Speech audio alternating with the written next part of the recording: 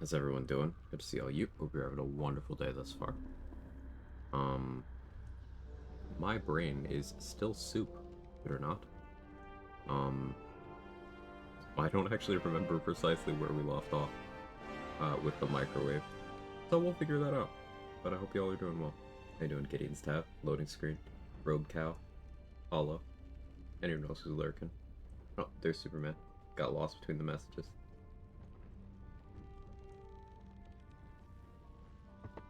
Okay. So, we are in the crush.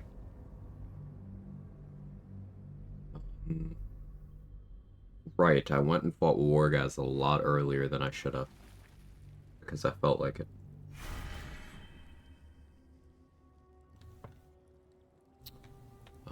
We did Grimishka's. The rooms that I haven't done. The classroom, the hatchery. And the front.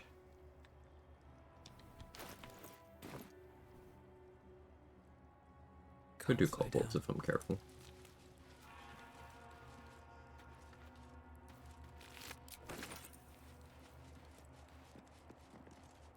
Don't mind if I do.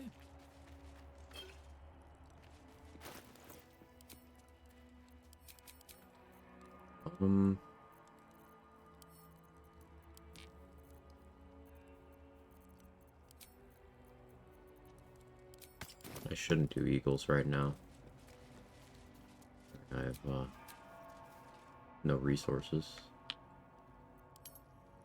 Really have one left on my symbiotic entity. Do I have a short rest potion? At least keep that going? No? Alright. We're gonna be going without druid features pretty soon here, too.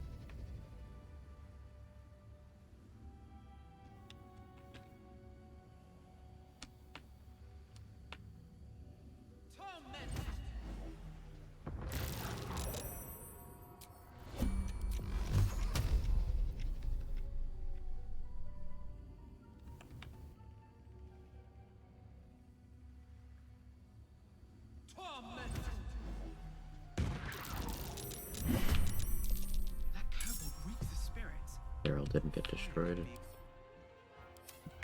Fine. I'll give it a shot. We're gonna run built around stealth. In terms of, like, explicitly built around stealth? No. But there are interactions that I've used on runs that are built around that.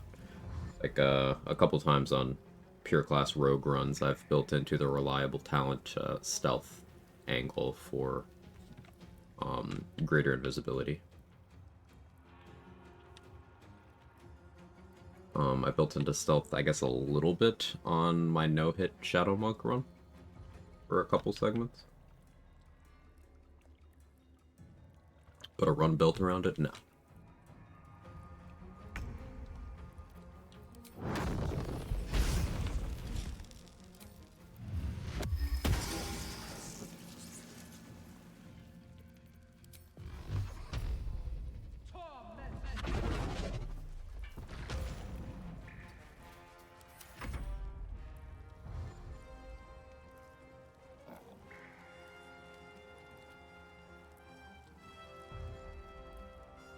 Maybe what I remember you doing stealth stuff, couldn't figure out what run.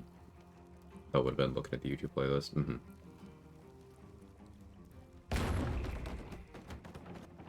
Take control. Which Slipknot album? There's not a correct answer, but there are a couple of wrong answers. There's one wrong answer. And even then, exceptions.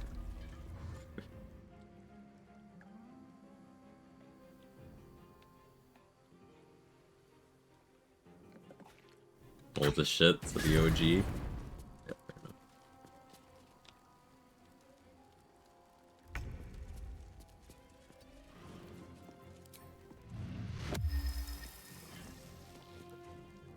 So you can say Iowa if you're an edgelord. You can say the OG or Subliminal verses if you're cultured. Because they all hope is gone if you're contrarian, but ultimately, still valid.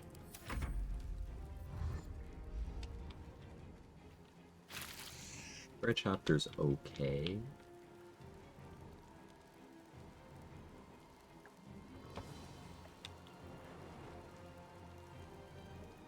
I don't remember the name of the 2019 one. I don't remember the name of the 2022 one either. From 2023? When was that? Yeah, I don't remember the name of the last two albums, so that says a lot.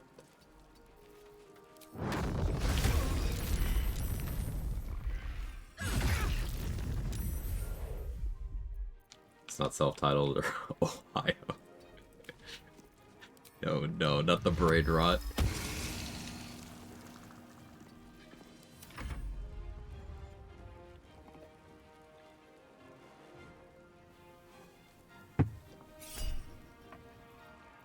Anyway, I'm still a Spore Druid. These guys are nice light corpses to carry around in your pocket. I don't have the levels for that, but yeah. Maybe I'll store a couple of them. Good shout. I think I only really need to carry one. Probably.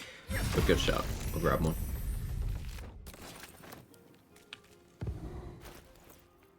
Container.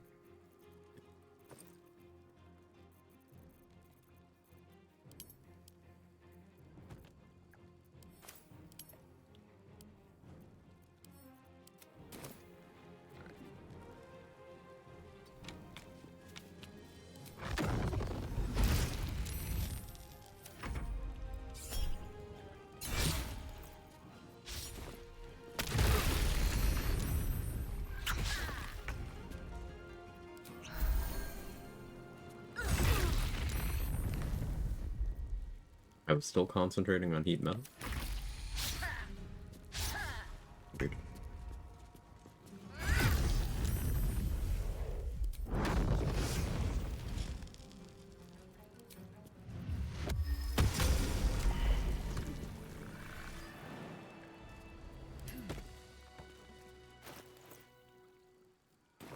Alright, 437. If I had resources, it'd be Eagle time. But I do not have resources.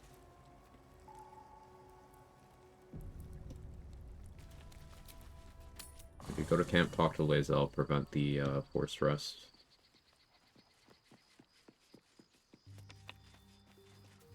Always at your side. Like how I got today off, still gotta get hit up by the fucking interns. No.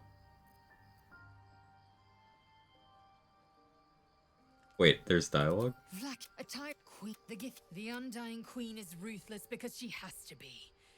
Thanks to her, we endure. All of us. The gusto must have Vlak. Yeah, we killed Voss, by the way. No, we did not have him show up in the camp. We killed him in Act 1.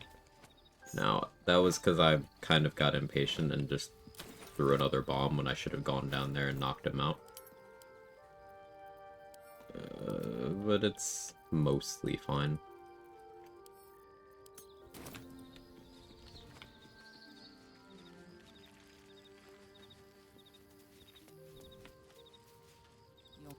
Gods, she can already feel her scheme. One of those mindless... I always knew what my future held.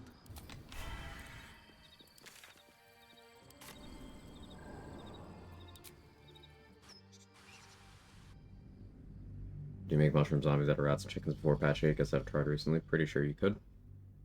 Like the create undead spell, you can make out of rats and chickens. And I know you can't with the animate dead. It's animate dead specifically that has like a size requirement.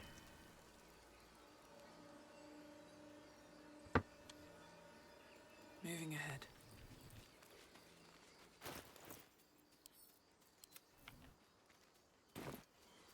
Animate dead is a size queen confirmed.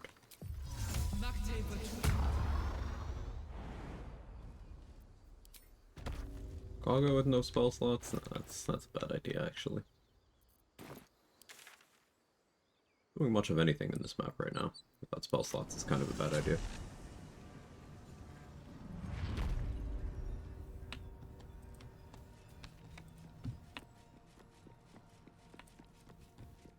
And I did work on them for whatever reason. Because it has a size limit. It tells you.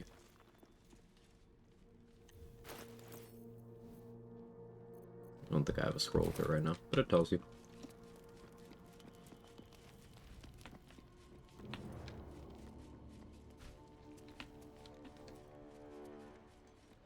Those work on kobolds? Yeah, the same as it would work on halflings and gnomes. They're humanoid.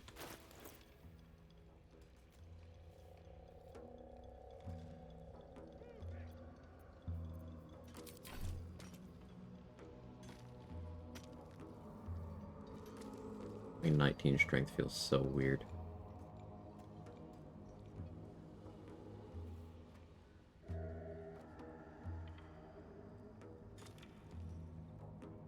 Guess the more beneficial split was 18 and then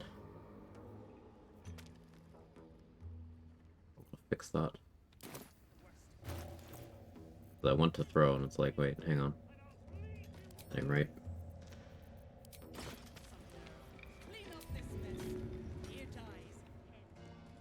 May the gods take you first.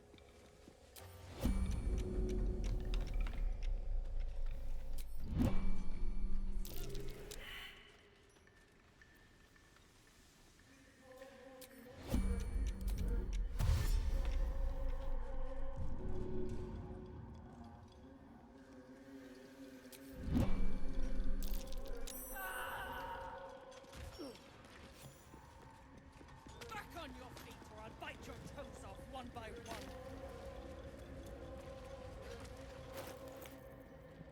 There's still Philomene. And there's the Rothe. Okay, stop caning those beasts last night. Can I get to the Rothe without pissing off Quag? Probably.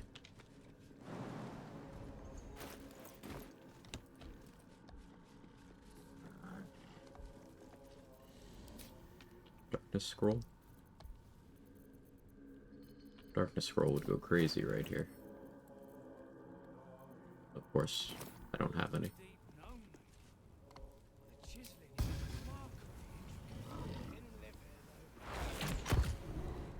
Soft fellow whisper.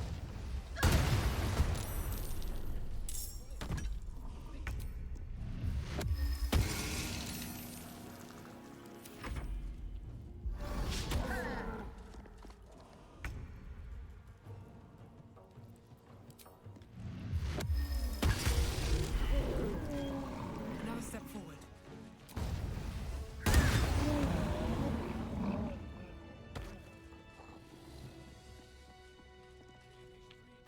Hey, Artemis Taff, how you doing?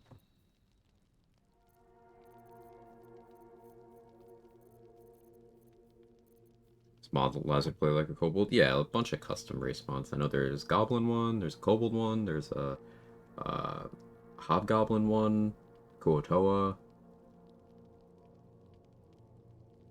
It's one that even lets you play as an ooze. I considered doing a run with that. I decided I'd get bored of it pretty quickly. That's just me.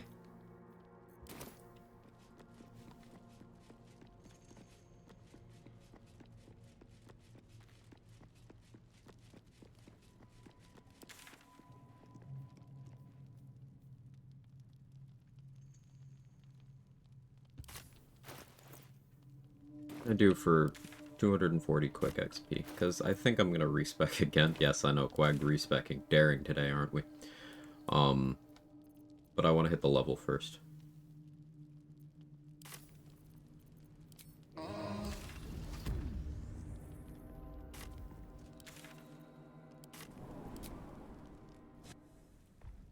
Ooze would be fun. You could do a poison build and call in Muck. I could.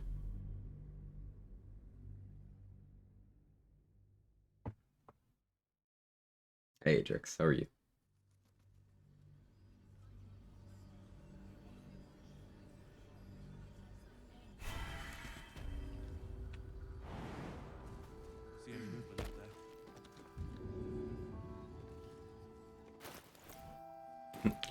If I had thrown the bonus fists Jahira wants to know about supplies. at the level already. Oh, is this a short person moment? My throwing angles are more limited here. Hey, it's a black dragon now. Poison's tricky type though. And a lot of stuff's immune resistant. That's an urban legend. Sentinel. People say that, and it's kind of like the wisdom saving throws issue, where if you look at things completely contextless, by the numbers, and you weight everything the same in impact, sure. But that's not how the game ends up working out. It's like, you have to look at individually, okay, what are the cases where using poison is going to be a problem? And that's like, Ketherick and Merkel, Balthazar, though Balthazar's optional. And Ketherick / Merkel is the only mandatory fight where that applies. I see that a lot with all the undead. I'm gonna nitpick your wording here, and you said all the undead. All 3 of the Thorn bonus bosses, not only are they not resistant to poison, poison ends up being a particularly effective strategy versus them.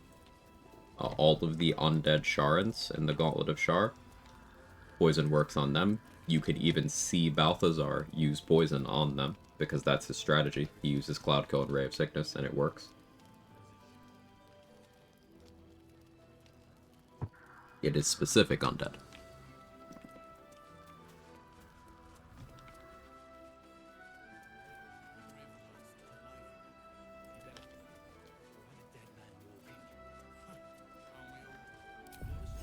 I have a lot on my mind.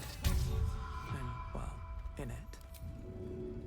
You're looking at, in terms of things that aren't mandatory, but that you will likely still run into. Shadows and Wraiths. Steel Watchers.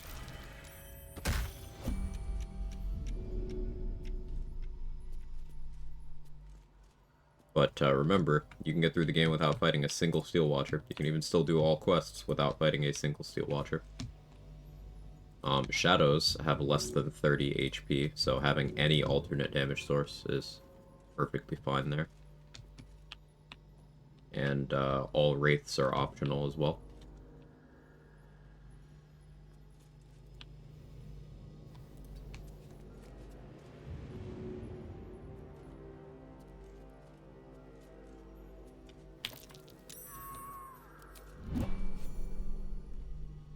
Even Cazador doesn't resist it. Yep, Cazador doesn't resist it. I don't know, David. Tend to be very completionist in my runs with the Haunted Mansion excluded. Okay, so the things that you would struggle to deal with, excluding that Haunted Mansion, the ghosts in the Murder Tribunal would be tough for you. Shadows and Wraiths, provided you don't have, like, Callous Glow Ring. You could just kill them with Callous Glow and call it weak. Even with poison damage that they're immune to. And again, you could just bypass fighting Steel Watchers and still get the quests done. I'm struggling to think of anything else relevant that's poison immune. I guess Answer? But like, fuck that.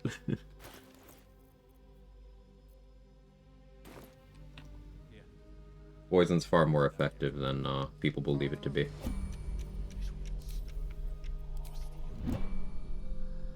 Anything you want to say? Depending on how purist you are about the rules, you do have, like, if you're doing poison only, you have, like, the Grim issues, the standard Grim issues, like getting the ore and then killing Grim. Not things you're gonna be able to do, but depends on how purist the rule set is. One more Harper.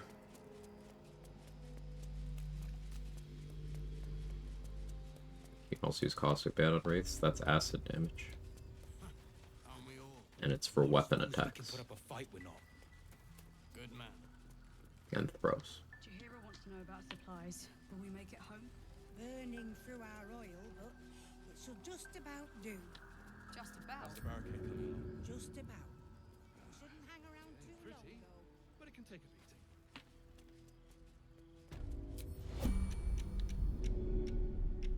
Steel Watchers, maybe. I accounted for Steel Watchers. You don't have to fight a single Steel Watcher. Even completing all quests in the game, even, like, dealing with Steel Watch Foundry, fighting Gortash and such, you don't have to fight a single Steel Watcher. Not even one. You can do an all bosses, all legendary actions, dead run without entering combat against a single Steel Watcher. So you don't need to do damage against any of them.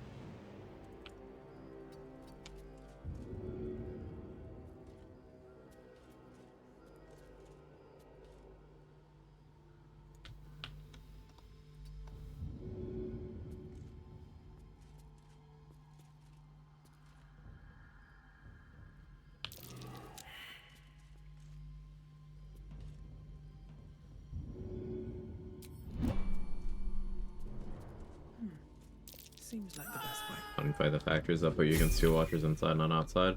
There are 2 Steel Watchers downstairs in the Steel Watch Foundry, but you don't have to do that fight. If you go pickpocket the key from Black Gauntlet Hans Reeves, I think is his name, the Hans guy. If you pickpocket the key from him, you can then go into the control level, and you can blow up the foundry without doing the fight in there either. Or you can use Tadpole Power to eat the boss's brain if you still want the loot from it, then walk out of the room to reset the combat, walk back in, take your loot, blow up the foundry, and all the Gondians, as long as they haven't died in the combats that have been happening without you, they're still alive, and you get credit for having saved everyone.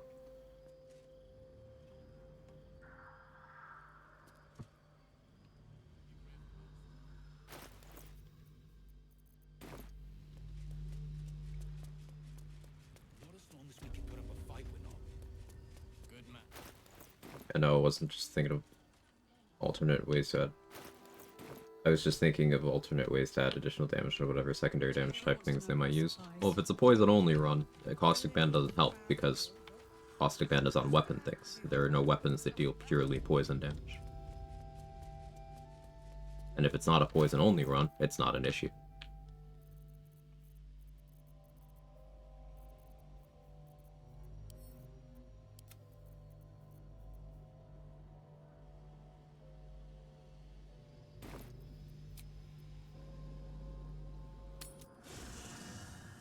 The boss's brain, the tank thing down there? Yep.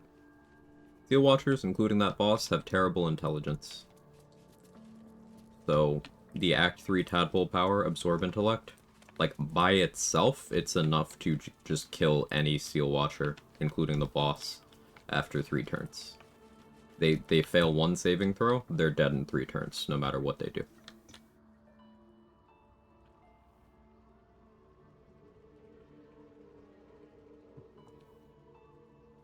There is an upgraded version of that Tadpole Power you can get if you turn into a full Mind Flayer, and that's so good at killing things that they had to nerf it slightly because it was killing the final boss in 1 action.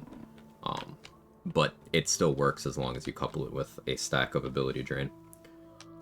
And Say used that to finish out his level 1 run yesterday. His latest level 1 run. He's done several, but his latest one. 1 stack of Ability Drain on the final boss, and then absolute consumption, and it died.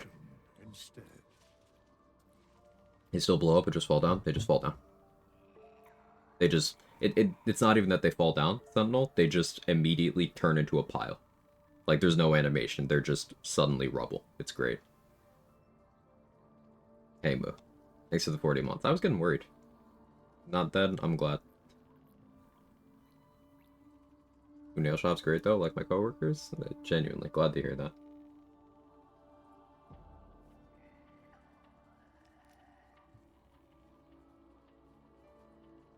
Hey, Dave Pio? Hey, Pio? Thank you so much for the prime. I Don't appreciate call the that. cops, I'm not dead. I should be finished moving next week, Correct but me. it's my anniversary with Coombs, so let's say 2 weeks. New nail shop is great though. I like my coworkers. Oh, things are going well, man. Like to hear that. Thanks, Dave. if I'm getting the name wrong. As for everyone, correct me. Hey Date, how you doing? Forgot to mention yesterday my tab was Hex Whirlwind Ratbat on Signs of Fan Death and Final Battle. Praise be. Praise be.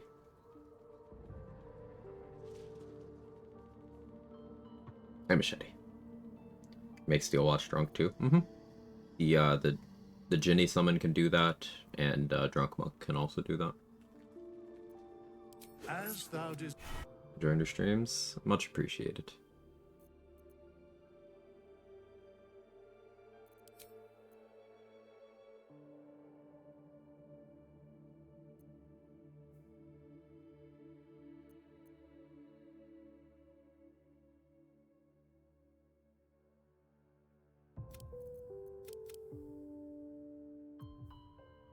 I could go here. Corrects that oddball stat point. The oil bear beanie's getting a lot of love. I gotta use it. Hope you're doing well. I'm doing okay. Getting the day started. Everything I did, like, from, I don't know, 8 p.m. last night, I just kind of don't remember. I just hit a fatigue wall and shut down. I think I was still live until, like, 8:30 or something, so, So I at least slept. I don't know if I slept well or not, but I slept.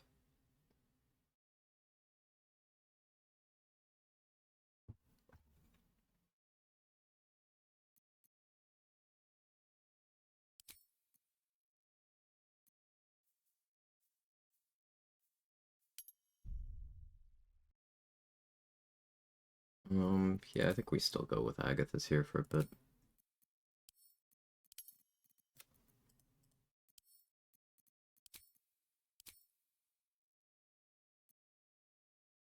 Take Mage Hand now. Its usefulness is kind of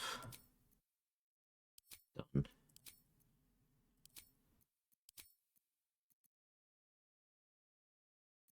I go less con, more Riz. I don't really see the point. 18 strength will have to be enough for now. I haven't done Ethel yet. I guess I could figure out that. The long-term plan is likely still, I want Bad Wisdom, good Riz.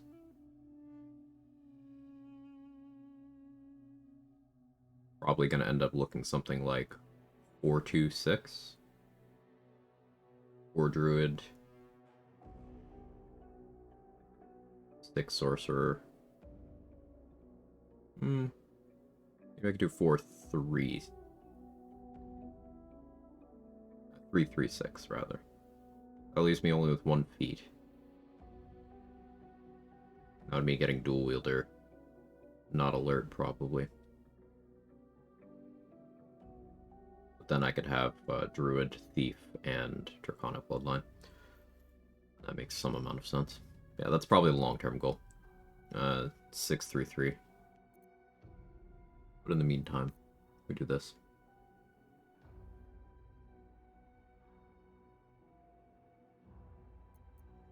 I'm very tempted to still go 17 strength, but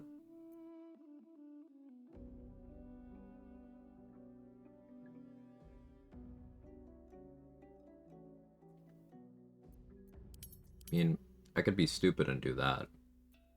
16, 16, 16, 8, 8, 12. Really gonna start complaining about carry weight if I do that, though. With Halberd, that would be 18. I want to maintain the ability to be on 20 strength without need of an elixir. We do that. You're grabbing again? Yeah.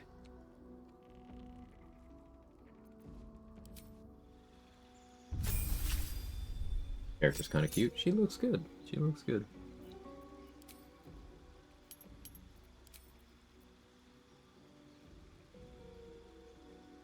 What do I take here? Thunder Wave. Take a wizard dip on say 4 druid, scrolls I scribe would still use int. No matter what your class distribution is, if you scribe something, it's intelligence. It's in your wizard spellbook, therefore it's intelligence.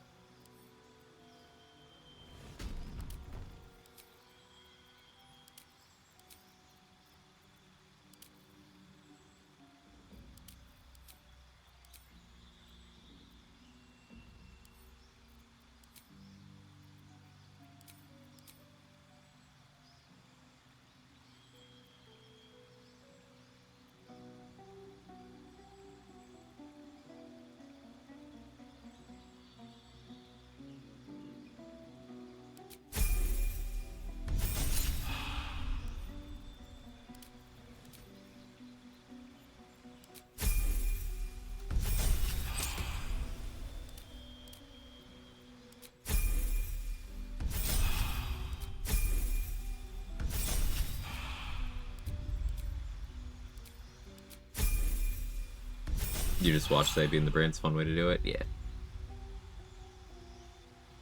I could take 5th druid level, get Harure going again.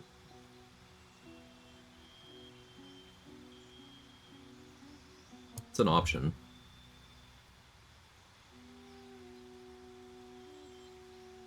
It's between picking up Quicken spell from 3rd sorcerer, picking up 5th druid. I think picking up 5th druid makes sense, because then at level 9 I could pick up 6th druid.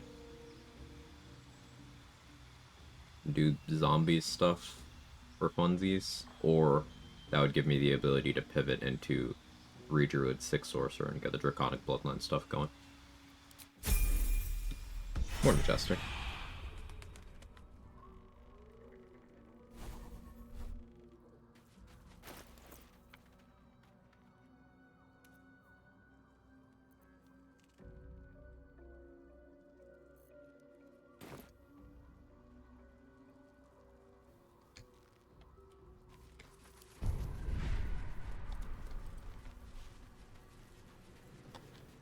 And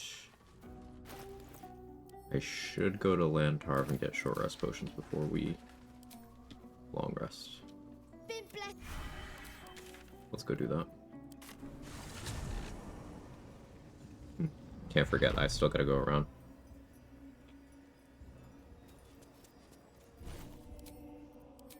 Fix my hot bars too.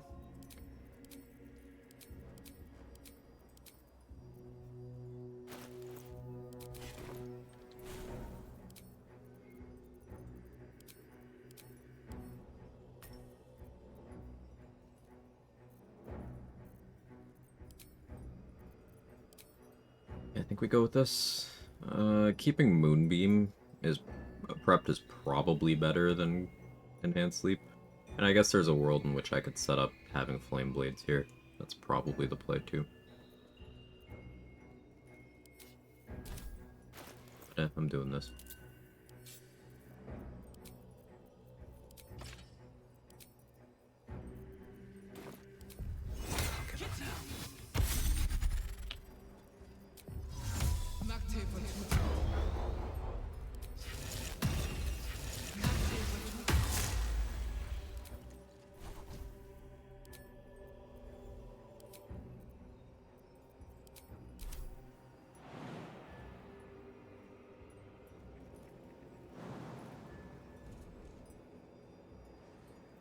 Wisdom saving throw. Stands in shambles. The plan, Lulz Royce, is for the act finale to have 2 wisdom.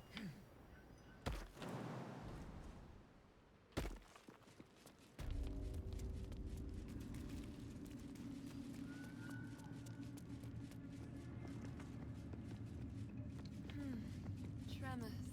Welcome back, true soul. You've come in the spirit of trade, I hope.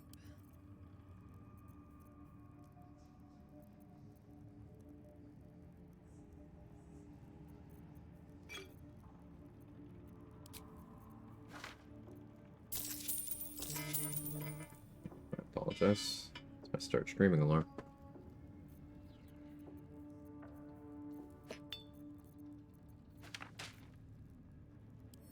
Come.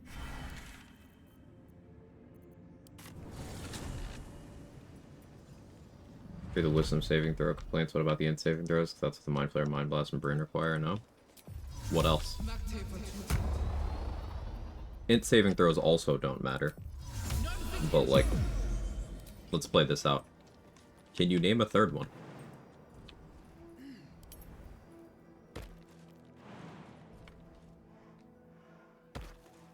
I'll take that. It's my first time here. We expecting Minthara to be at Moonrise? No, Minthara's dead. So the reason why I'm moving through Moonrise in such a weird way is there are exploration XP spots throughout the game, and this is the only form of XP that scales with your character level. So if you know the exact boundaries of those spots and you choose not to step into them until you are ready to get their XP, you can save them for higher levels. There's one such spot that's kind of set up to where it's like the middle of Moonrise. So I can still access most of what I want in Moonrise, it's just I can't go through, like, the middle of the atrium.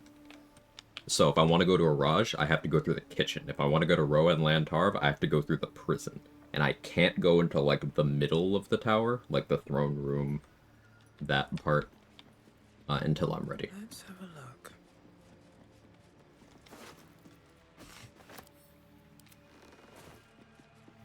Let's see. There aren't, so what I'm saying, just compared to the wisdom saving throw things, they share the same low number but also annoying thing. I get you. The thing with int saves is, yeah, final boss, if you are doing it in a way where the boss survives your first attack, which is already uncommon.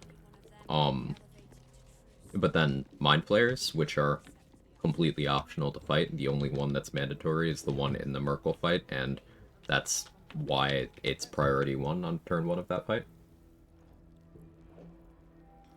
Otherwise, you can go through the game without fighting a single mind flare.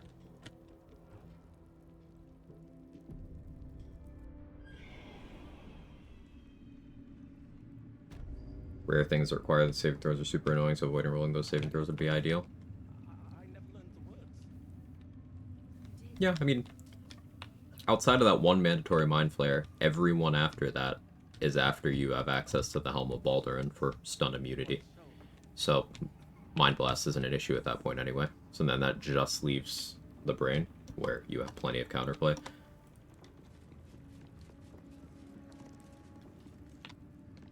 I don't think it's much of an issue, but I do understand your point.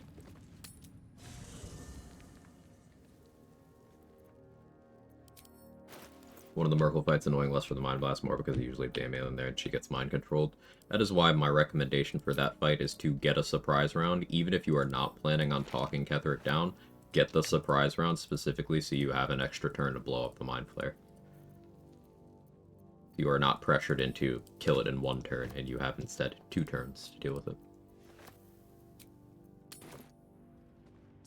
Like I said, it's messing around with the all cantrip build idea, thanks to the Pact of the Tome idea. It's also thinking about using Armor of Shadows, turn Mage Armor into a cantrip. Do you think combining with Abjuration Wizard's worth it for easy to refill Arcane Ward?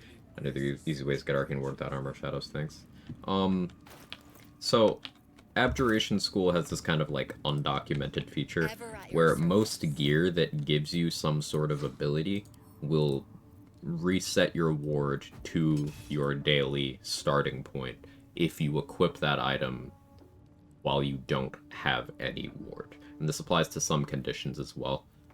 Starting concentration on Hex is one of those. Raging is another one of those. Getting lightning charges when you had no lightning charges is another one of those. So you can maintain your ward by shuffling gear.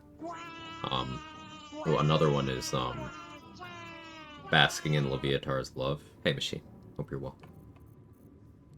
I particularly like that on Abjuration builds that have True Strike. True Strike's a good one, yeah. I particularly like this tech with basking the Leviatar's love on builds that have access to the Slayer form. Because what you can do is, as soon as the Slayer gets knocked to 30% of its HP, if you don't have any Arcane Ward, Leviatar's love will turn on, and then that'll be like, oh, new condition. So then it gives you your baseline Arcane Ward back, which is your wizard level in number of stacks. And that gives you plenty of time to get your health back up, And there's no limit on Leviatar's love. It'll trigger when you get knocked to the threshold again, even if you heal out of it. So you could do a neat little low HP tanking Slayer or Wild Shape or Displacer Beast build with Abjuration and just getting new conditions like that. Pretty cool. Booming Blade in combat does it too. I haven't done much Retaliation post Booming Blade, so I'll take your word for it. I haven't done much Abjuration, excuse me, post Booming Blade. Retaliation, yes. Abjuration, less. Have I done Abjuration at all in patch 8? I don't think I have. Maybe I should change that.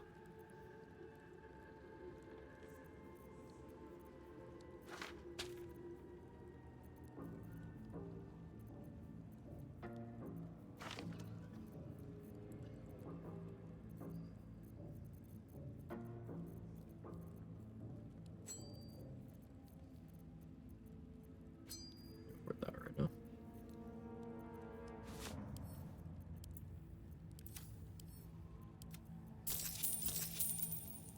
An order. The Air Fryer, a Tab or Dirge? Tab.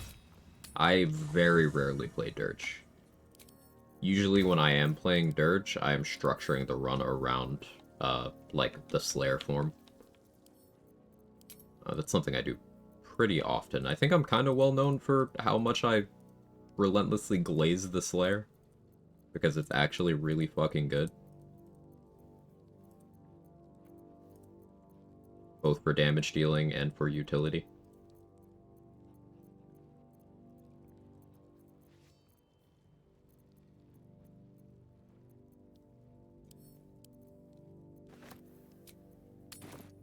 Any downsides to playing Dirge? Managing the Alfira thing early on can be awkward. Ever at your service. You have to keep that in mind for your early game routing.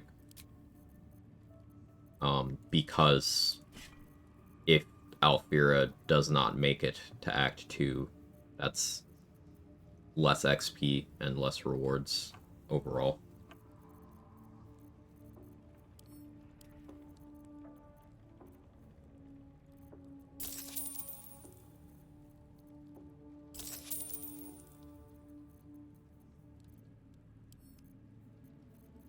An order.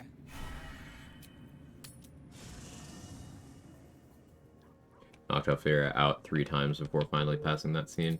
The way I do it is normal early game stuff, except I do not recruit Astarion. You can get away with recruiting him, but absolutely future-proofing. I do not recruit Astarion right away. I do not recruit Gale right away. I do not do any of the tadpole-related stuff.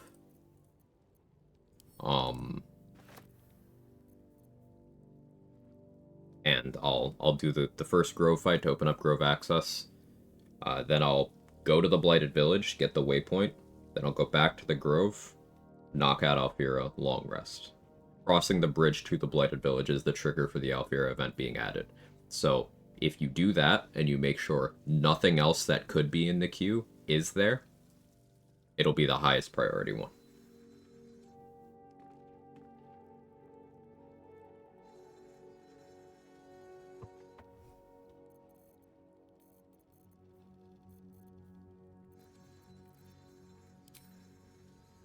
It does also stack up with other ones on forced rests, so if you were to combine it with doing the Raphael knockout strat and getting the early forced rests in the fake attempt to enter the mountain pass, or real attempt to enter the mountain pass, depending on your routing, you can have Alfira / Quill show up there on the same night as Mizora showing up to punish or praise Will, the same night as Raphael being there, the same night as the Dream Guardian talking to you. You can have all of that happen on the same night if you wanted to.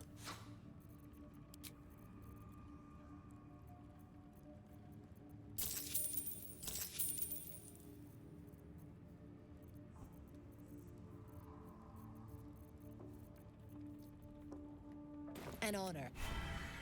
Do you need to yap with Alfira first or not for that event to trigger? It's completely unrelated to ever having met her. The trigger is if you cross the bridge to the Blighted Village. You progress past that point in the map. That is the only trigger. You do not need to have ever met Alfira.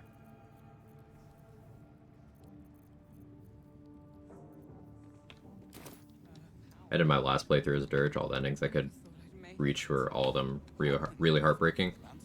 Yeah, you can get some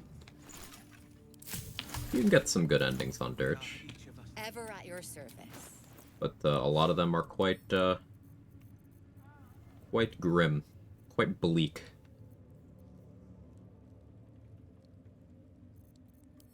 And all. I should speak up. The absolute war drums beat loud in your chest. How may I serve? Should bring Karlak to talk to him for the free soul coins, but I'll hold off for now. I should really buy Sentinel Shield here too.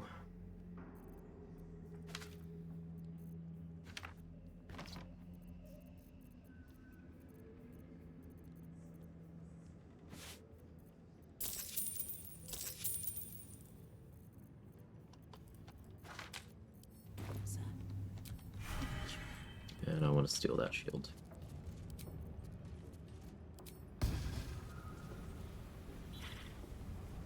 That scrying eye being there makes this really complicated.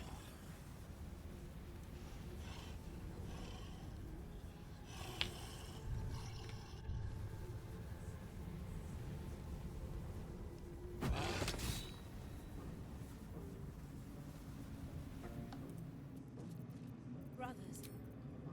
Sister. Pick up your cleaver. I'm not worthy. I never learned the words. Yes, you did. This calls for careful footwork. Many hearts. One soul.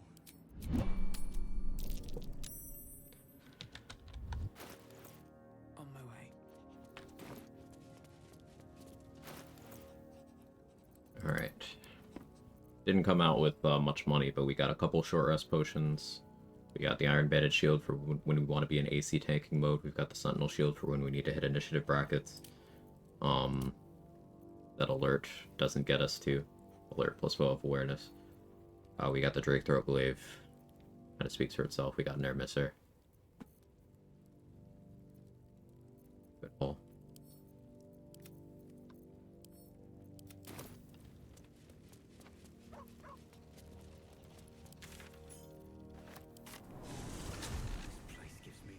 Fireworks good for the brain, not particularly. Watching Orpheus send the little flying ones out was ridiculously adorable.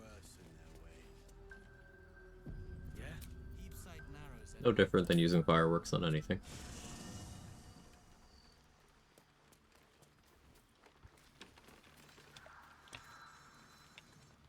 I have something to ask. So dialogue change if you're meeting her before the scene? I don't think so. Why I did what I always did. I let her use me. But a part of me feels sick when I think about getting on my back for breadcrumb. I thought it would be nothing at all. Yeah, you're fine.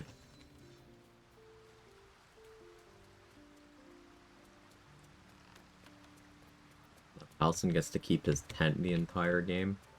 Gross. How'd I build a weapon Shadow Monk? Found I decided I'm gonna go with that over Eldritch Knight for my Evil Origin chart. Any tips? All I know is want to go at least 6 levels Shadow Monk for Shadow stuff, play with Shards for later. So far I picked up 1 level of Cleric, the armor proficiency, early game utility, also to keep her identity as Cleric, I guess. Level 5 now, so my first feat's Alert. Maybe I should go and grow a Master Dual Wielding. I think Alert's a good pick there. A big thing for weapon using Monk machine is if the weapon is what the game would consider a monk weapon, so that is it being not two-handed, or at least not exclusively two-handed, and you having proficiency with it. That means if your monk martial arts die is higher than the damage die of the weapon, the damage die of the weapon will go up to the martial arts die. What this ends up meaning is that at level 9, where your martial arts die caps out, monks have the highest damage die on all the smaller weapons. So that's daggers, hand crossbows. Hand crossbow is a really big one there. Hand axes. So for example, this light hammer is a D4. If your monk martial arts die is a D6, then as long as you're proficient with the weapon, your hammers are D6. And then later on, it goes up to a D8 at level 9. So that's a pretty big deal. For spears in particular, notice how spears when one-handed are a D6 of damage. Well, at level 9, when one-handed, they'll still be a D8 of damage because your martial arts die is a D8. So that allows you to, you could dual wield them, you could use it with a shield, and you're still getting good damage die on it. This does mean hand crossbows are pretty good on Weapon Monk.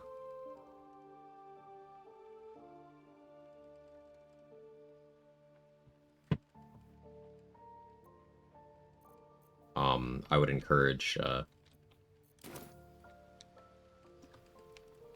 you have bonus action hide, so that is very exploitable.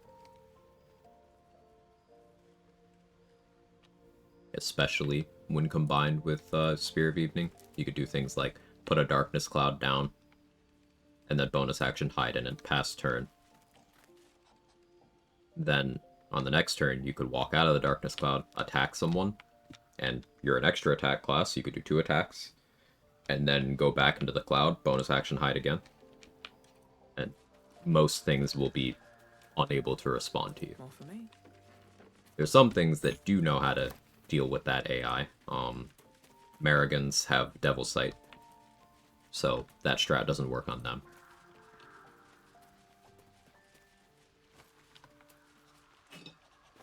But it's pretty good for most of the game.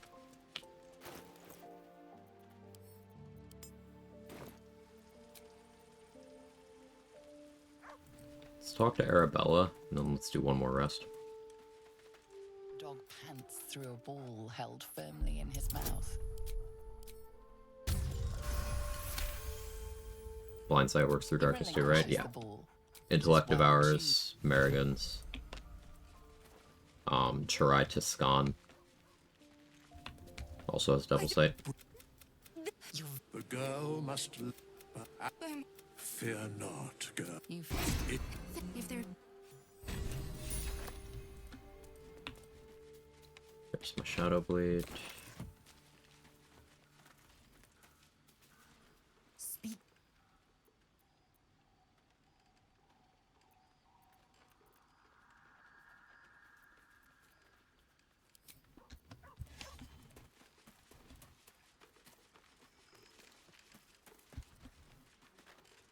Hey, you.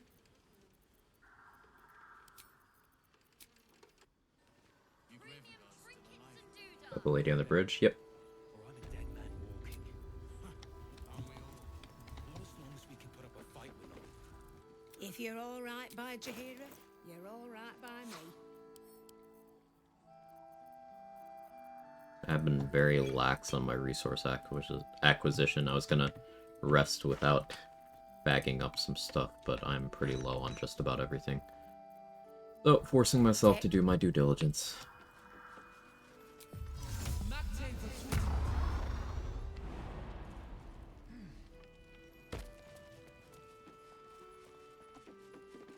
Check it out! We've gone legitimate, and Mole put me in charge. What do you need?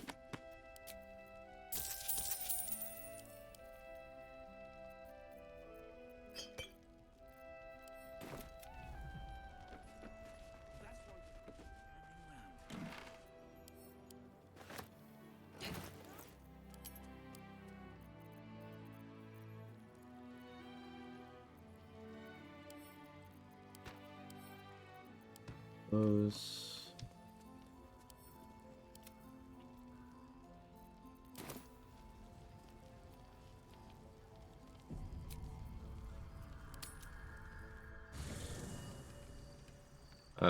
Quag, do you value ASI highly in the setup? Trying to expand my feat usage beyond ASI Warcaster, understanding when to use other feats and casters. So I almost never take ASI Black Dragon now.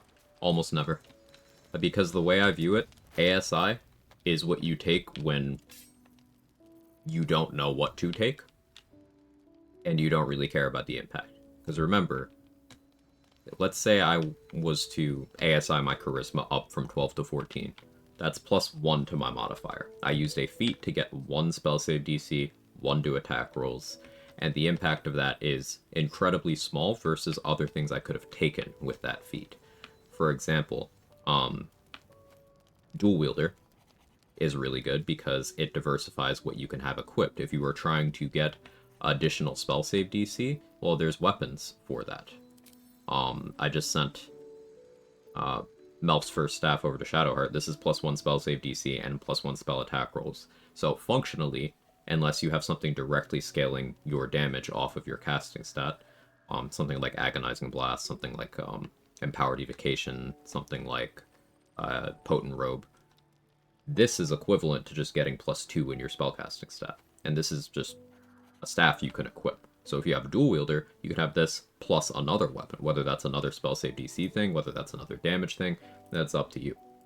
But dual wielder does more for you at every point in the game than an ability score increase does. Especially in Act 3, where you can dual wield something like Marco Heshkir, which is a bunch of damage and utility effects, and +1 to spell save DC and accuracy. And then on the other hand, Rhapsody, which is +3 to spell save DC, damage rolls, all damage rolls you do, and all attack rolls you do, +3. So dual wielder functionally in that case is giving you triple the value of an ASI, but then also a bunch of other things. So ASI is kind of like, Same with Warcaster. I don't value Warcaster very highly because, okay, the idea of getting advantage on concentration saving throws is good, but there's gear for that. There's very good gear for that. There's 4 different chest pieces that give you that, and 2 helmets that give you that throughout the game. Additionally, you can take a 2-level Stars Druid investment and have a functionally unbreakable concentration, while still maintaining full spellcaster progression. The opportunity spellcast of Shock and Grasp is decent, but I wouldn't call it good unless you're playing Storm Sorcerer specifically.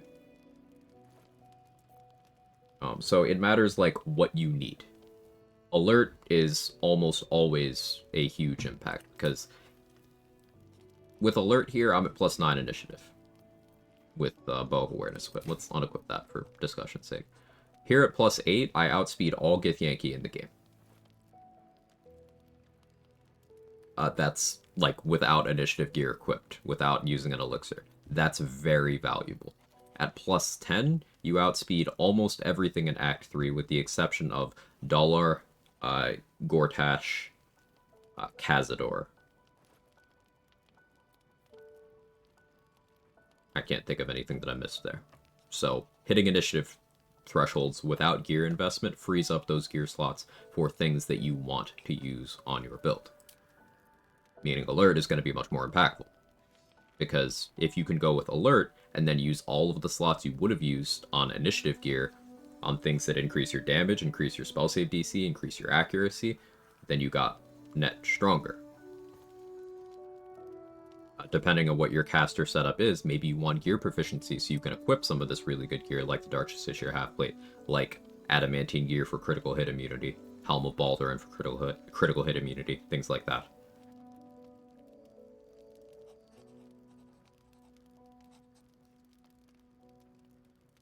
Doesn't matter if Rhapsody's in main or offhand, and it'll just affect what weapon maneuvers you have available. Raphael, your gear?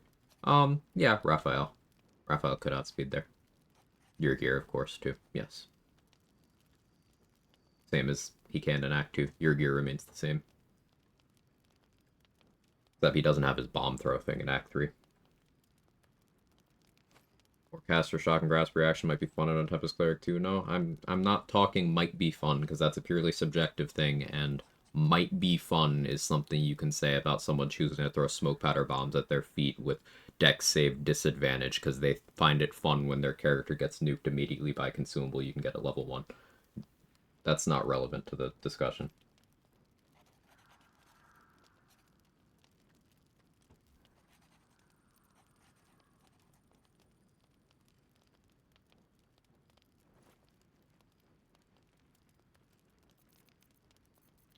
So yeah, I don't really take ASI like ever, to the point where it is a momentous occasion if chat sees me take ASI on any build, but especially not casters. There's exceptions, as with all things, but I don't really do it.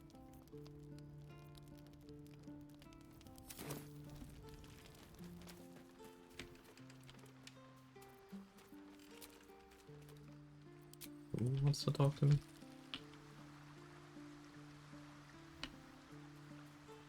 Can't remember the last time you took one.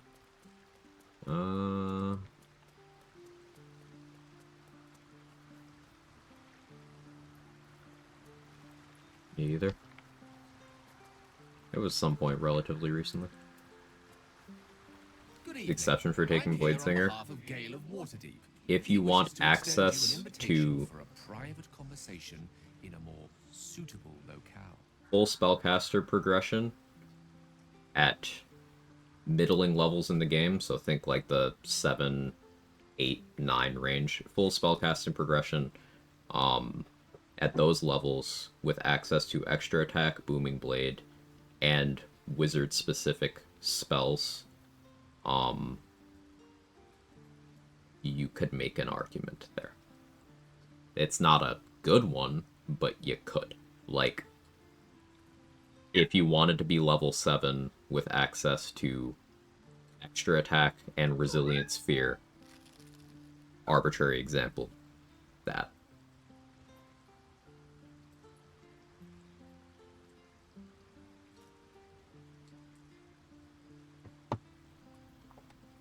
Simply Burning through the rest events here. Hear something? I believe there's a Kevin near you. Jake is meowing at my door. You gotta remember, for ability score increase, +2 is not +2. Ability score increase is up to +2 and a stat up to a cap of 20. Strength is easy to boost, so strength ASIs are almost always wasteful. Charisma is easy to boost, so charisma ASIs are almost always wasteful, though not to the same extent as strength. Dexterity, not as easy to boost, but you want it high naturally on, like, almost all characters that exist, so Dex ASIs are kind of wasteful too, because you're talking the difference between going from 18 to 20 at the opportunity cost of everything else you could be spending that feat on, because most builds you want Dexterity at 16 or 18, and then in Act 3 at 16, 18, or 20, depending on what your build requires. Sometimes you go even further to 22, and at that point ASI doesn't help you do that.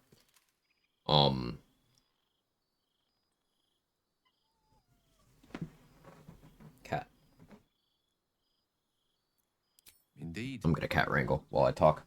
Curse is still present, of course. So that leaves, like, Just intelligence and wisdom, I think, have the strongest cases for taking ability score increase. Tonight is different.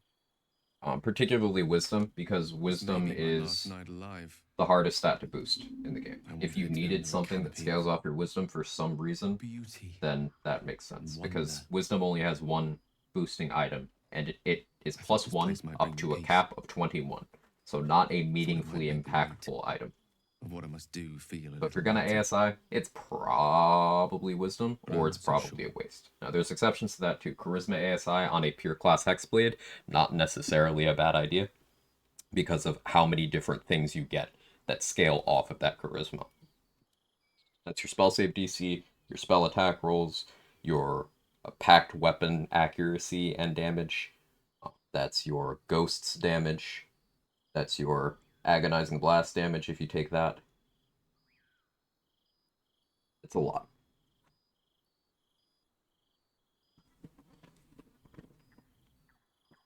Buffs to Charisma are 3 from Mirror if you're lucky, and 1 from Ethel. Act 3 had, am I missing anything? Like David said, Duke Ravenguard's Longsword is an option as well. Birthright is terrible, like the hat. It's awful. It's not a serious build crafting item. It's a shopping hat if you have bad intelligence. Because the pointy hat is better as a shopping hat if you do have intelligence.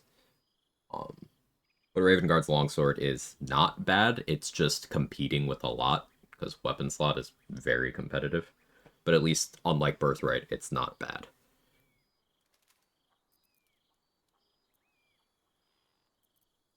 There is no point in running from the inevitable. If there is, stay with me, will you?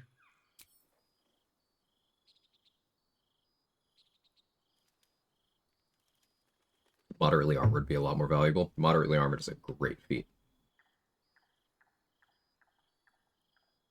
R/BG3 asks, can you do the hag from behind? I mean, can and should. It is morally just. This Pokemon used Aurora Veil, what the fuck? Hey, dude. Do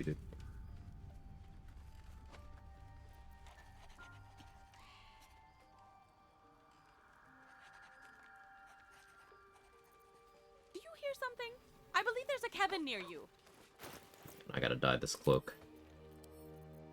It's not it.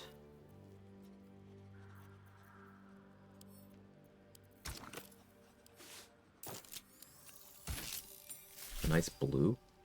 Ooh, I like that. I like that.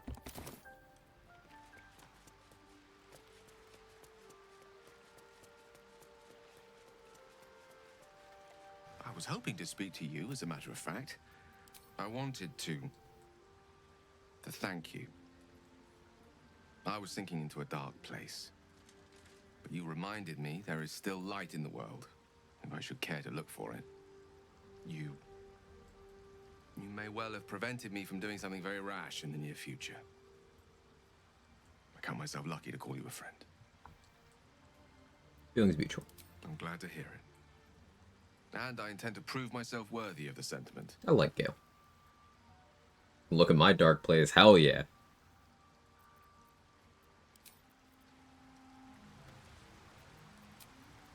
But Gale, I'm gonna be honest. You prevented me from having Big Lady pounce on me tonight. So, it's on site, but like, as friends. What are you thinking about?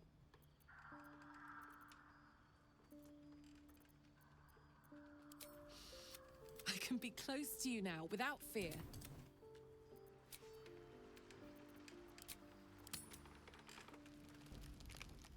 Don't say a word. Damn it, Lae'zel. I'm not romancing Lae'zel. So was a parasite. My sacrifice too. There is only one way for you to prove it. That is how you dance with me, bleed with me, bruise your parasite. Say go, and I will go.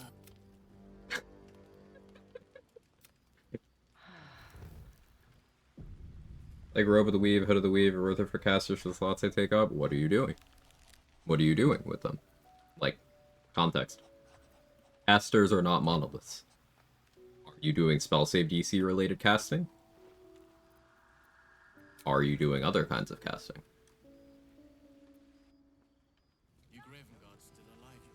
Especially for those slots, functionality matters. And then there's outside factors, like, okay, if you're giving up your chest and helmet slot, are you grabbing crit immunity from your shield slot? If not,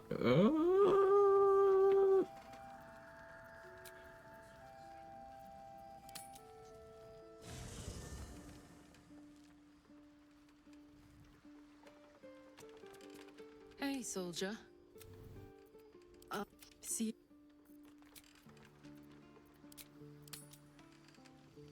Thank you for helping me. It was very kind.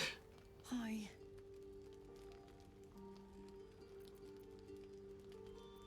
Since we're sure.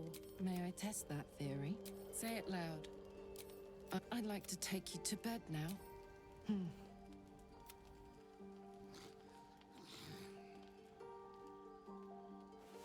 I get crit immunity from my shield, I give it the plus spell save shield, so like, I can't believe I have to spell this out, and I shouldn't have to spell this out, and you know this, and you're just trying to get me to say this.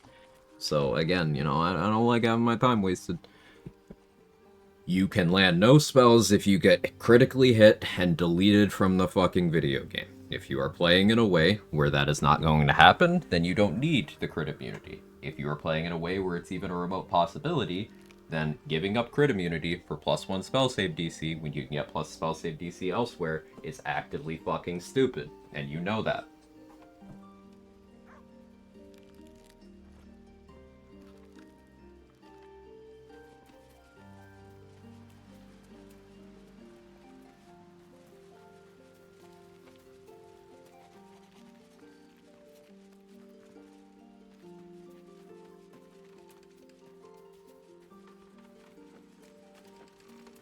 Additionally, a spell save DC shield is interchangeable with every other spell save DC item in weapon slot, with the exception of Rhapsody, because they're all +1. So, if you are min-maxing your caster around offensive effects, like, you have options.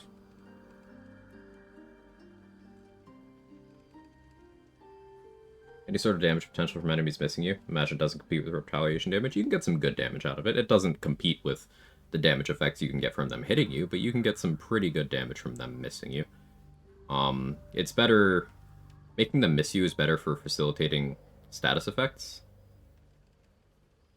Outside of very specific things. Like, you can get, Shield of Scorching Reprisals, the retaliation effect, to hit pretty hard. That one's damage on miss. But that's very limited uptime. Cold Snap Dagger in Act 3 applies chilled when someone misses you. It's a guaranteed thing. The card tells you it's a DC, but it's guaranteed. And that's a good facilitator for other things.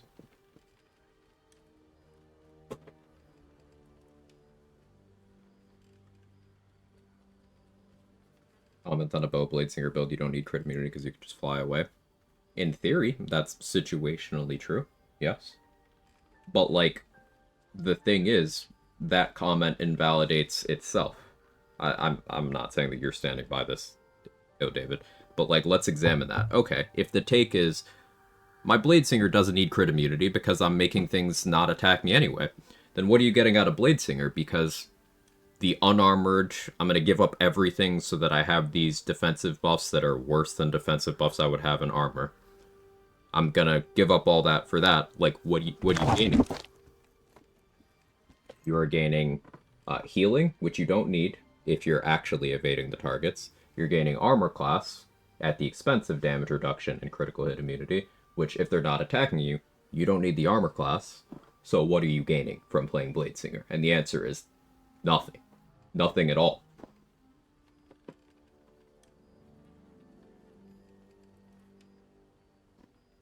Cat actively destroying my ears. Yep. Sorry.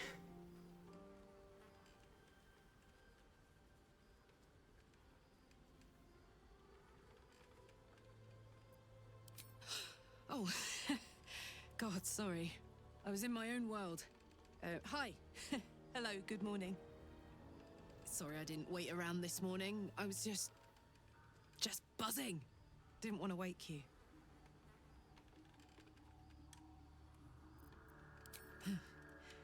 Still, you look so peaceful.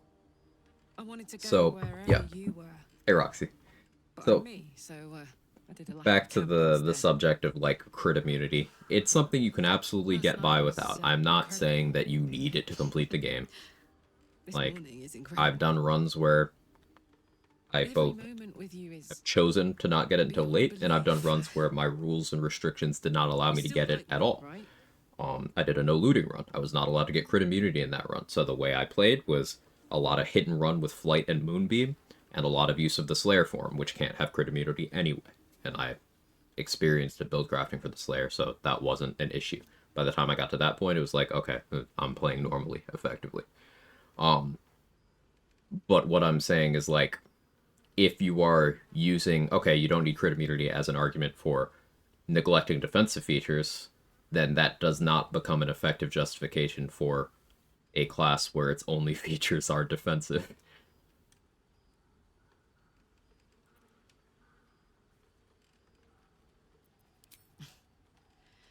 I'm much more than like you too. And nothing bad is going to happen now. Picked up Bladesinger purely for the struggle and to challenge myself with all the restrictions. I've never ceased to amaze when people tell it it's the best class in PG3, while it's one of the most difficult ones without being more powerful than any other. It's the vibes-based assessment machine, right? Like, if someone really likes the vibes of what they're playing, they're going to believe that it's better, because if it isn't, then that means their taste is suspect. Even if that's not a conscious thought, that is the unconscious thought. It's like, well, I have to be right, so this has to be better than what that person likes, because I'm the main character. When in reality, you can be like, hey, I like this, even if it's not as good as this. I just think it's neat. And I think that's a healthy way of viewing things. In that case, bring it on. I adore you, you know. Would an immunity ban be something you find interesting in addition to the rule sets? No. I love you too! Oh my god! I've been dying to say that. I think this is a question that was asked before. Oh my god, if I smile at But anything, like an my immunity face ban is going to has crack. much more far-reaching consequences than you might realize. Like, that's not only no critical hit immunity gear, but that's also no prone immunity gear, no difficult terrain immunity effects, no paralysis immunity effects, no fear immunity effects, no getting wet ever, because that gives you burning immunity.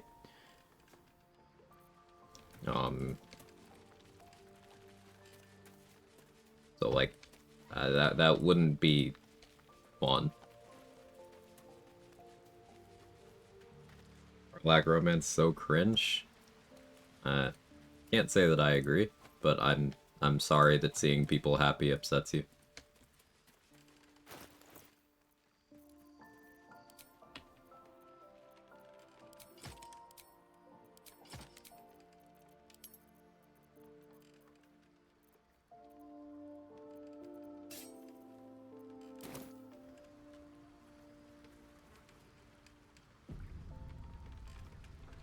Always use the pixie lamp to keep the shadows at bay. Tell us what the possible options are to do this. Sure.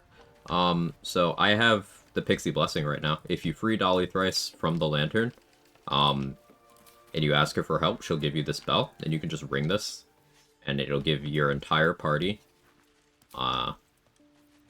protection from the Shadow Curse, as long as you remain in this map. If you leave to go to, like, Act 1, you'll have to ring it again for when you come back, but you can just do that. Other options, the Blood of Lathander provides a strong enough light to hold off the shadows, and it doesn't get overridden by Wraiths or the Deep Shadow Curse, so that's a good option.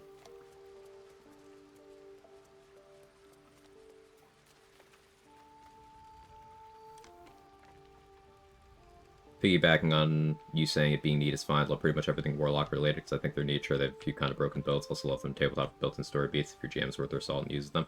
Yeah, Warlock is one of my favorite classes because of... and this is a thing independent of the power level, so I think this is a really good point that we can both hit on from different directions. Ayo, DJ wins that. I like the customization of it. I really like how you have control over, like, your subclass is your patron, but then also you choose your spell picks, you choose your invocations, you choose what your packed weapon is. You can even summon one if you don't have the relevant one on you. Like, if you go Pact of the Tome instead, you have a wide arsenal of spells, limited uses of each of them, but you've got a wide arsenal. If you go Pact of the Chain instead, then you have a couple different summons that are hard to access that you can choose from. Like, the adaptability, the customization of Warlock is one of my favorite things about it.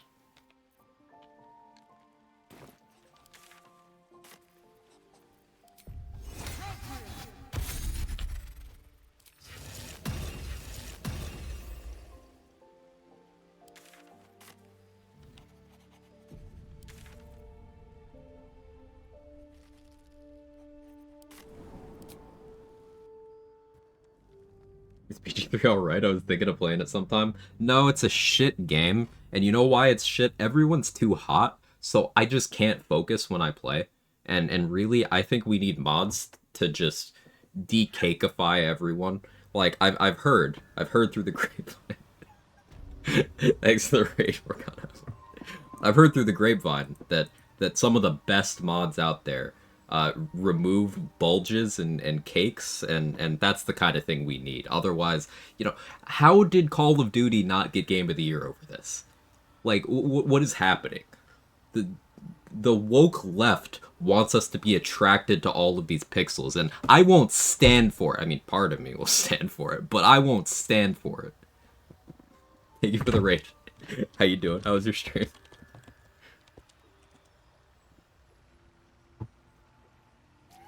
You hear about that? I did.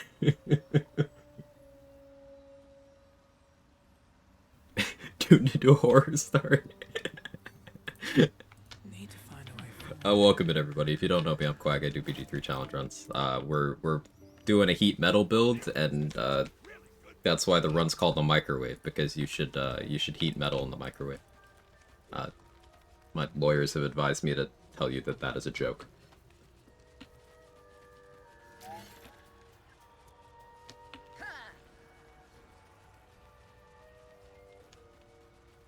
Seems like a good moment to talk. My cat is also rioting, so if you hear screaming from off camera.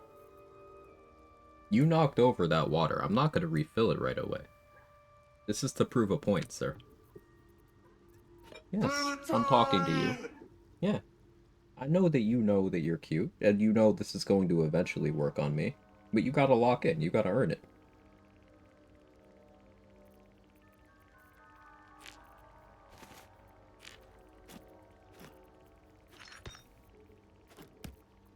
Did you hear something?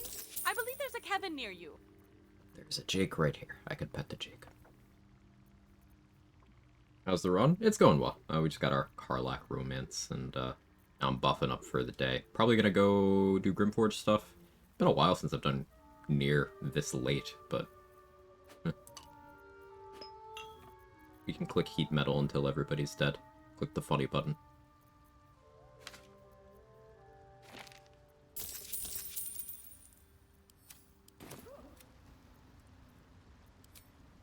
That's that then. Petting the cat. Can I give you a compliment? Sure. I will probably deflect, but if you would like to.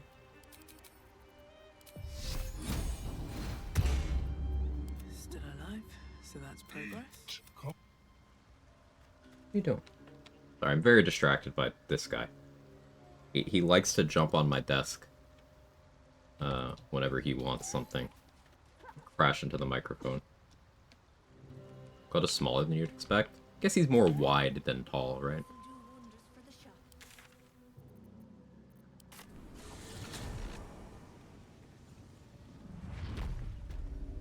Time to press ahead.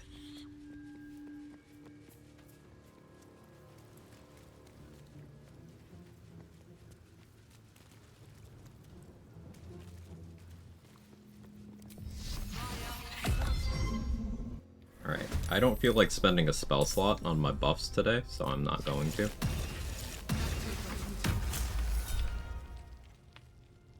Yeah, you can have that. Sure. Have fun.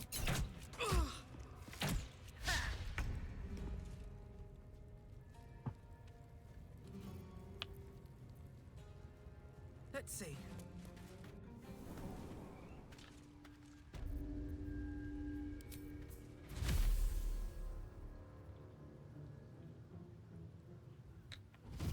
We'll use that, though.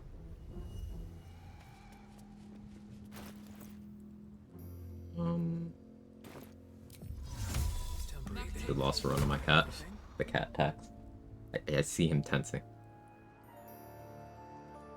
I haven't bought the spider yet. I could do that. Spider doesn't have metal. I want to heat some metal.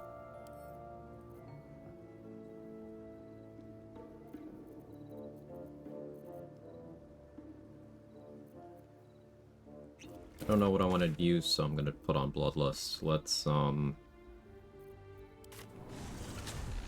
set up Earthfire and stuff.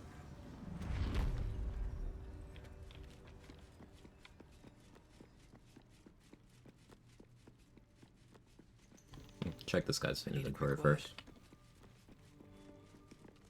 The past is... Well, let's see what you've got.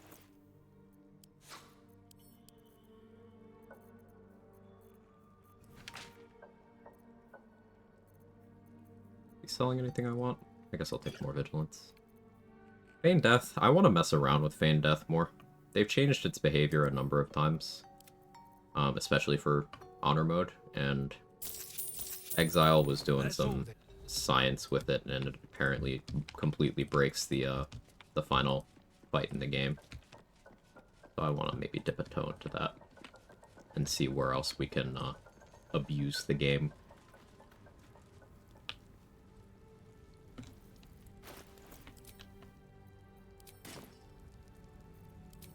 We're gonna disguise as a Githyanki here.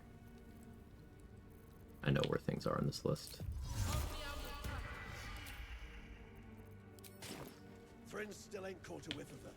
Slave. A true soul, no less.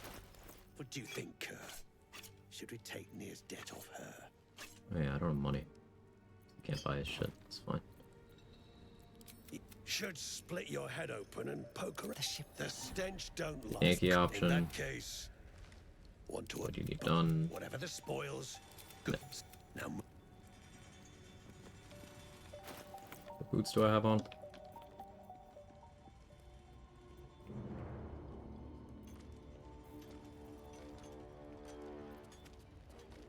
I could try Aid in Comfort here, I guess. Sure. Hey, Atrix, thanks for gifting a sub to Roxy. Very kind. Heat up! Move, Hoon! Never thought. Here then, now move. Parasites stir.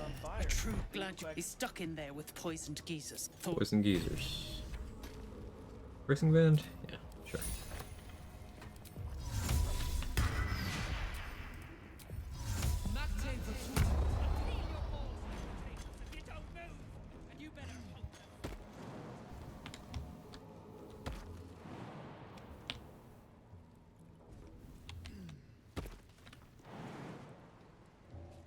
I'm gonna drop my Int and Wiz to 7. The Harmonium Halberd lowers them each by 1 while it's equipped. I'm planning on... you know where you can get the +5 buffs to your Intelligence, Wisdom, and Charisma? I'm planning on intentionally failing the Wisdom one to instead get a 5 Wisdom penalty, so that I will be able to run around with 2 Wisdom, because that's beneficial to my build.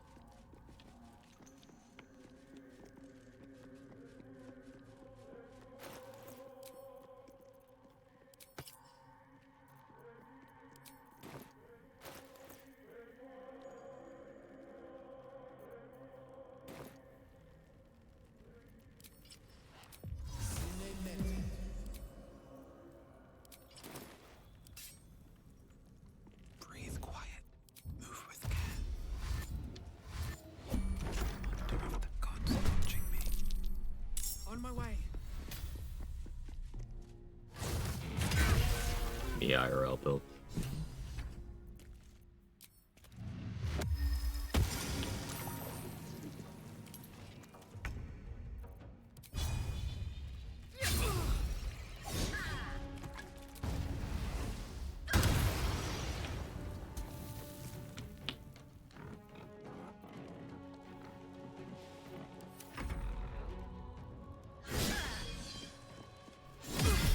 I think that's the explanation of why very low save DC is good.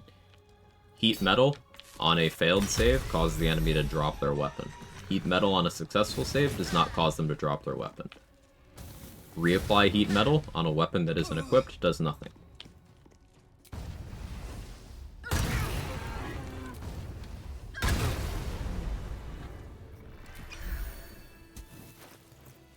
Doesn't work out how I hoped.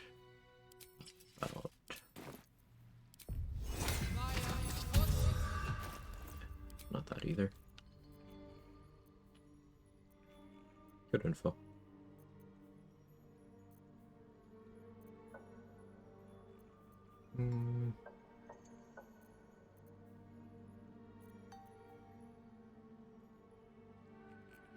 Guess we equip that knowing it doesn't help me right now.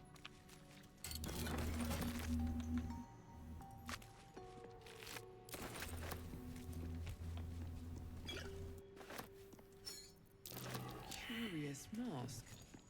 What's it doing here? How do you compensate for the lower wisdom saves? Wisdom saves don't matter. Never seen anything like it. Like, name me a wisdom save I should care about.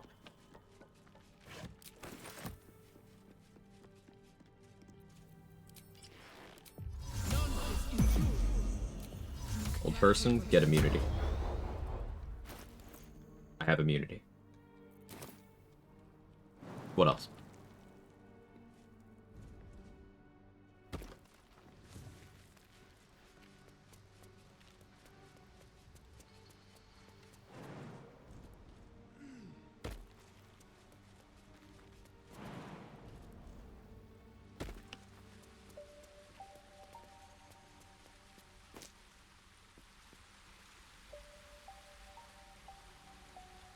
Oh, number bad, Quag. Hold my beer.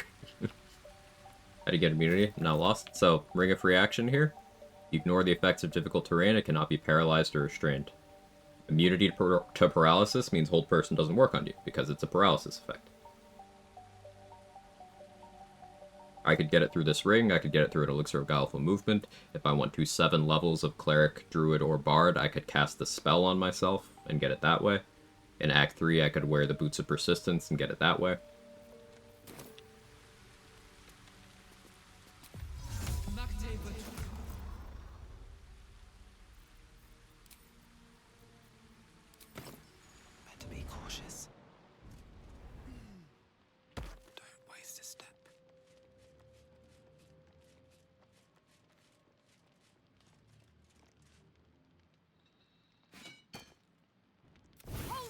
Wait. Bugger it, go on. Drag me to me. Free to go. It's the whole damn reason we're here. I was lying when I said that.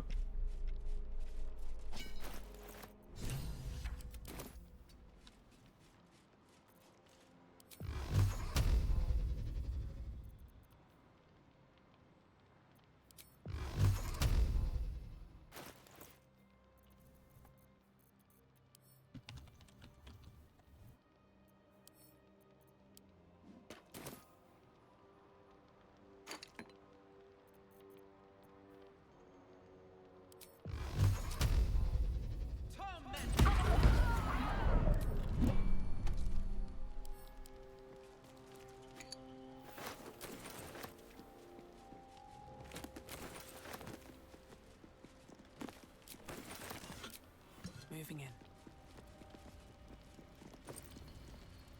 But yeah, on the subject of wisdom saving throws, it's one of those things, it's a common topic, so don't feel bad for, like, assuming that wisdom saving throws are good.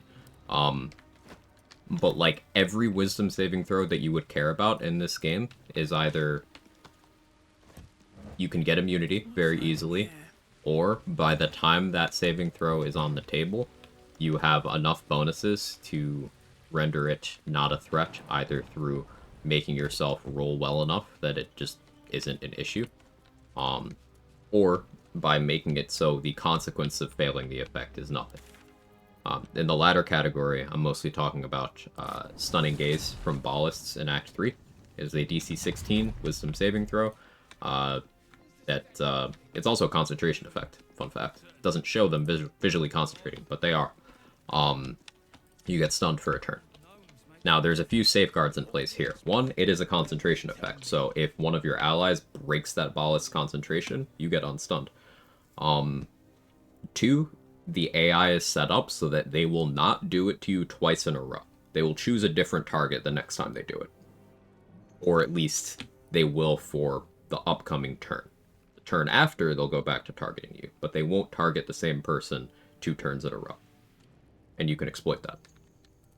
But also, because it's a DC 16 saving throw, you're in Act 3. You can get so many saving throw bonuses and roll with advantage that it's not gonna stick a majority percentage of the time. But let's say it did. You can be tanky enough that they can't hurt you, or you can have enough retaliation effects on that if they do hit you after they've stunned you, they take more damage than you do. So you got lots of counterplay. But as for other effects, the most common wisdom saving throw effects are hold person and fear effects. Fear effects, you can just get immunity with protection from evil and good, which is a 1st level spell available in scroll form guaranteed drops of the scroll are throughout Act 1 even. It's in most spell lists. You can get this as a cleric, warlock, ranger, wizard, druid. Can bards and sorcerers get it? I don't remember off the top of my head, but scrolls. Ethel has a necklace that lets you get a cast of it once per long rest, and it is immunity to all fear effects in the game. I know the description doesn't quite spell that out, but literally every fear effect in the game will not work on you while you have that on. This includes Orin screaming at you, Therazin casting fear at you, Urkel trying to frighten you, Ketheric trying to frighten you, the other version of Orin trying to frighten you, the Shadow Hounds trying to frighten you, Mean Locks. It doesn't matter what it is. It makes you immune to all forms of fear. So why ever roll dice when you could just make it so it doesn't work? So that means I can put the wisdom elsewhere. Didn't you hear? Do I need to rip the extra flesh off your ear?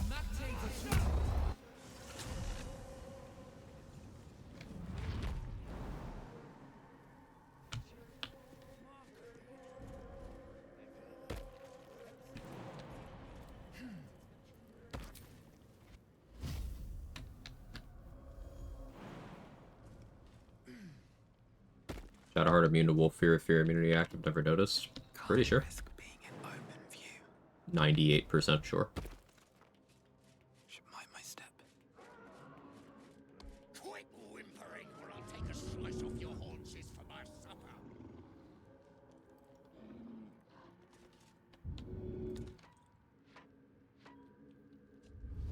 You, that rubble needs clearing. That's a friendly looking shadow. Never heard Rothane make sounds like that before. Not without serious. If everyone else minds their business, I'll be fine. The trick I like using here, it's mostly pointless. You can shove those Dwergar checklists if you're an ally, which you are if you set up Rithvar's Rebellion, and you can fast travel over here. And as long as no one over here is here to see when the kill actually happens, you're out of crime response range, so they don't even notice.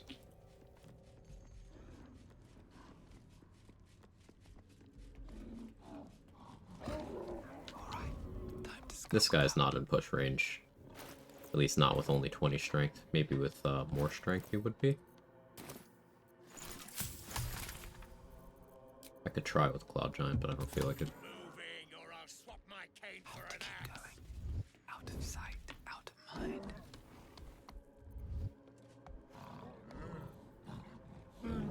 Let's get some meta magic stuff going. I'm gonna convert all of my first and second level spell slots into sorcery points, then drink a short rest potion to get those slots back and my wild shape charges. If their allies reducible land guaranteed, that's also funny. Do I have a reduce scroll? Moss in your own gob and stay quiet. They've been fed plenty.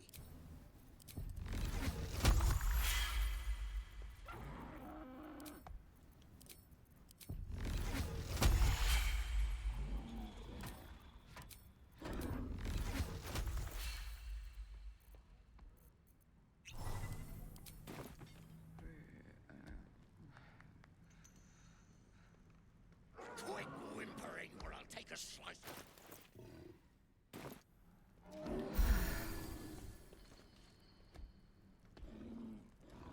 Swift as my feet can carry me.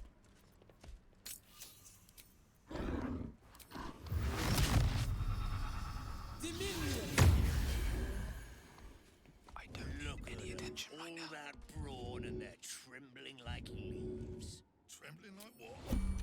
Leaves. Like on trees, up on the surface. Forget it.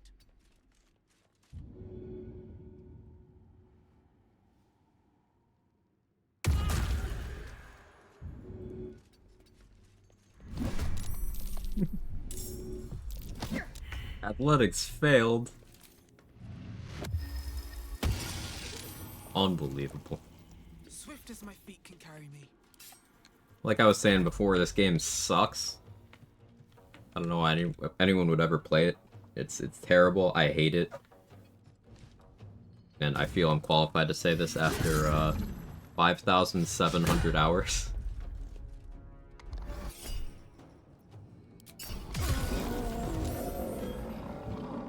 They do deflect compliments, but speaking as a dude with a voice for radio and a face to match, you have a voice that would feel very well placed as a late night smooth jazz radio station. You're not the first person to say that to me. I will take the compliment. I had a teacher in high school who called me Radio Man. Puberty hit me like a brick. So, little kid sound like this.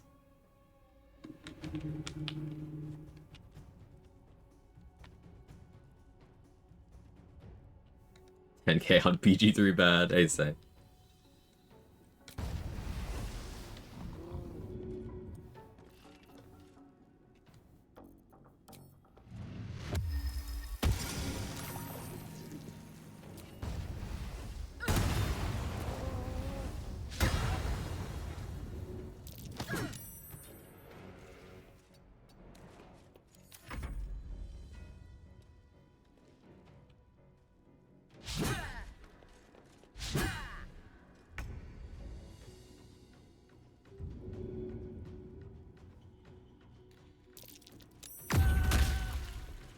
Good idea, I think.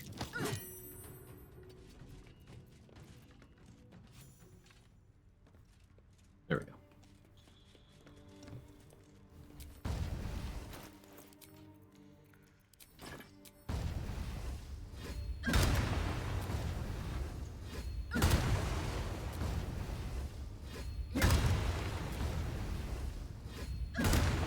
Morrowind is very high on my list for candidates for worst video game. I think worst is an exaggeration there. I think it's got a lot of scuffed Bethesda-isms, but I think there's a reason why, especially in the current era of Bethesda games and their games being just kind of formulaic slop. People have gone back to that game and admired how it actually did a lot to try to feel interconnected and not treat players like they're stupid in terms of questing and world building and stuff. And I say this as someone who I couldn't quite get into Morrowind because by the time I got around to playing it, I was at an age where I didn't have patience for certain game mechanics. I do want to try revisiting it, and it has visibly not aged super well. So it's not something that I personally have any sort of attachment to, but I've definitely seen what people like about the game and what has stood up well to the test of time. So I don't think I'd call Morrowind anything like an objectively bad game, the way I would call Starfield an objectively bad game.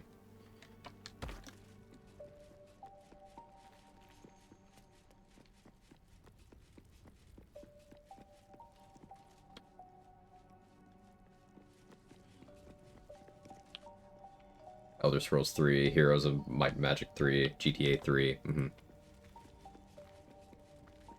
We take his gold, and I got more in mind if shit goes down smooth.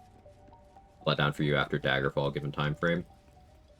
And I think that there's probably a fair amount of people that feel that way. People who, at least people among Daggerfall fans. But I think if you look at how many Daggerfall fans there are, probably minority take compared to people who like it. And then I would say people who prefer Morrowind to Oblivion are in a minority. And then I would honestly even say that people who prefer Oblivion to Skyrim, maybe before remaster, this was a less controversial take. And I am in the category of people who prefers Oblivion to Skyrim, by the way. I don't care for Skyrim. I love Oblivion.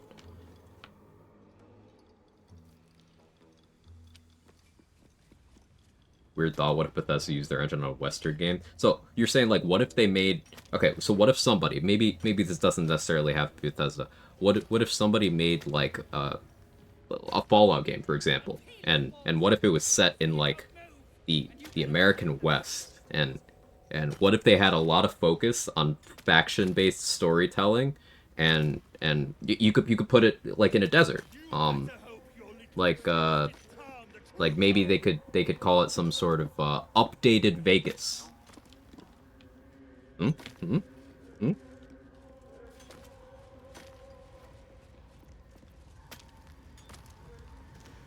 Money, please. Advanced Vegas, even. Mm-hmm. You pricks got some nerve. Clean up this mess. Near dies, heads roll. 1860 something now with lasers. I get your meaning, but I had to make the New Vegas joke. I mean, Red Dead Redemption 2 was incredibly well received, and that's probably the closest to that you'll ever see. Except, it's much more advanced than, like, Bethesda formula stuff.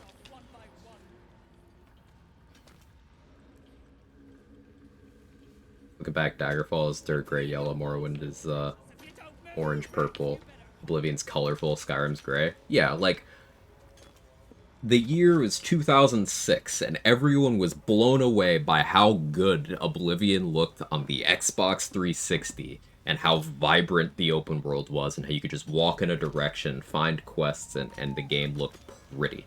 The swell of the music, the open world, like, it was a time. It was a time. And then I think the Oblivion remaster, looking real good and kind of recapturing that vibe, was pretty indicative. Like, they could do the same shit to Skyrim and nobody would care.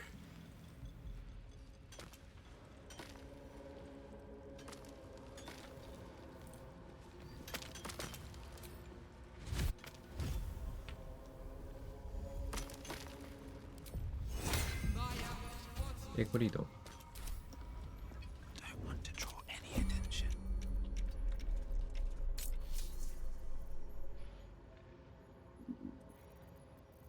Where's my heat metal over there?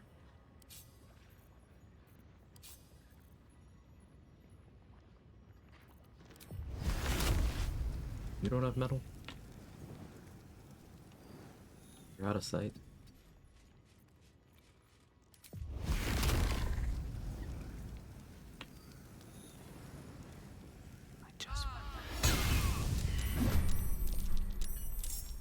Okay, Thrun failed to save, but maybe she'll waste an action re-equipping.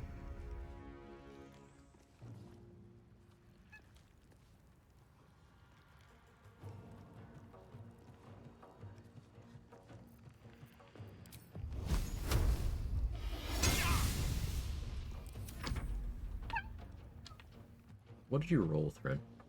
A 1. Yeah, that'll do it.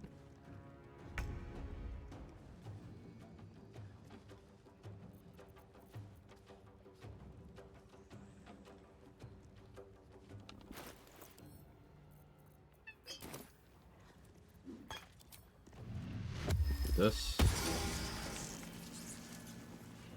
What path lies before me?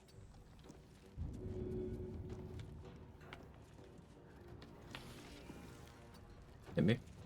You suck.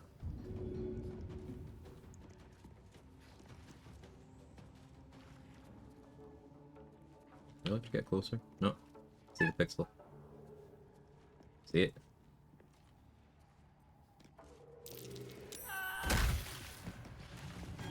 Bloodlust. Attack you once.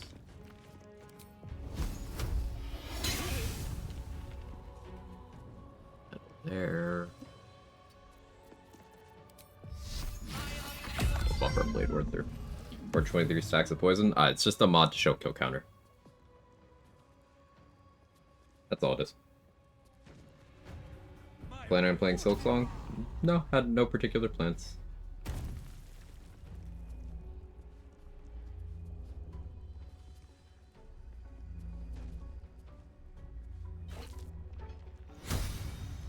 Re-equip her weapons, action surged.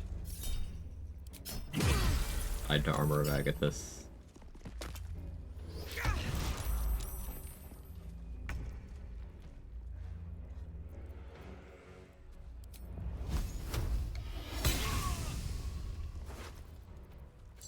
Heat metal on you.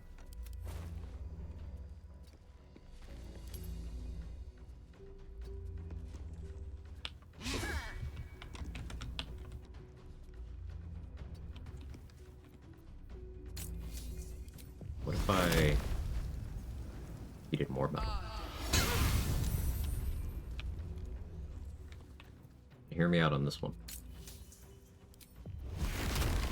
It just kept doing it.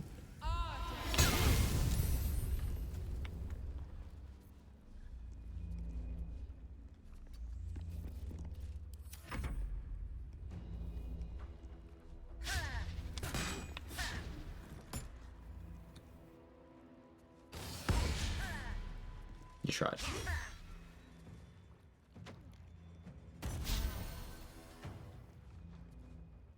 Hey, healing removes that condition? Today I learned. Alright, they got through my symbiotic entity.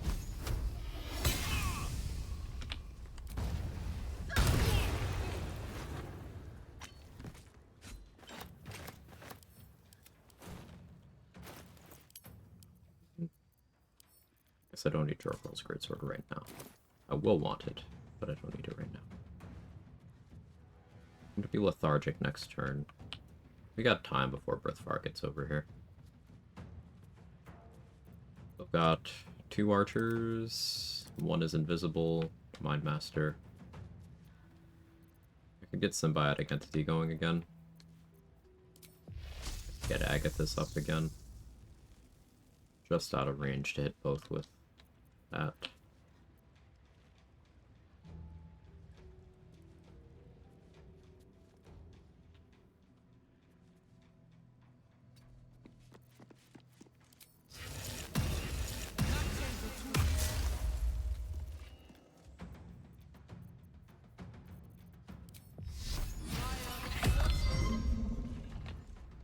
Be a 2 feet build, probably a 1 feet build in Act 3.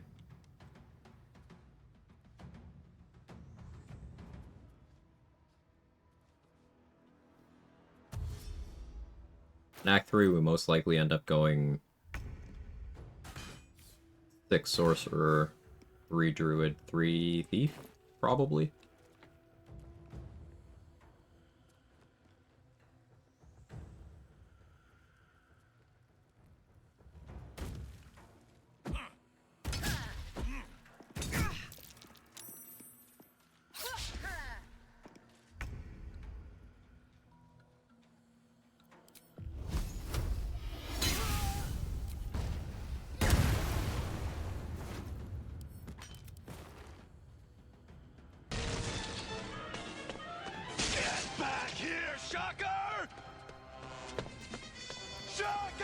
Hey, RJ.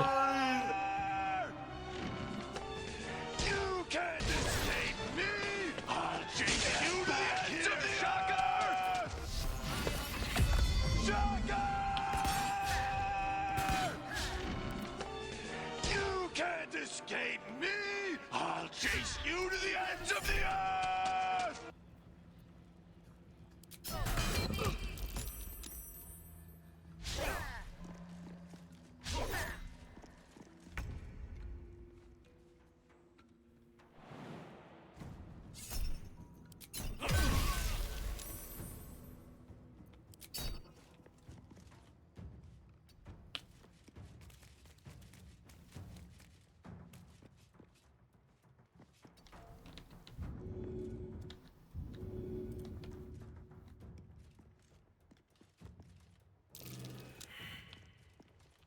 Of course.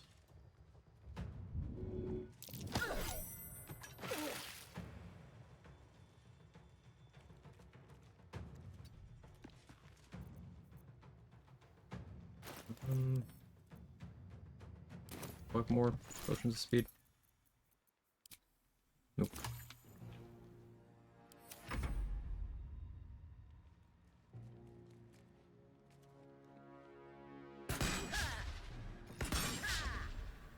That's fortunate.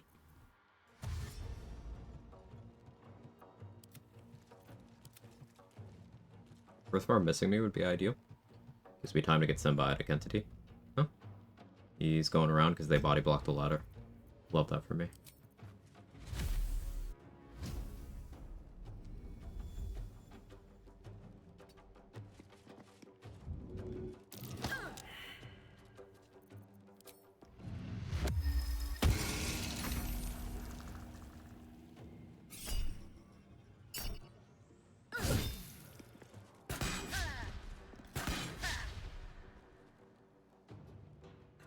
Doing a Star in Origin run. Apparently Jaheira, who doesn't have a tadpole, can still help me see my scars. Yeah, there's things they failed to account for. Stuff like that. Like, Halsin can give Araj blood. He doesn't have a tadpole.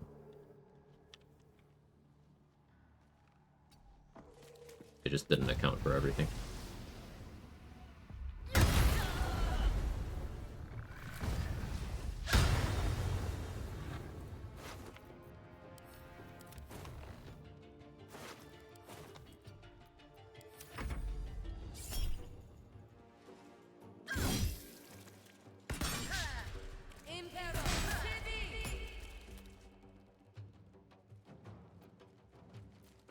I'll turn the microwave on Brithfar this next turn, I think. Never mind, he's almost dead. Be a waste.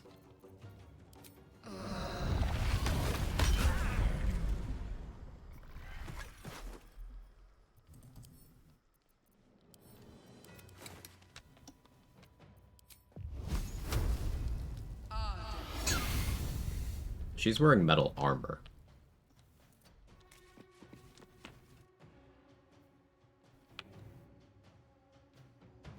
And she just doesn't get to make a save. The armor. So I don't need spell save DC for that either.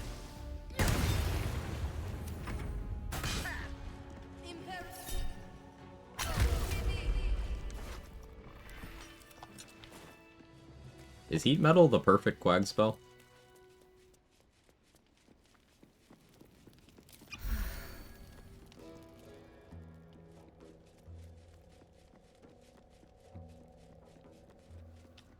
You think heat metal would apply to butt plugs? I mean, if they're made of metal. Huh.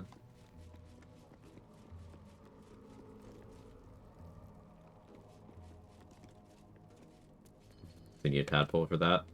I mean, the cutscene says using the tadpole.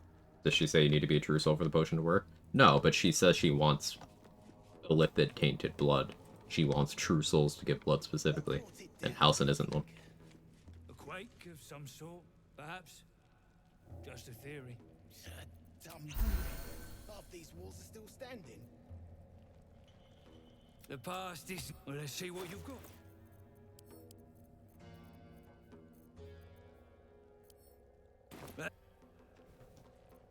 Who's the statue, you think? Human, certainly. A god, perhaps.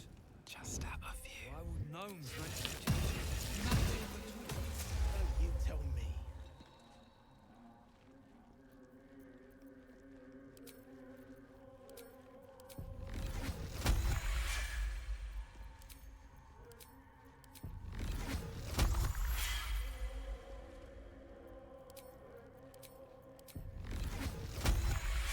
How do you know this? I mean,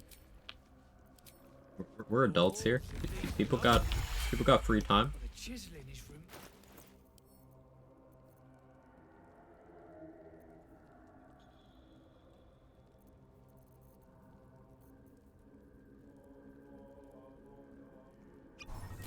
Whoever those skeletons were, the others. I go see lovely people later. Later, Roxy. Accents aren't too tarnished yet. We might be able to chip them off and melt them. Absolutely not. Or you'd be killing history itself. This again? Yes, this again. What brought it down, you think? A quake of some sort, perhaps. Just a theory. Theory. Half these walls are still standing. You attacked someone. Did do that.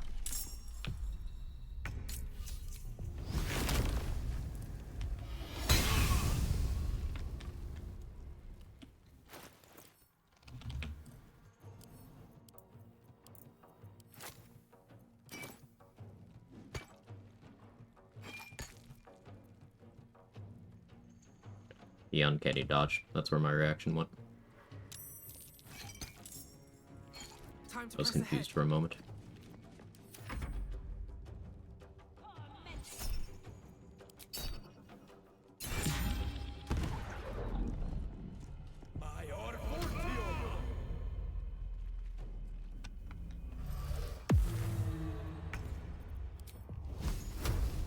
I can't heat metal on you even though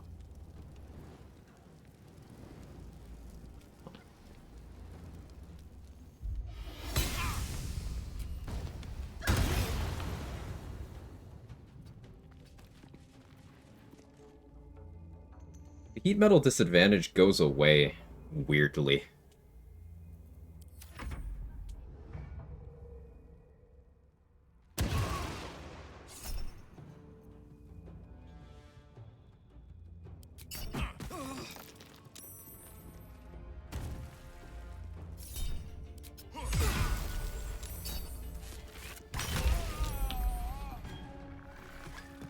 Yes, Jake, you are a cat.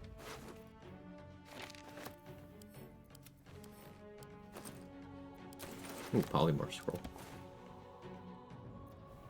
I don't need it at this point in the run, but still nice to see.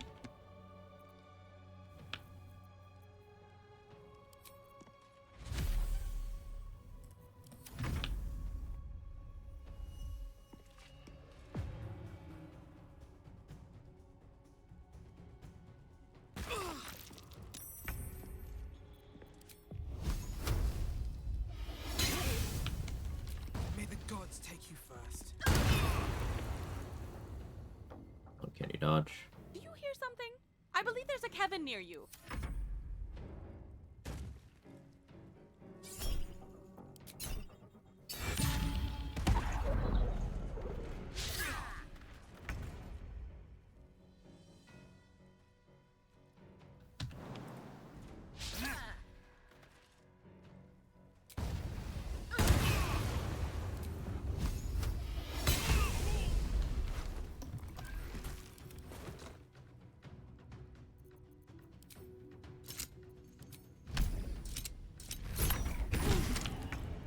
No casting this turn.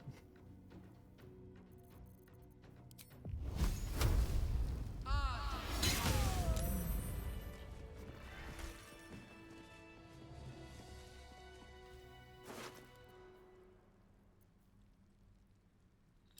I running a heat build yesterday, or was that just for Flawed Helldusk?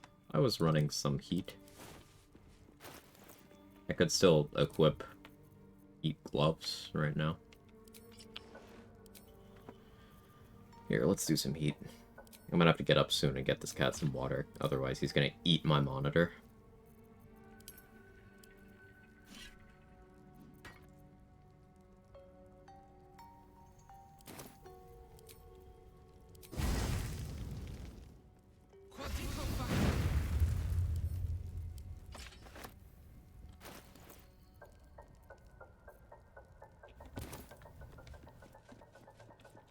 Hey. Relax.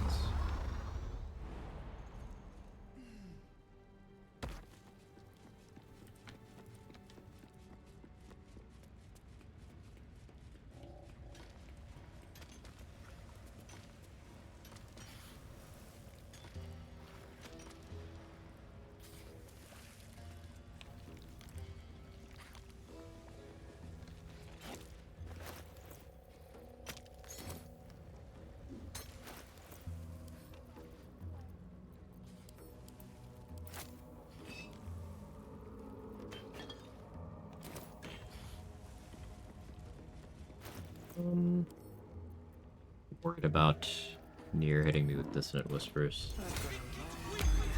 Use protection from evil and good.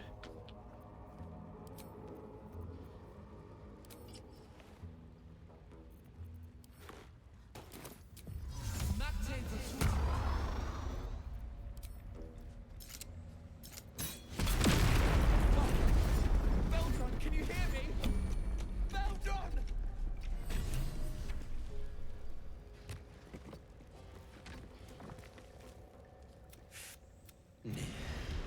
Does not.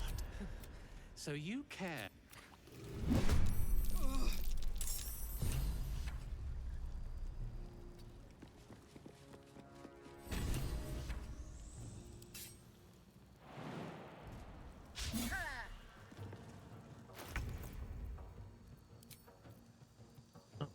Here. That's what I need to have on.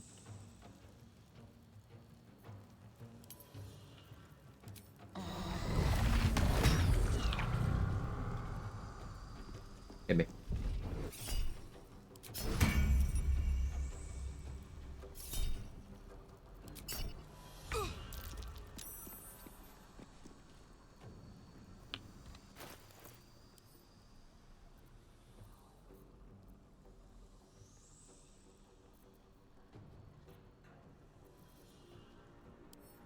I got toxic.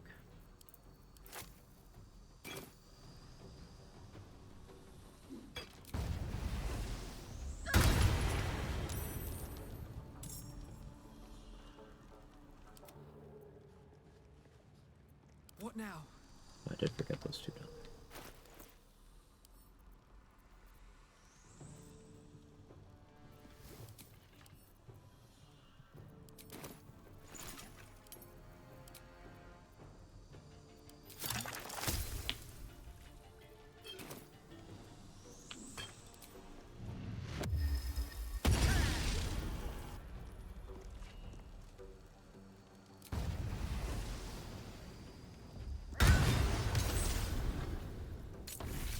Heretic!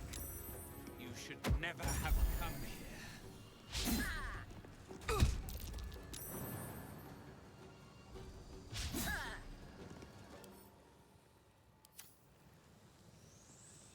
Shouldn't have hit him that turn.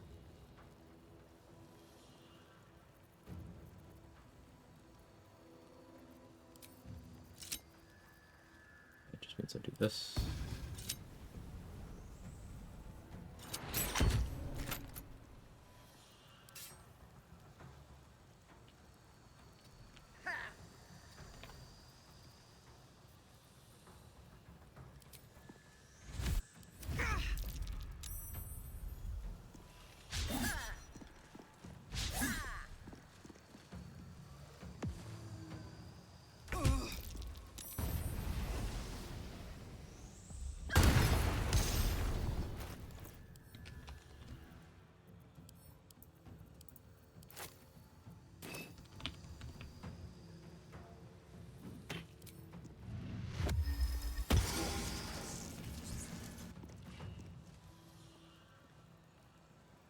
I removed one of the visages. That's so funny, actually.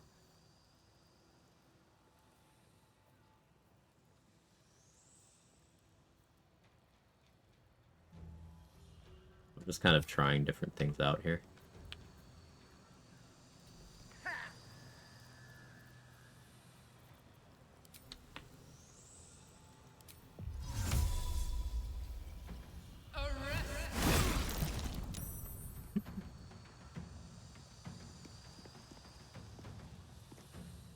Okay, that one does piss him off.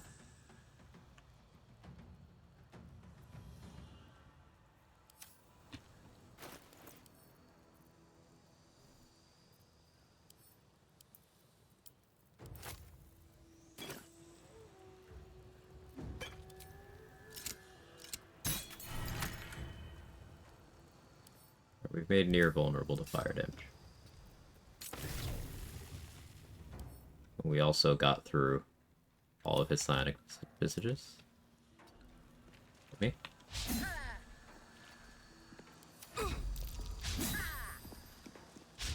Bro, fucking hit me.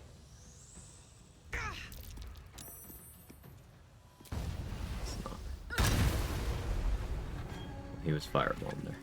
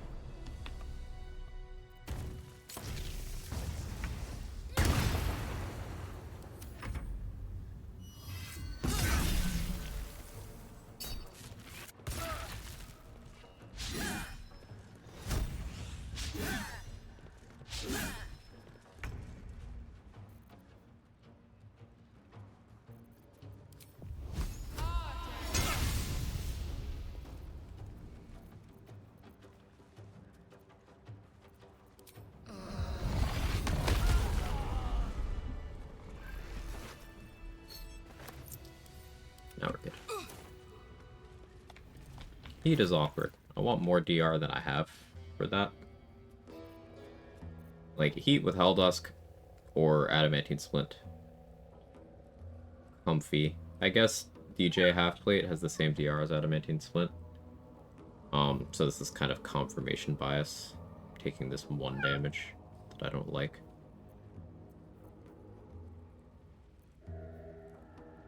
Oh, no. I needed to re-equip that. I didn't have my 2 DR. It wasn't confirmation bias. I just didn't have my DR. Very well. Right. Why can't be beyond? He thirsty. I'll be right back. No, I'm all right. Did the sergeant hurt you? Oh, who cares? We're together now, thank Iron Hand.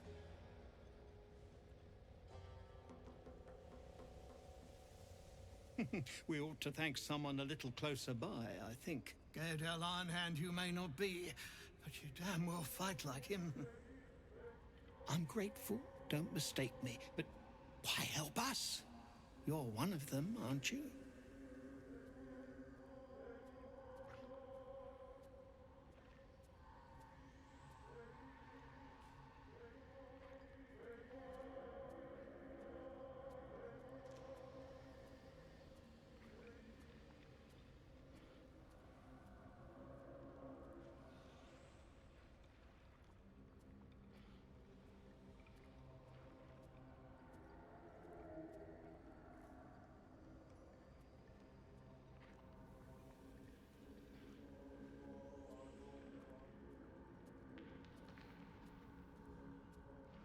Alright, I'm here.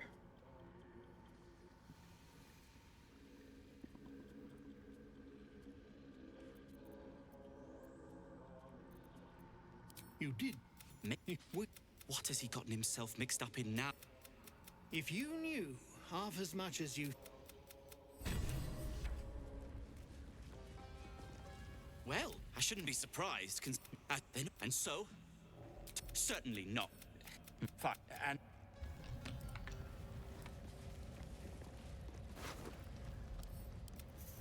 Drow. He did this to you. Alright, cool. How long before he spills it again? Nah, he'll probably drink it. Which one am I missing? What did I not grab? Did I not loot the Merrigan itself?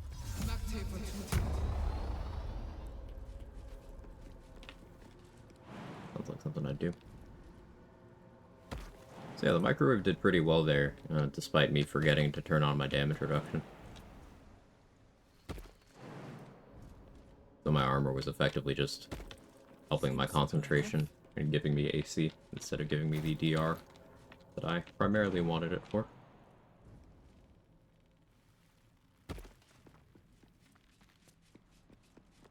Anything of use? I totally didn't loot the Merrigan.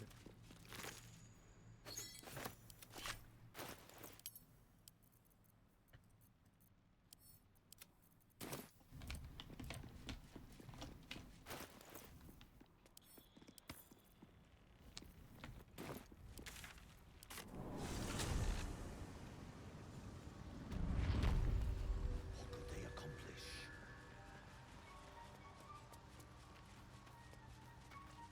Welcome back. I do enjoy a good bargain. If anything in my private collection... Because I did go into the Gauntlet of Shar, we have a bunch of stuff we could do there. Probably the logical next stop.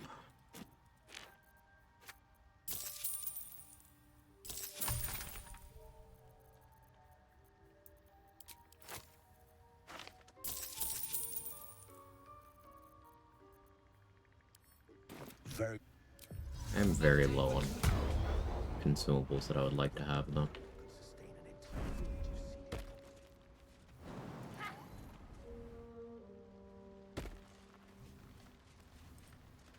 No point in lingering now. I've got the noble. Also got to deal with Ethel at some point.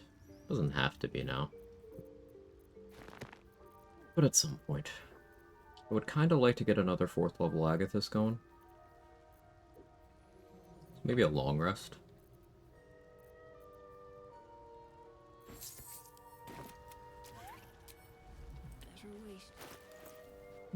I don't see why not.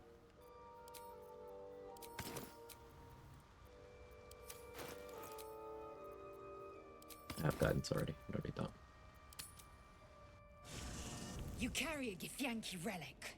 I will have an. Walk away now. And go to bed. You have. If anyone asks, I'll say you were transforming. Don't expect to be mourned.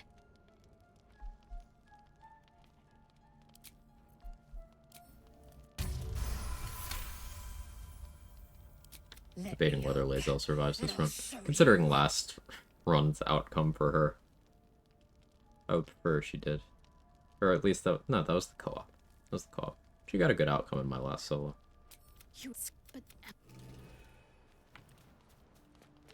Yeah, she'll be fine.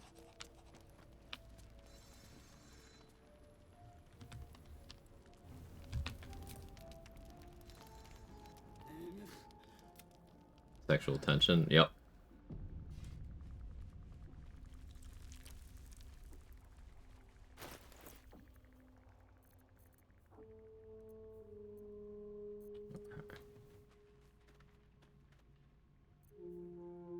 I'll be much more willing to use heat with my damage reduction.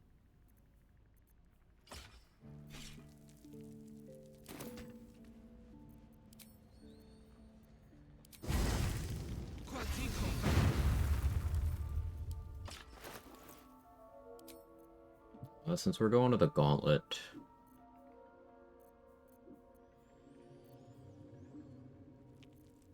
I won't want to do Alice Glow.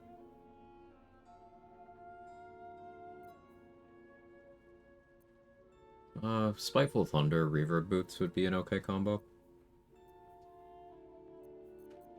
I think Strange Conduit, considering Heat Metal concentration, which makes the most sense.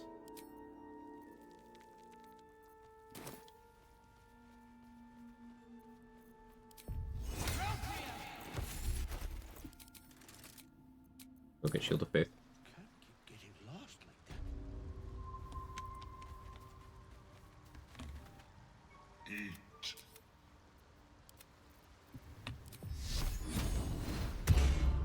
All's well that ends. Not as bad as it could have. I want to have a word. We'll be clear. No point in lingering now I've got the noble stock.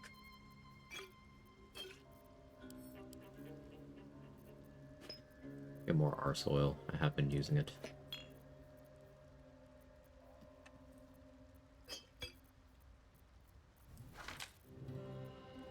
I did run out of Thieves' Tools, so I guess I should do something about that.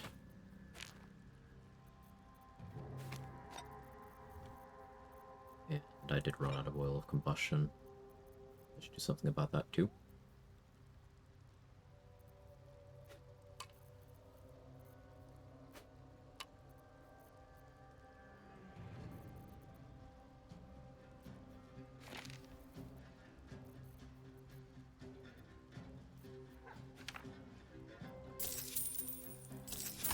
Expensive, but this should suffice for now. I am almost out of bombs. By those two.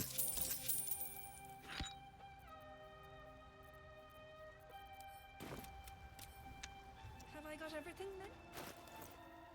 These birds have seen everything.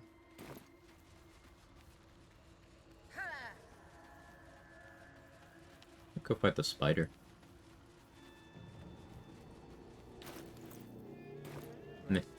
Wait. Welcome back. Have you? I do enjoy a Just be aware of your bussy supplies and always be aware of your bussy. Just good life advice. Both counts.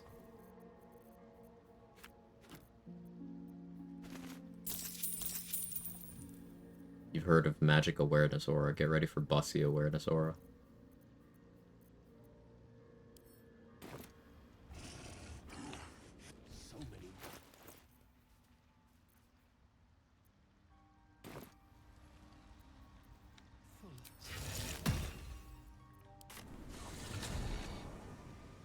The Throne of Pyro Quickness haven't found it useful. Yeah, it rocks.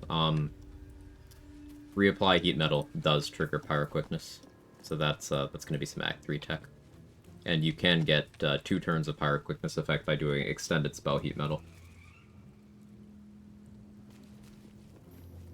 So we can use it to kind of sustain having that extra bonus action. Let's see what this Hang on, I forgot to do something.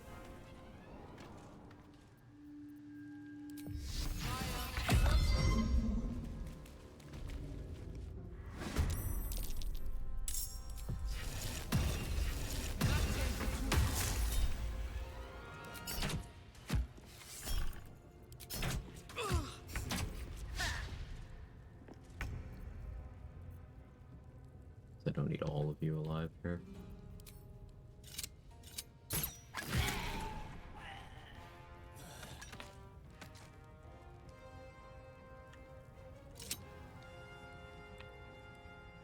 One of you.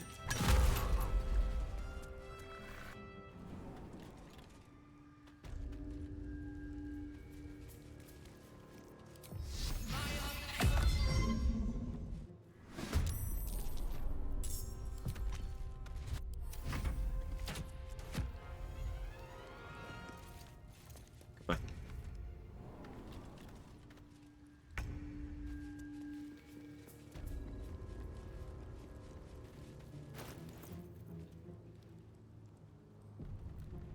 Got my buffs going. I guess I can slot Fire Stoker here. Not too. Let's go get Nightsinger's Favor now, I think.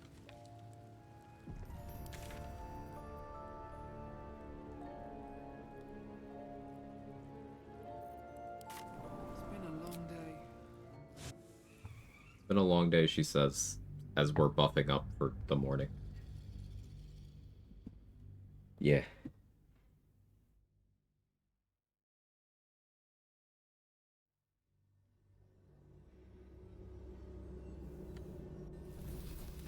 No time to rest. Have to keep going. That's a friendly looking shadow. We do have a Cleric level. I believe we're Cleric of Talos right now. We can just get this for free.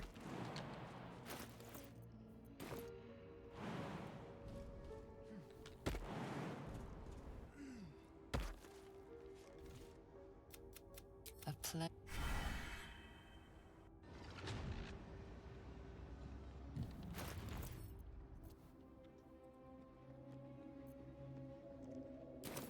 Short rest potions. Not an elixir yet. I'm not.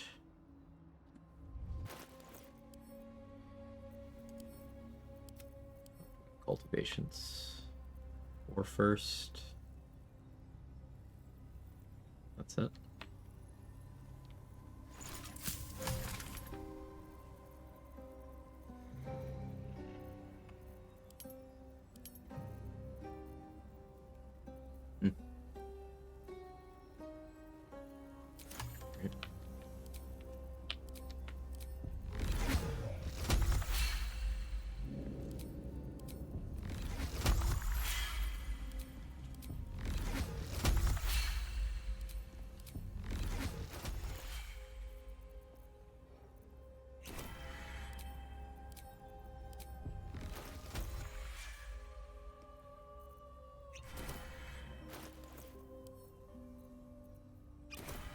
Struggling it is.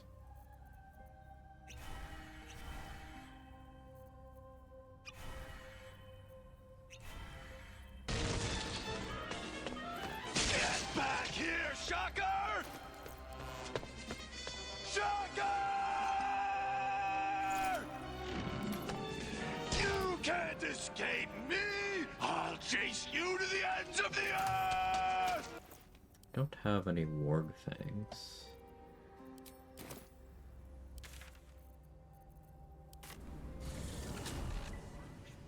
Around. Just be on my way. Something's on my mind. If you're all right by Jahira, you're all right by me.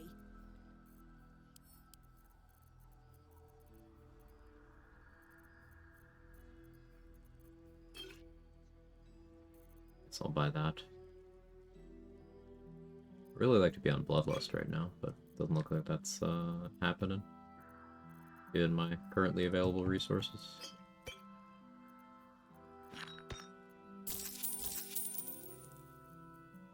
Tick. Never a dull moment.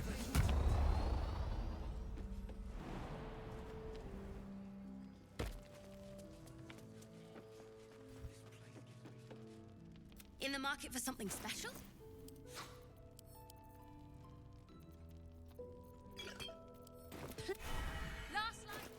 Okay. In that case, we'll go to hide and seek.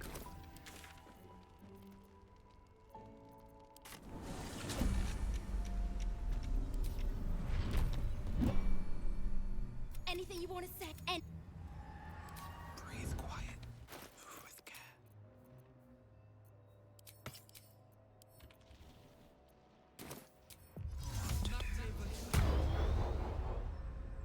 All right, time to skulk about.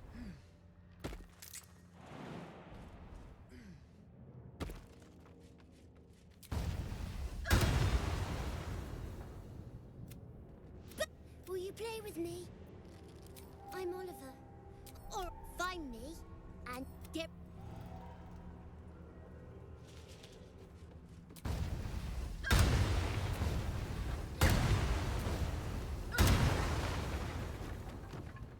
What path lies before me?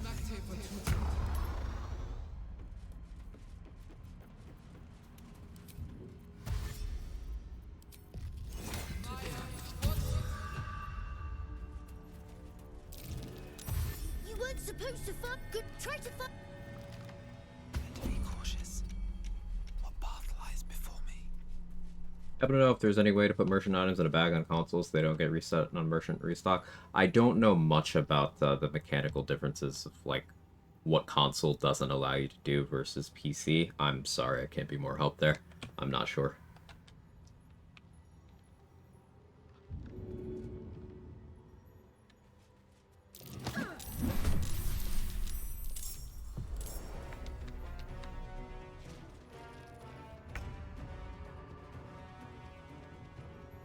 Can't slow down.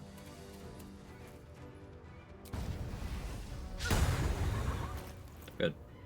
This thing was definitely part of the plan. Suppose I can't really Callous Glow anyway, because I don't have Balthazar's Moon Lantern.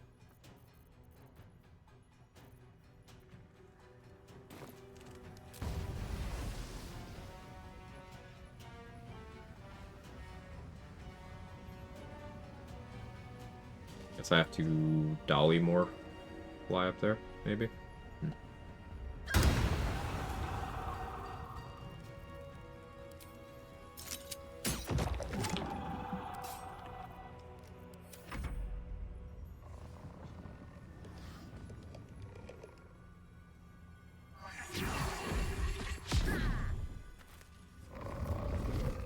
Figure that out after this fight.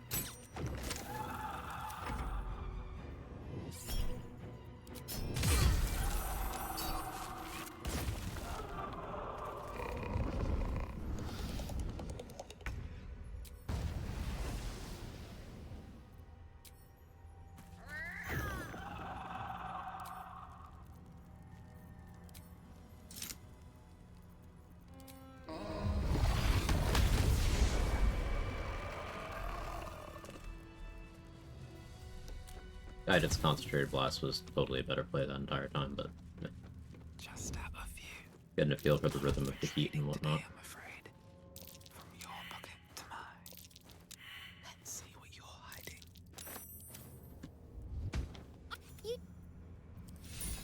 At the ready.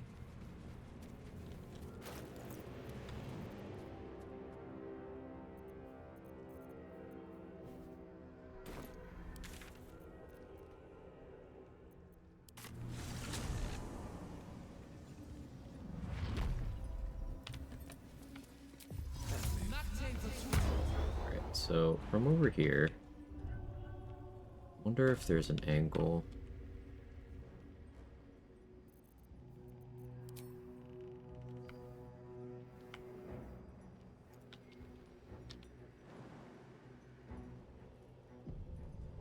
Oh, from right here. I don't want to go farther.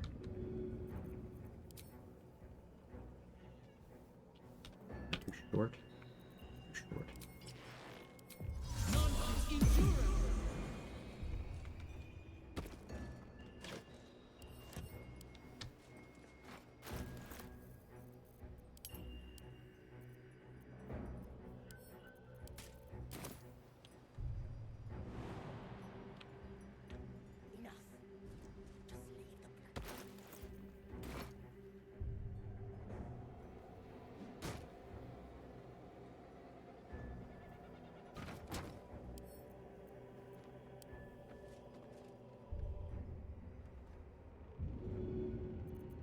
Enough height.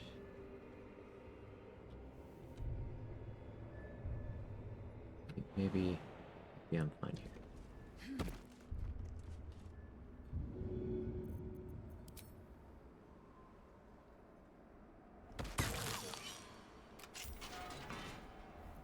Okay.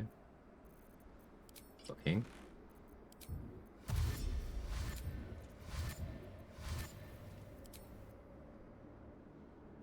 I've been blessed already. Hang on.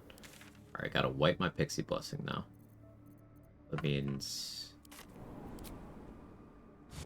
gotta fast travel away and back so the blessing goes away.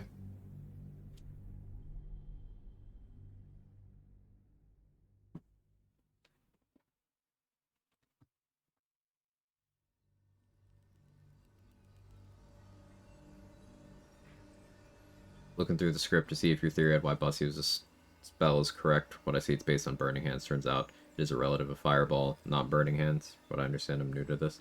So, like, and this is secondhand info from someone who has done modding stuff. But when he was looking into how multi-bombing tech works, Nazater unearthed that basically every explosion, they used Fireball as a blueprint. So it all goes back to Fireball. So that's probably the reason why Marco Heschker works on fire arrows and oil of combustion. Because they're Fireball. But, like, better Fireball. As we know well.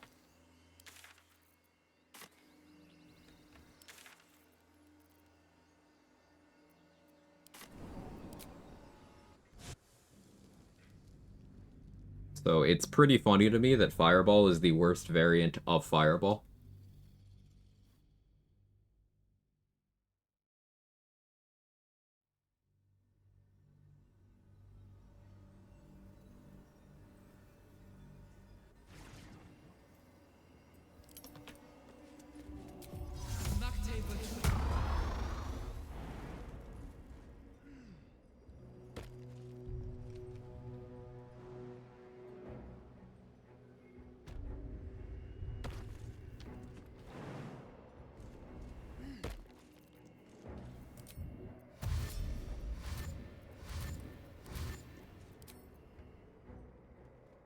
Anything you want to say?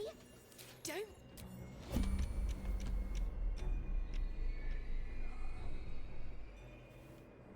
Shadow Curse now? I don't love that.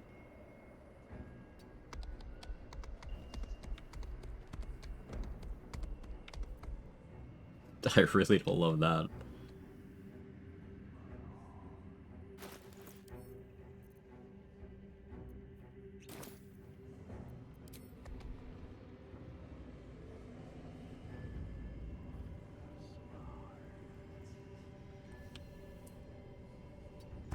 me move you.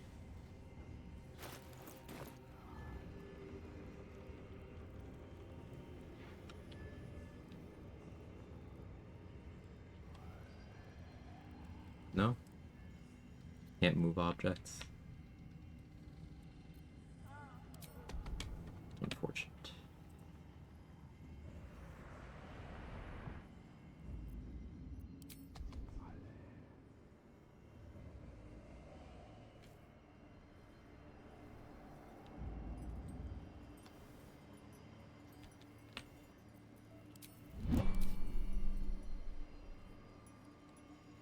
That theory's a bust. I want to get Balthazar's Moon Lantern without giving up the exploration spot.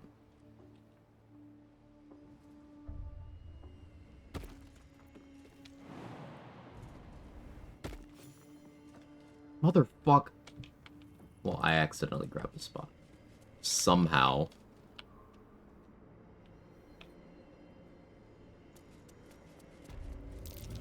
Well, there goes that. Unless... Oh no, my game crashed. That's crazy. Damn it, patch 8. When I catch you, patch 8. Whoops. Whoopsie. I don't know what my last save was, by the way. Sometimes I just absentmindedly hit the button. Don't remember what the last time was.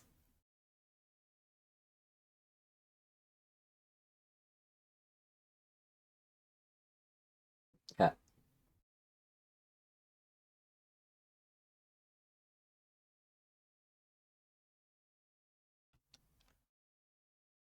So as you can see, that spot's only 370 at my current level. But, like, we can get, like, 500 XP more out of that. My game crashed while it was relaunching.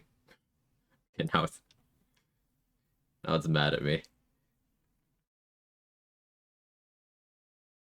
Does it automatically save the bridge once the first time you ever go there? So, no, it doesn't.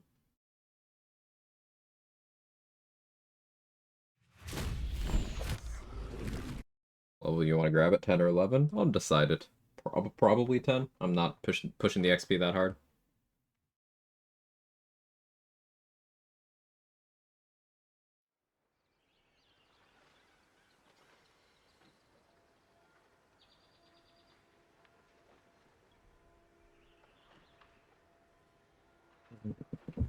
You're fucking not, man. Stop it. Stop messing with that. Be good.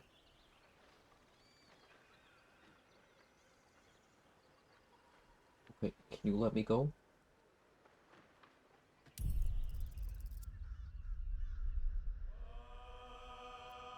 Do you hear something? I believe there's a Kevin All my near you. mods are disabled now? Okay. Why? Well, if you want to see my mod list.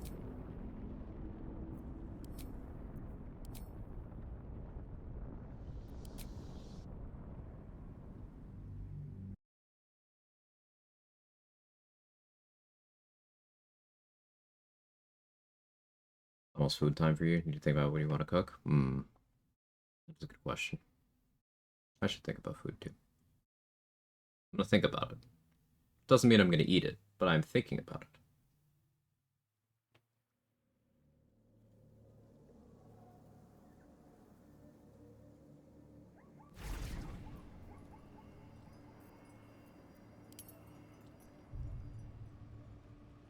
Okay, it's before I open the door or anything. Well, we know that was a bust. Time to press ahead.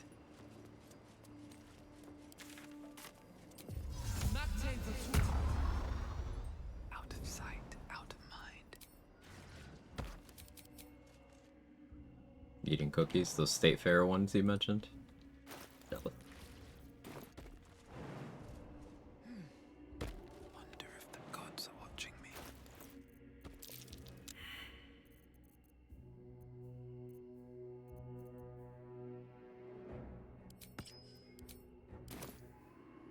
Come in a bucket, so do I, but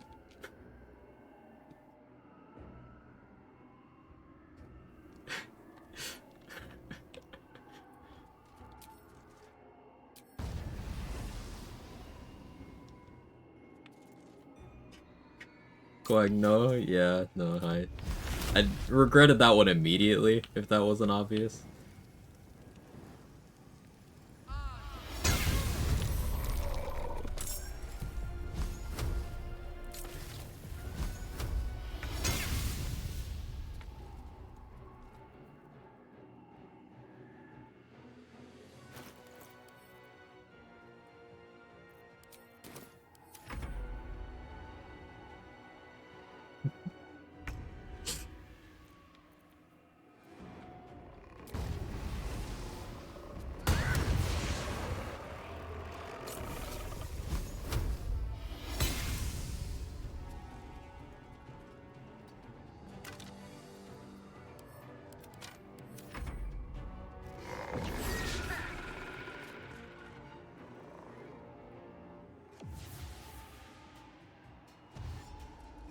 Valuable is the extra range and reach weapons. I like it. It's not too frequent that it matters, but it's nice in Polar Master setups.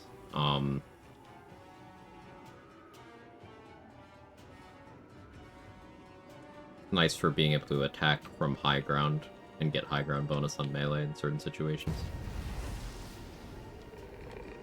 Nice against things with very large hitboxes.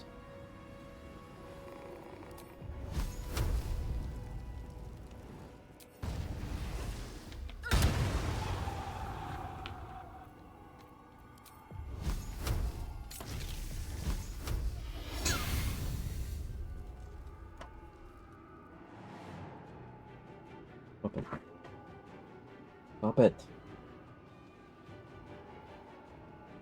And now you're biting my elbow? Stop. Stop messing with that. Stop messing with me. Go relax someone. Go.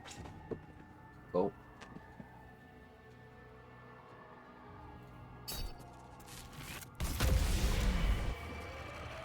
This cat.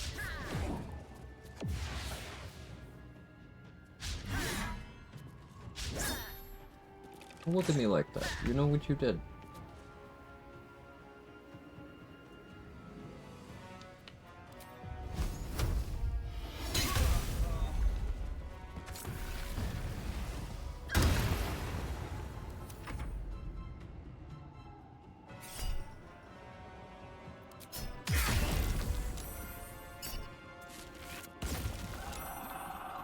Unless you're able to attack and then run away without provoking an opportunity attack. Feels useful. Yeah, that's sometimes nice.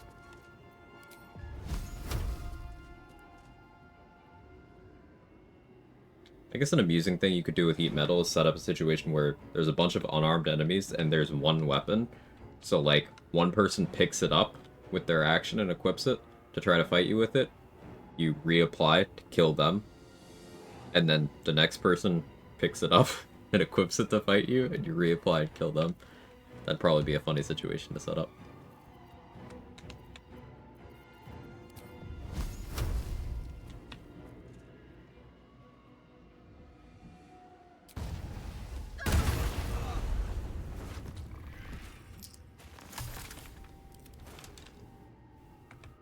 Have to keep going.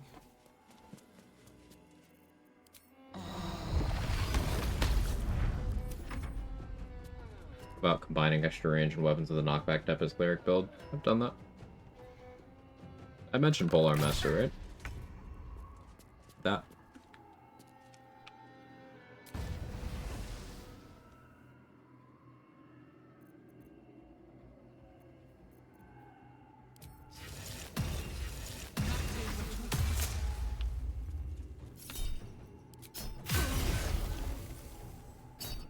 Hey, your wellness check. Thank you for the 1 year so far and the 6 months in advance. Very kind. Always appreciated.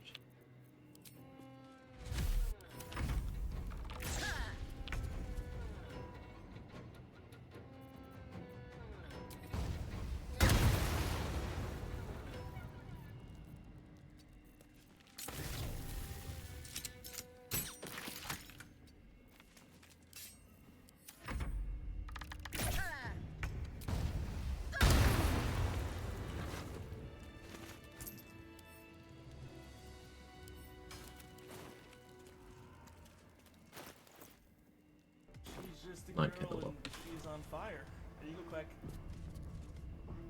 Quag jiggling, quag jiggling, quag jiggling. Quag jiggling.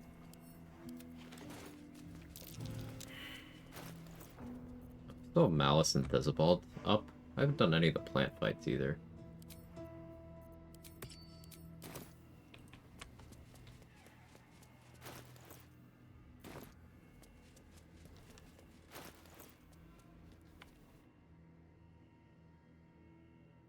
Just for current setup, I guess at level 9 we could try switching it to Bard for a little bit.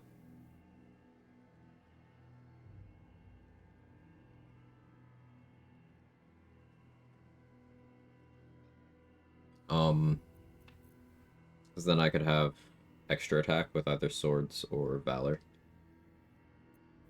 While still having heat metal, it'd go off charisma, so my DC would be good. Which, but What's in here?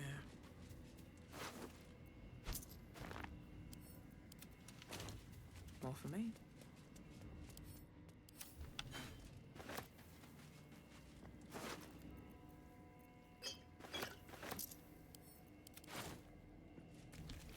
don't you want low DC for heat metal? Yeah. Unless you are using it for the purpose of disarming things, that's when you would want good DC. But if you're trying to use it for the damage side, you want low DC.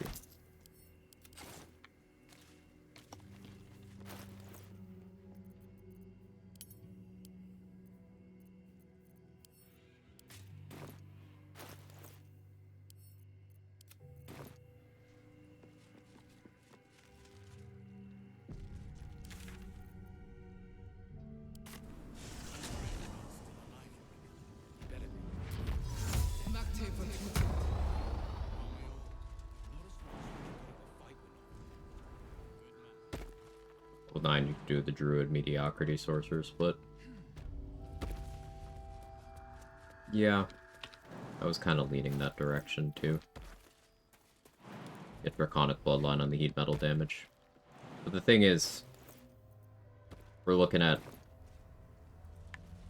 if I'm doing it in a way where I don't absolutely murder my stats and make them terrible, I would have 16 Charisma doing that.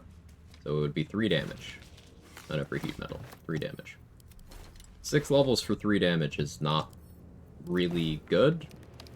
Like, for reference, 1 Hexblade level would be 4 damage at that point. 6 for 3 versus 1 for 4 is like, ah. But let's be the most charitable we possibly can be. We're taking 2 sorcerer levels anyway for extended and twin. So it's 4 levels for 3 damage. If I got the Shar Charisma buff, then it would be...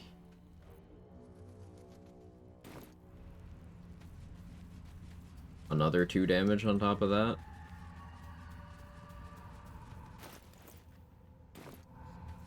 It's just, it wouldn't be that good. I'd probably end up doing it in Act 3, but meh.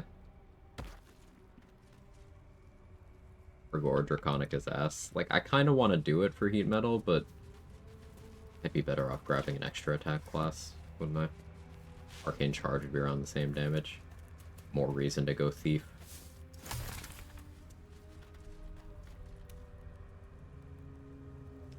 Like, in the end, is it an extra attack class, Thief, plus Druid for this build?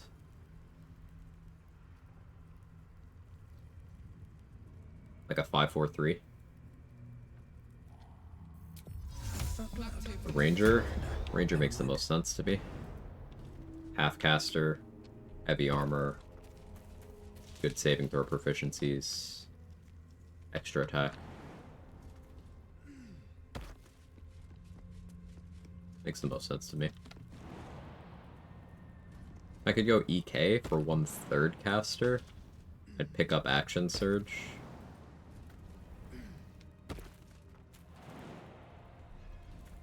And that would let me do a 6-3-3 where I would still get 2 feats.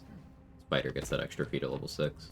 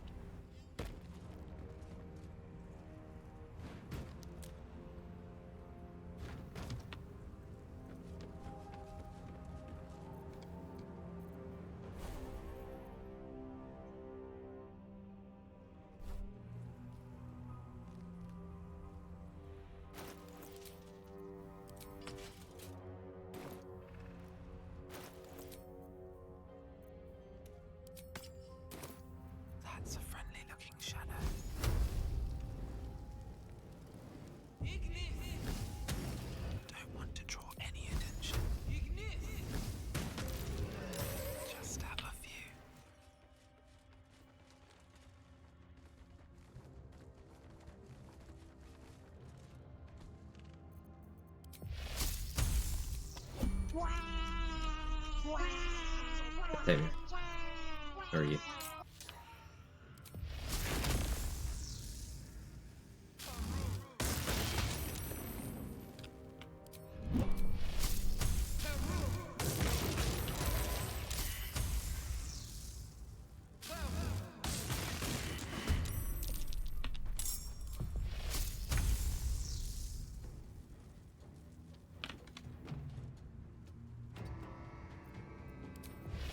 Not ready for Perure.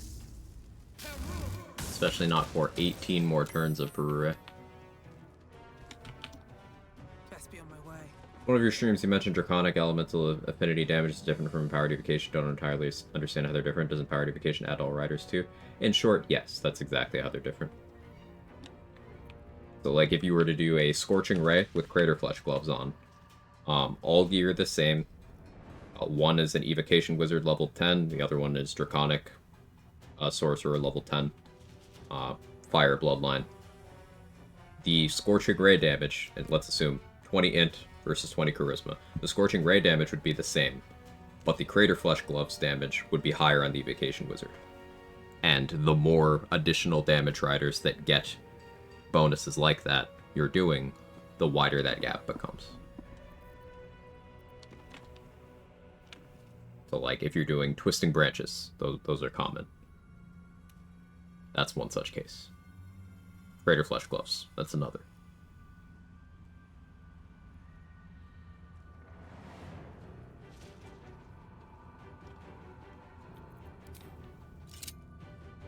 You've made a grave mistake.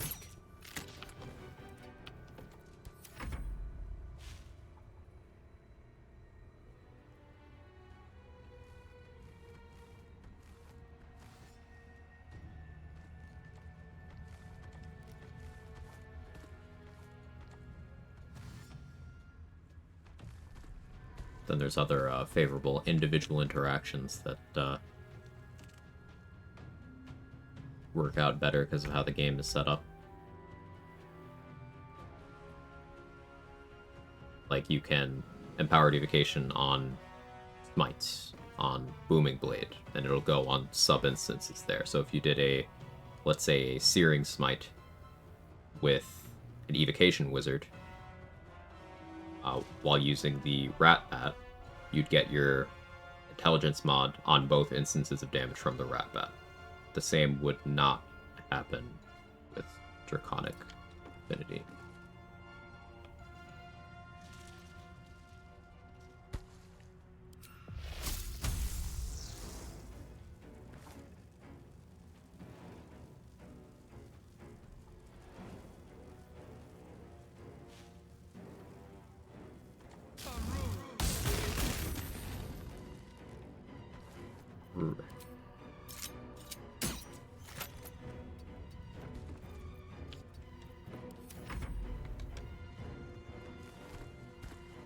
Extended spell Call Lightning's pretty vile. Like, remember that Storm Sorcerer can just, like, do this. Just the thing they have. Getting Heart the Storm on every activation, too. Storm Sorcerer is nuts.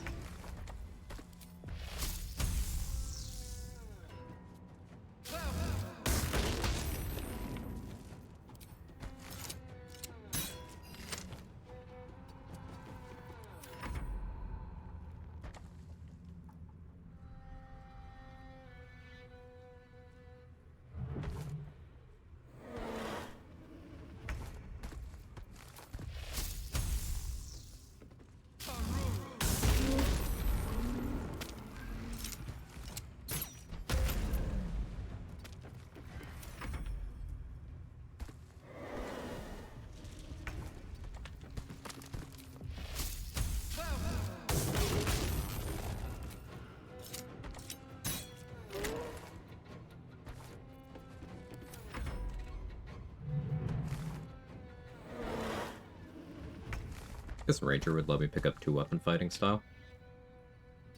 Be kind of nice.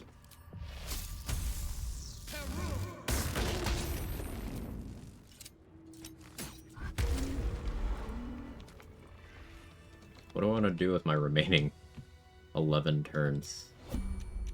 Let's pause. I think. can I go with this? Could make my way around the back of Moonrise. Do that. Could go save Roland.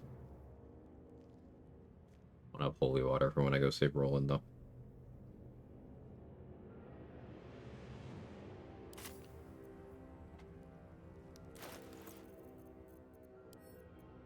I prefer to have Bloodlust for Gauntlet of Shar stuff, but it's like we're headed there.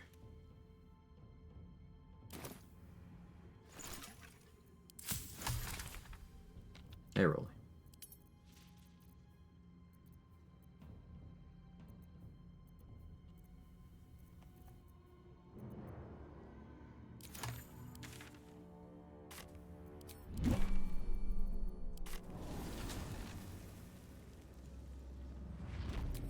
Shouldn't have wished for more interesting times. Better be cautious.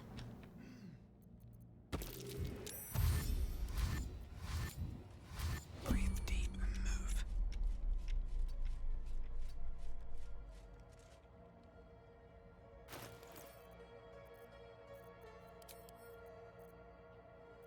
I do have a speed pot. Okay.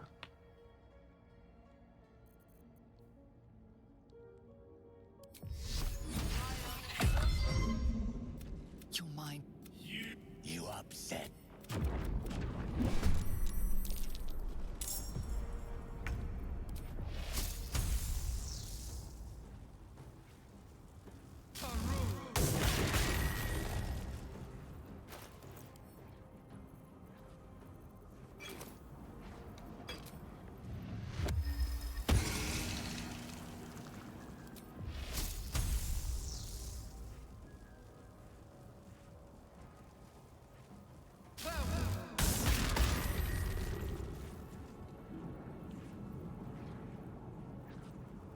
Swift as my feet can carry me.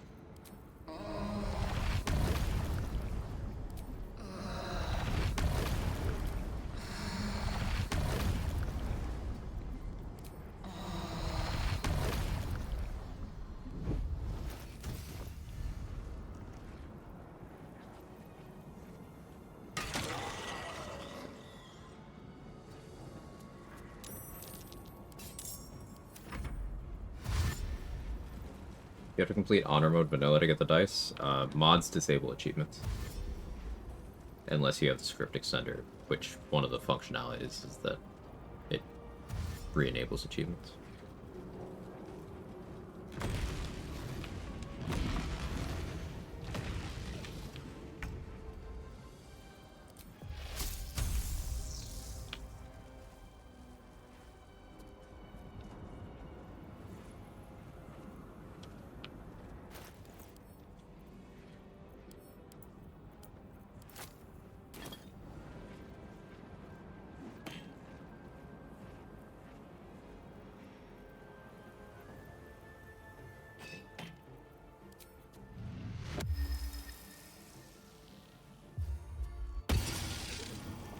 Care from what? Really? Hit me? Hit me? Oh, fine, don't.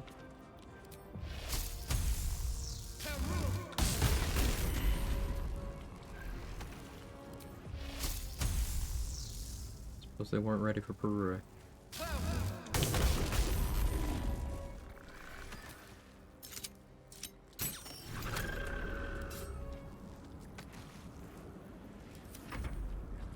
Thought exercise. If one were to respec Halcyon, it's the most offensive class sub combo to give him.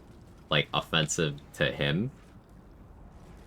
Make him I don't know, a cleric of some god that doesn't care for nature.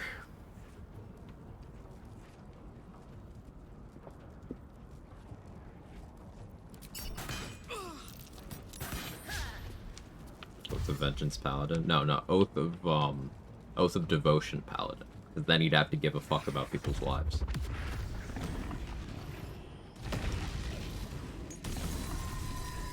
Ooh, Necromancer? That could be something.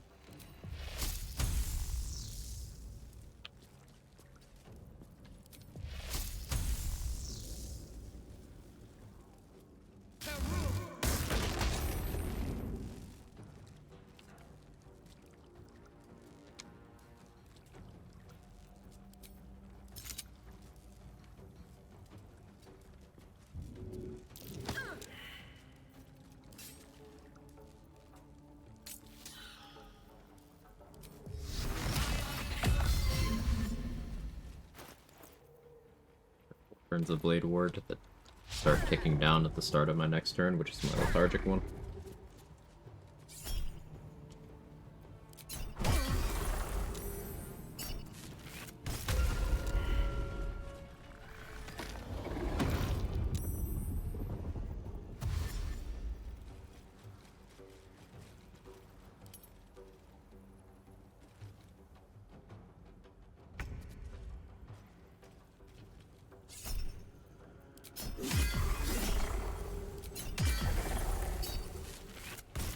Dealt 40 damage to himself, and then we finish him.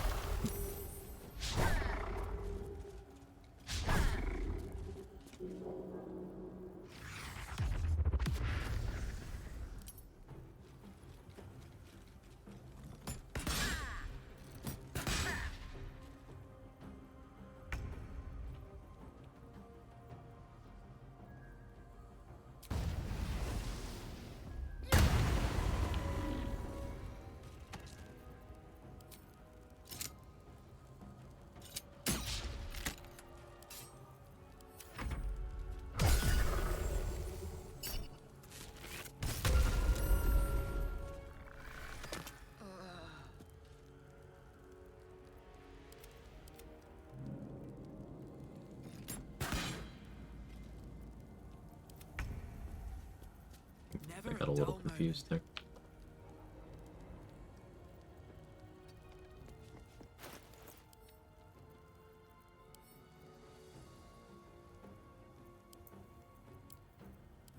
What are you doing over there?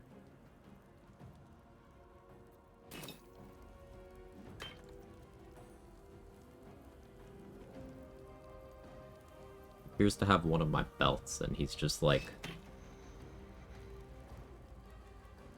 He's decided it's like one of those rope chew toys.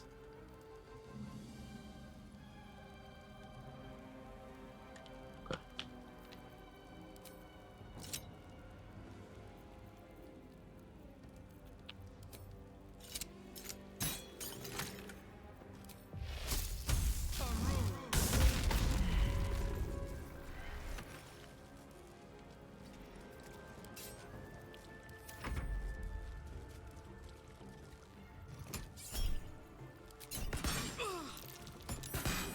Not 2 damage.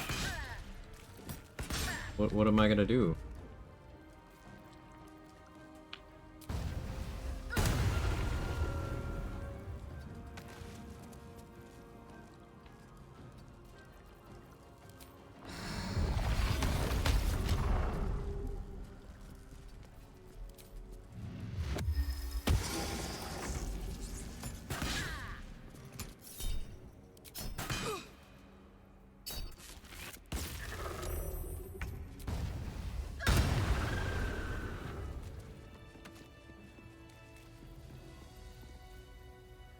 I have 3 of this symbiotic entity left. This one was merged with this 4th level Agathis.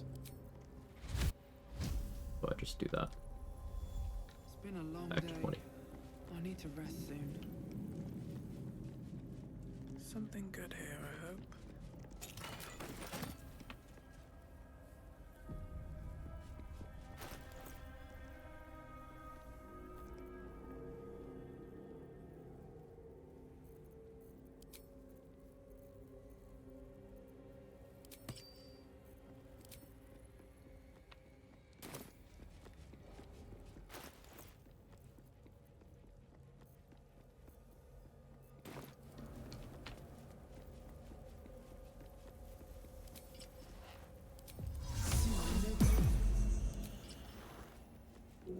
Let's go actually do the fight in the library.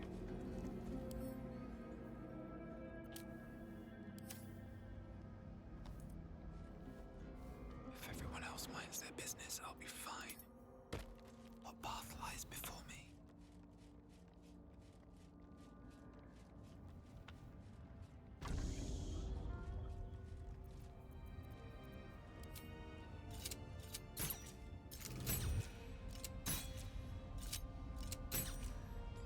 Breathe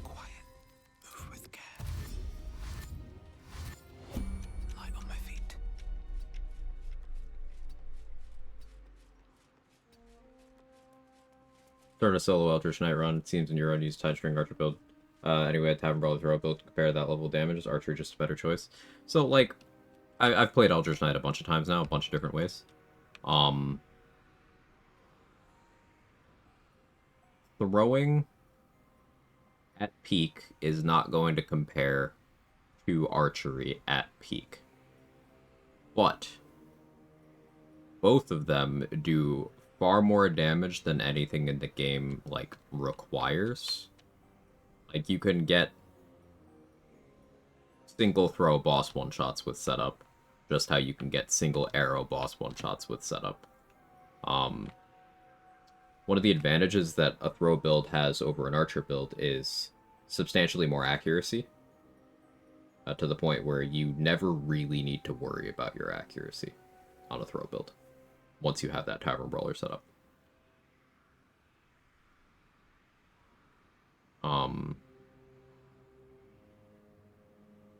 It's also effective enough at boosting your punches that there's plenty of situations where if you need to do melee attacks and you need to do so accurately, you can just unequip your melee weapon and start punching someone, and it's quite good.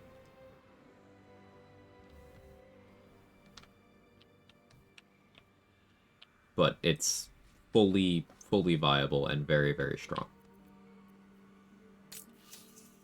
As soon as you start trying to compare most damage outlets in this game to archery, they're going to come up short, just because of how crazy archery gets. So ultimately, I don't think it's productive to do so.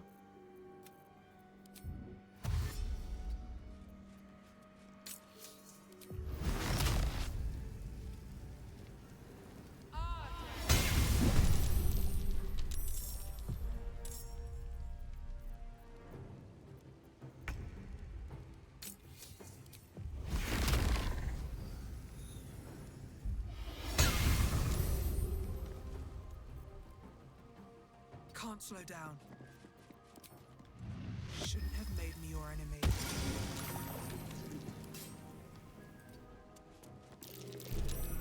Roll the 20.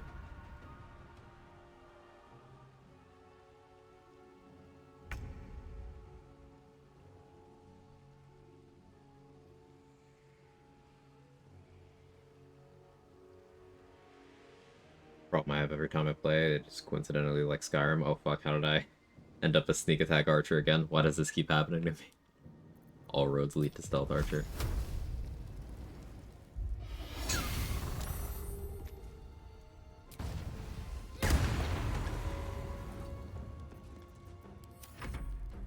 Look, it's radiating orb build. He's got the status, so it must be an orb build. Thanks for the help. Current setup, Lighting Jabber, Sparkle Hands. Any other item recommendations to maximize? So Ring of Flinging is obvious good throw damage. Shadow Cloak Ring from the Shadow Mastiffs in Act 2 is also really good on throwing. Like, really, really good. You could do Caustic Band as well. That's an option. Callous Glow, as per usual. But your top throwing damage rings are going to be Flinging plus Shadow Cloaked.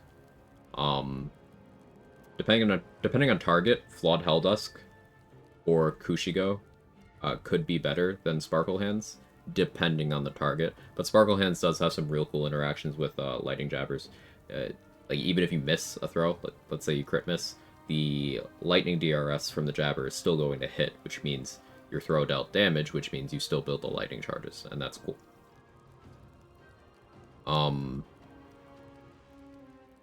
You could opt for having stat sticks equipped and then throwing unbound lightning jabbers, because you do get 2 of them, and you can just pick up your weapon again. This would give you the option to have a natural strength of 20 through maybe starting 17, taking Tavern Brawler, taking Everlasting Vigor, that gets you to 20. Then you could equip the Harmonium Halberd to get up to 22.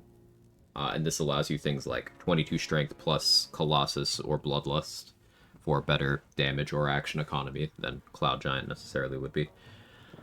And then you just throw the Unbound Jabbers, or you could have like Under Mountain King and a shield equipped to have the minus crit And then dueling fighting style, boosting your throwing, and again throwing the unbound jabbers. Later on in the game, you have the option of taking dual wielder, and then you can have, let's say, Rhapsody plus something else equipped. You could do Rhapsody and a bound weapon at that point. Rhapsody, and then you throw a bound Bloodthirst, or Bloodthirst is already bound. I was thinking the old Bloodthirst that we can't get anymore, RIP.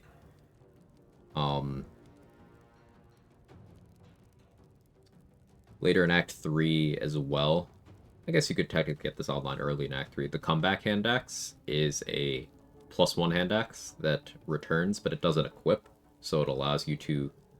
It's technically the strongest non-giant barb, non-wild magic barb slashing damage throwable, because you can maintain the benefit of 2 stat sticks with it while still throwing it. But don't throw it near Scratch, because he will die.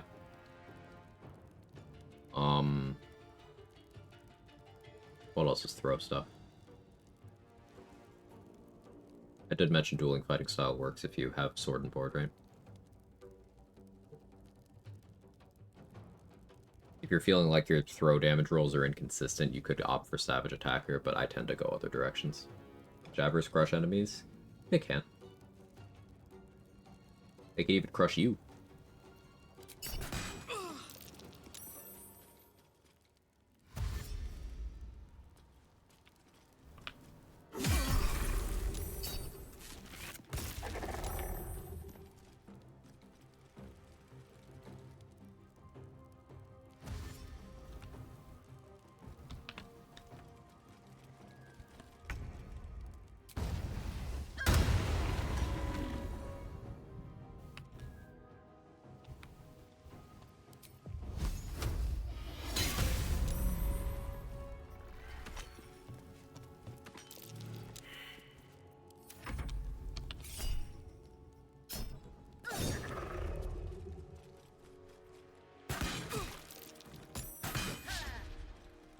Finally threw my armor back at this. Once we're down to last enemy, I'll get that set up again.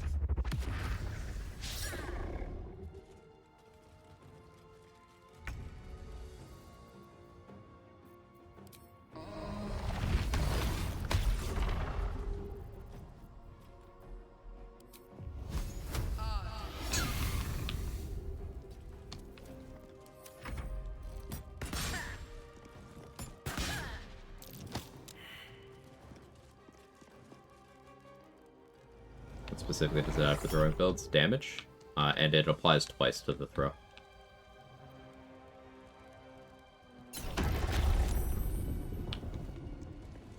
So, 2d4 damage.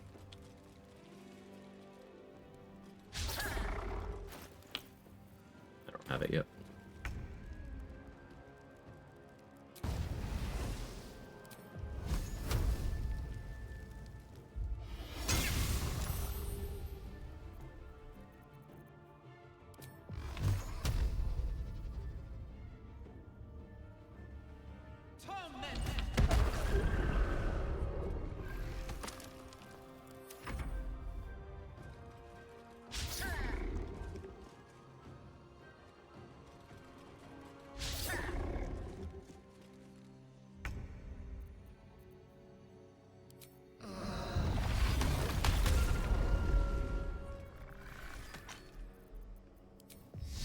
This way.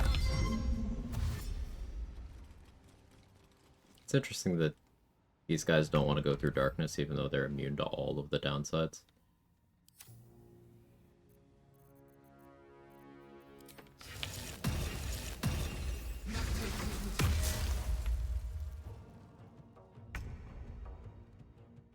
Making special arrows DRS a very conscious decision from what I see in the script. Didn't expect it to be this explicitly wanted. Don't say that too loud, it'll poke holes in the theories of people who believe that anything effective is cheese. And that game devs don't make things powerful intentionally.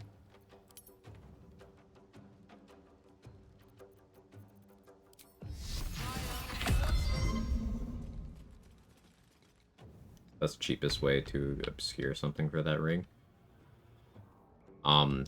in most areas you have control over whether there's lights. Like, you could go through Moonrise Towers and turn off all the lights and nobody really cares. So that you can do that a lot of places.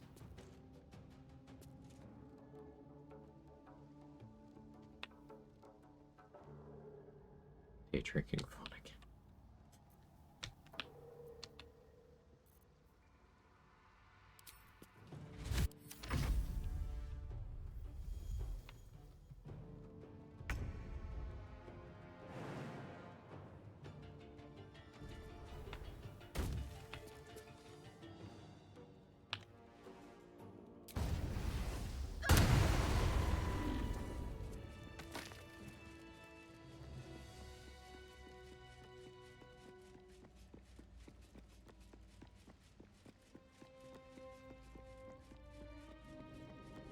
Even as a spell type tag, which likely turns on Marco. So yeah, it's Fireball's fault that Marco works on special arrows.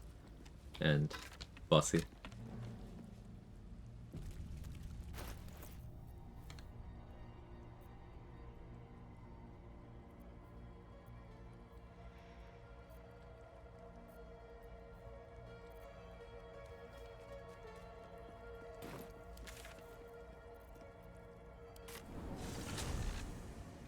Three chocolate donuts?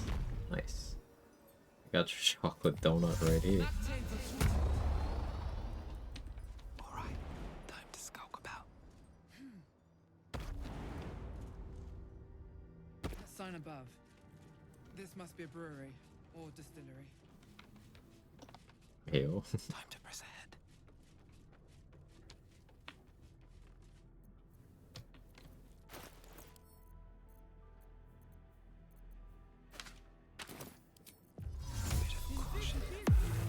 With haste.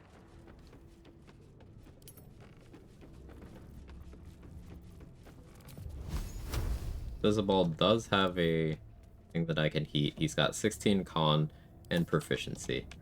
He's very, very, very unlikely to save. Will you be with us? What's that?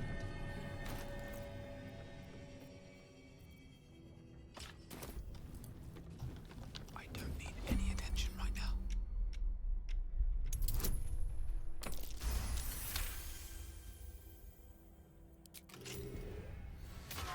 Don't waste a step.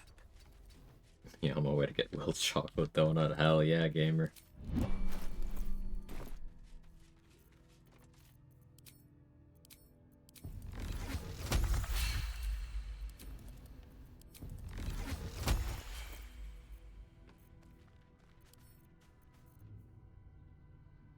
You heard of Yao Ming? Get ready for Gay Ming.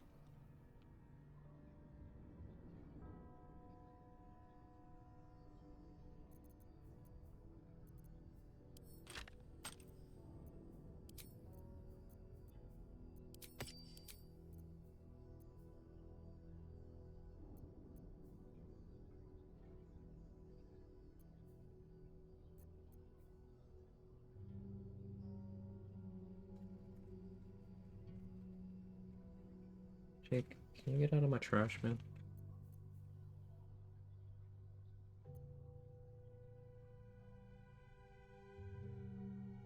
Yes, I'm talking to you. Look at me like, what do you mean, man?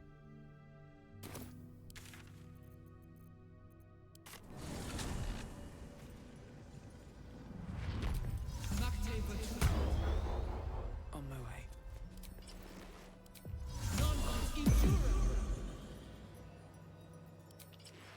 Non-war Divine Strike also can do rat bat things. Yeah.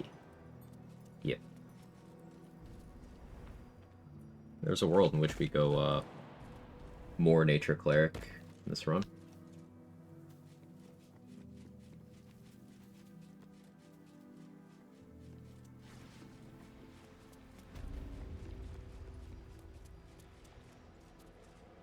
Kirby.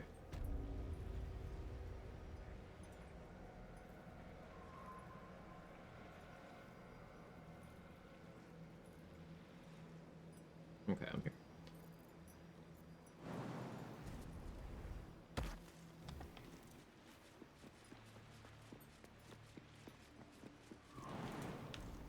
Ooh, does it force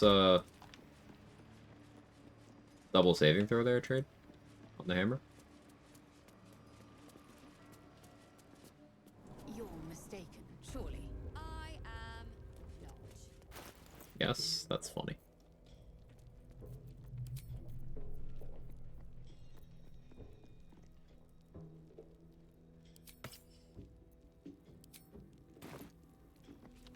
This calls for careful footwork.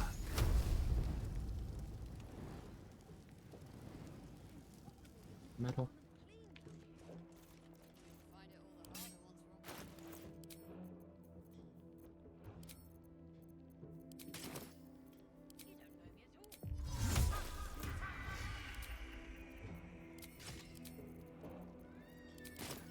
Can't risk being in open view.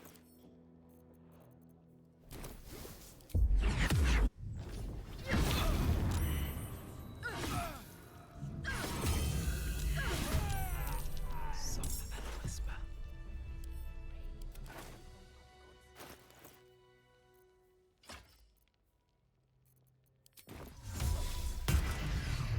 You okay? What? 5 true souls sent Yeah. Valiants? Yeah, I think so. One came back down.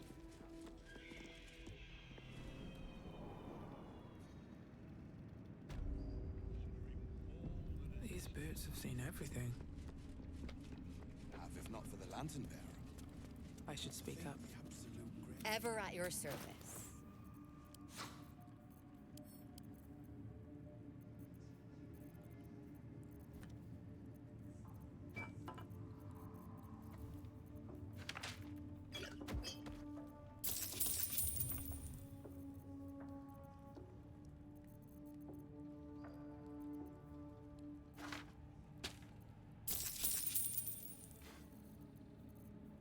Those.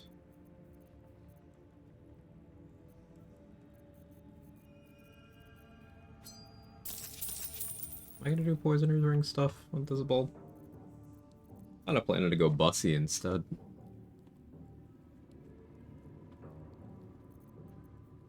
I'll do Bussy this time. And We're among friends. The absolute Oh, bro, the good service one is much speaks lower. loud in your chest.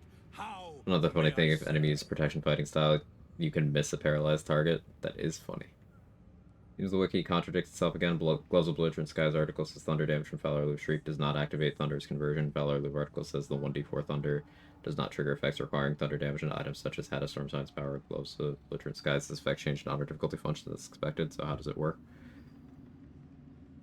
So the latter probably supersedes the former because a lot of the tooltips and stuff written on the wiki are not written around honor mode. Like, for example, you could probably see on the sneak attack page, sneak attack is listed as a DRS, but it's not in any capacity in honor mode. So, if something is stated to specifically be different on honor, that tends to be more correct on the wiki, but do remember that the wiki is updated by different people. There's stuff that isn't correct on it, but my understanding is that that second part is right and overrides the first.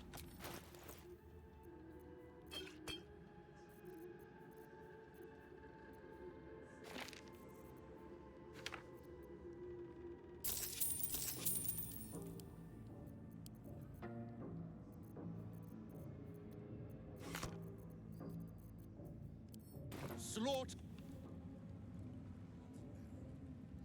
To think the absolute grace is such a creature as that. We are each of us threads in her design. Even those.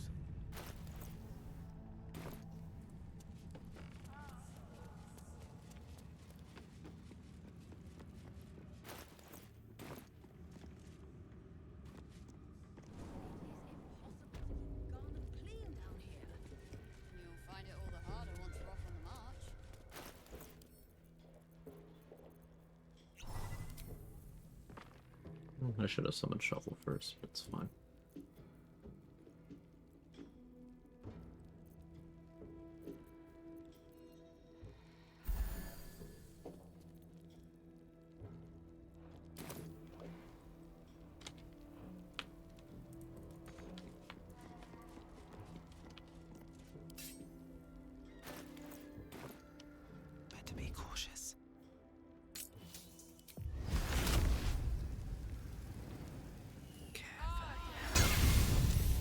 rested for.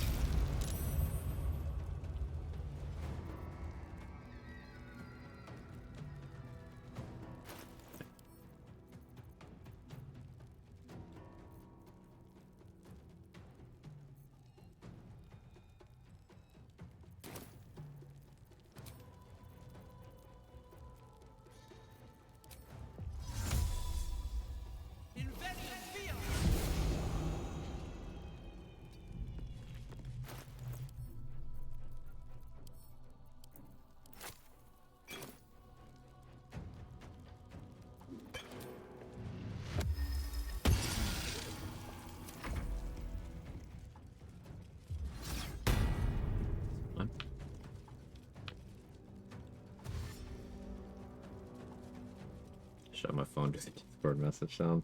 Great way to lose viewers.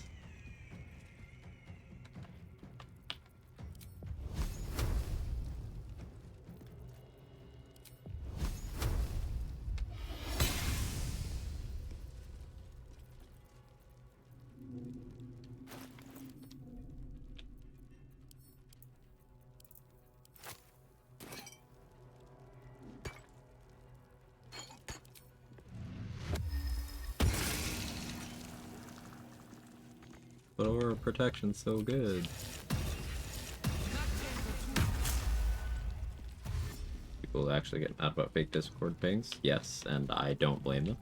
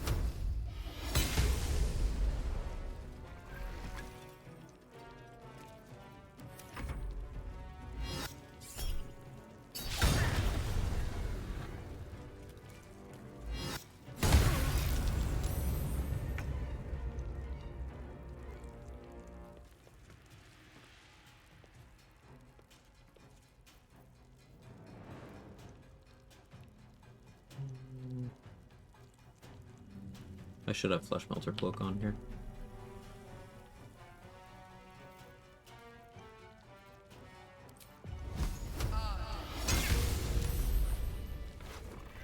But the damage wasn't as high as I'd hoped.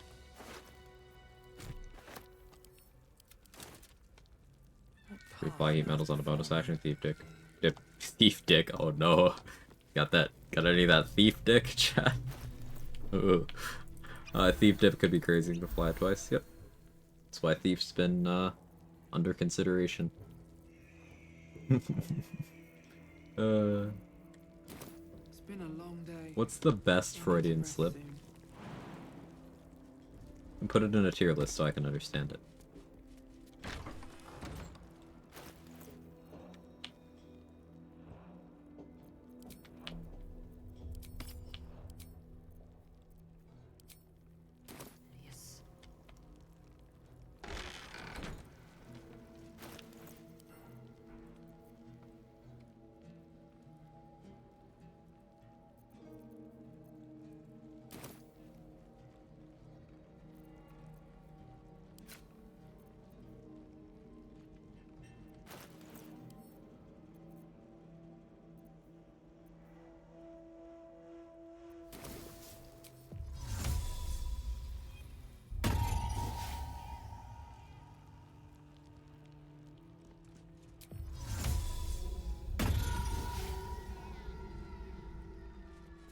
general has descended from his chapel. If everyone else minds their business, I'll be fine.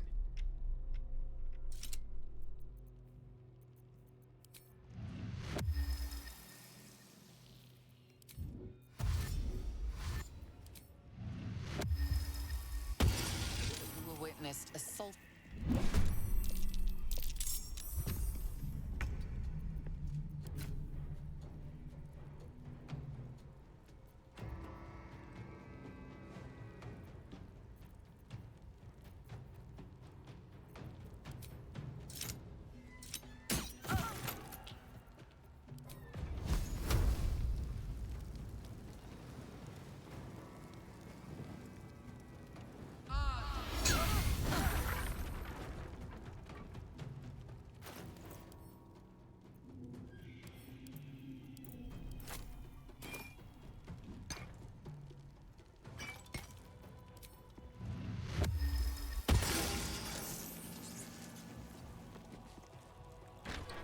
Another step forward.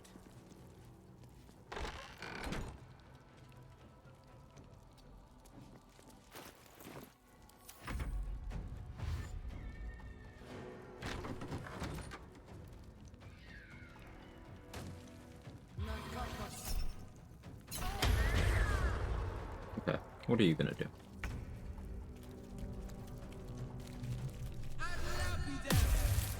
Waste spell slots? Waste tadpole powers?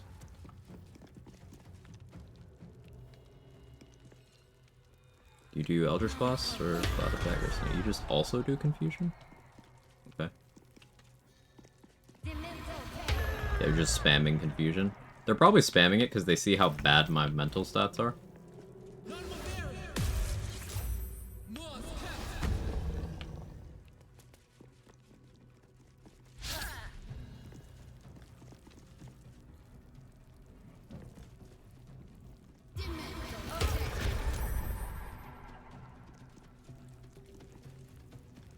It's an amusing way of locking these two down. I finally did something relevant.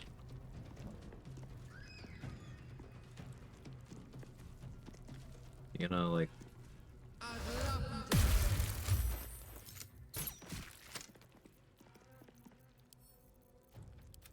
Sending my hold person scrolls away, so you stop doing that.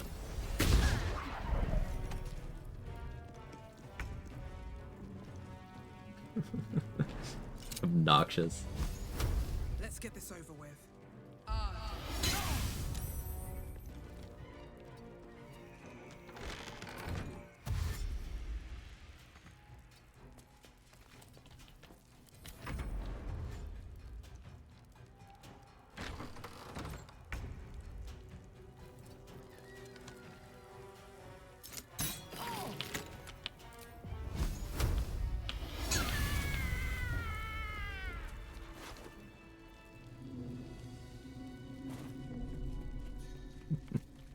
Turtle Duelist PTSD? Something like that, yeah.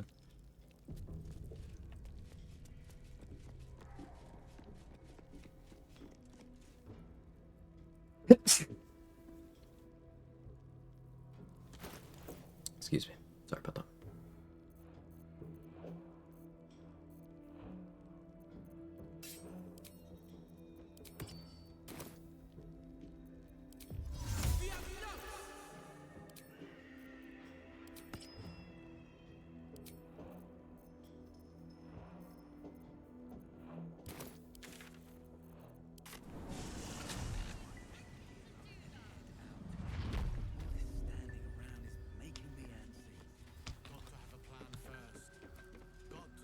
If you're all right by Jahira, you're all right by me. I poured 1 holy water? Am I really alright by you, Tally, if you won't sell me holy water in these shadow-cursed lands?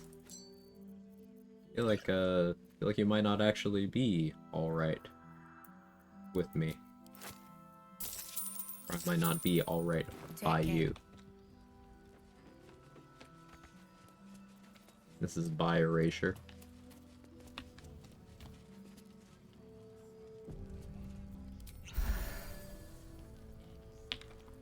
This place gives me the creeps.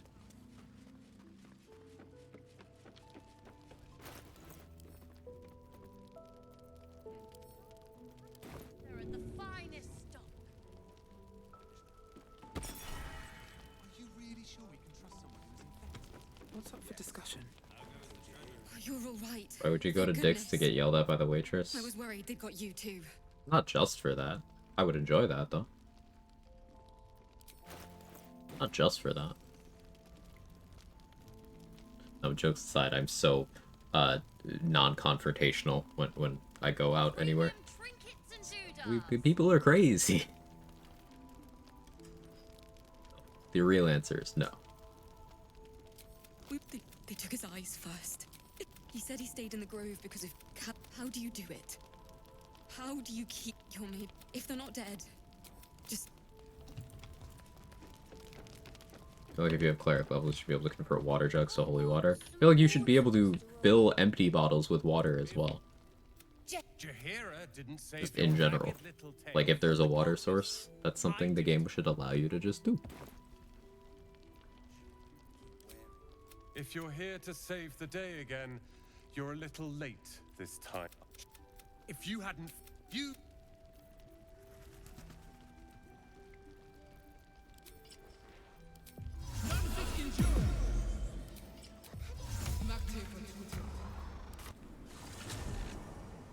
Water pump in the end. Modders.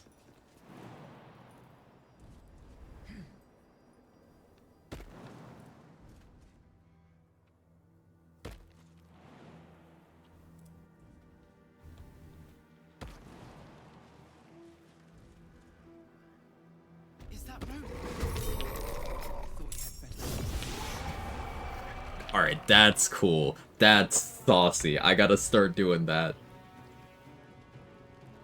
Someone clip that? That's just toxic.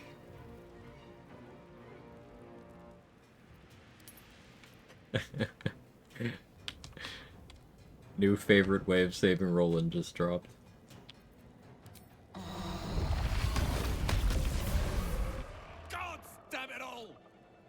I Polar Master? Nope, that was a regular opportunity attack.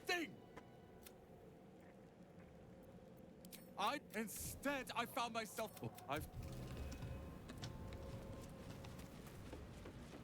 gonna have to remember that that's an option.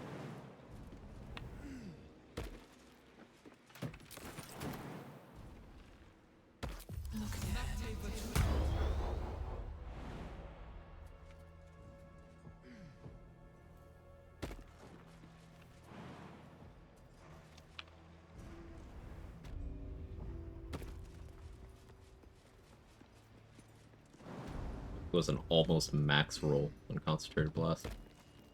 Wild.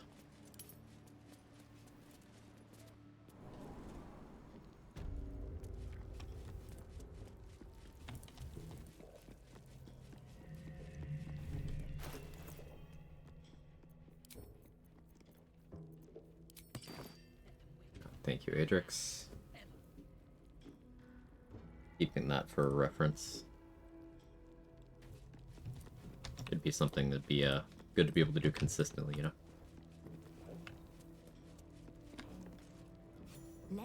Why don't you and Zevlor take a long walk off a short cliff?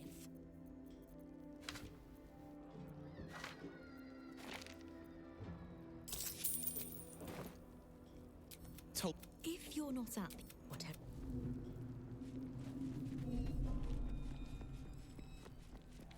Jumped in, didn't like the light move to give you an attack. No, they moved to get into their starting positions for the fight.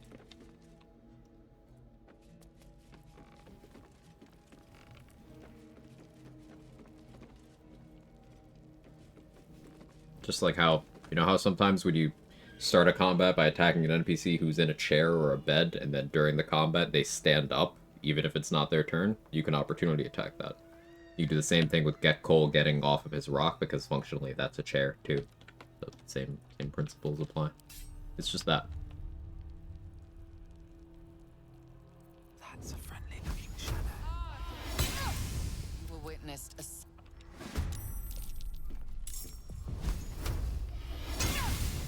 She resists fire, so that's not going to be a great answer on its own. But there's no one here to help. He's the last enemy alive.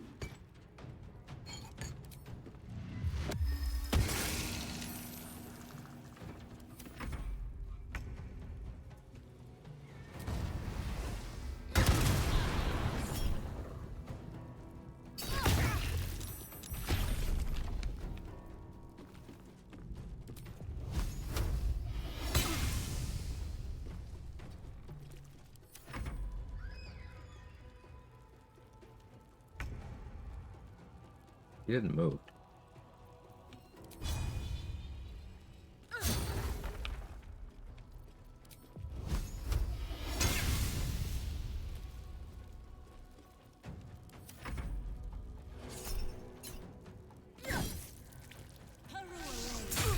Hooray. Nice Hathaway. Agrees just for prone attempts, also for a fire surface eventually. I have a reaction. I'm gonna use my reaction.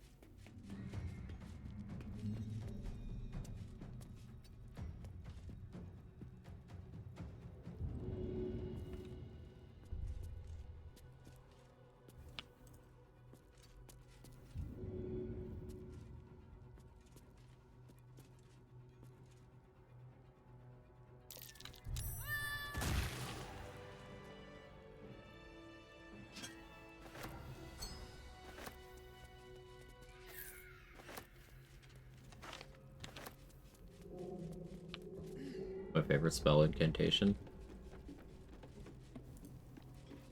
I do like that, with Arms of Hadar, you just tell someone to die. Like, some of them are very simple. Like, Eldritch Blast, you're just yelling pain. Arms of Hadar, you just say, die.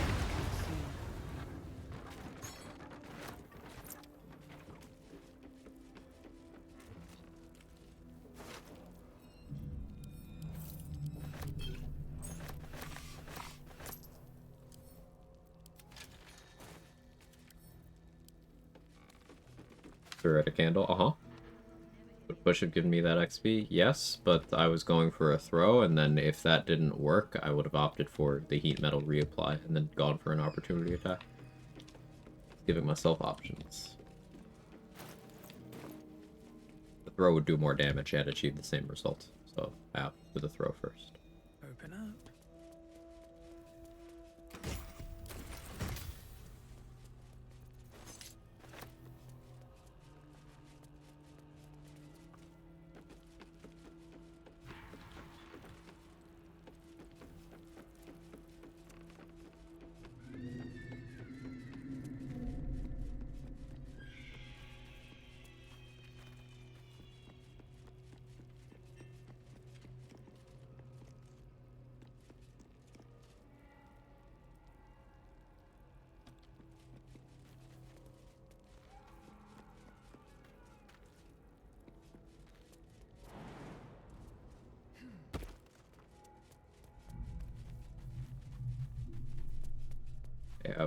Visa, thank you so much for the raid. I appreciate it.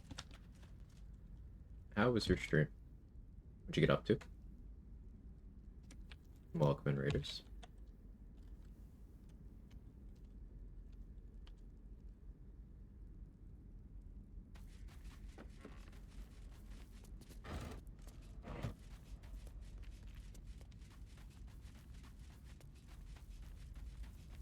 If you don't know me, I'm Quag. I do PG3 challenge run. Currently, we're doing a heat metal build where we click heat metal, and like a microwave, it's very effective at heating metal. Don't put metal in microwaves.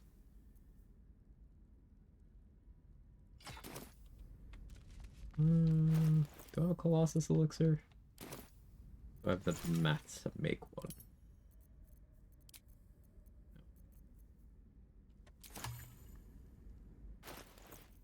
Do inventory management then.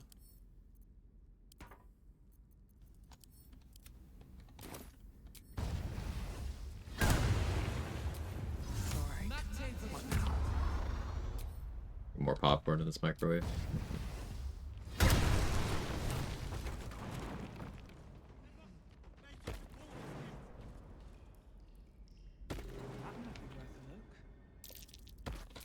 Think you can take me on?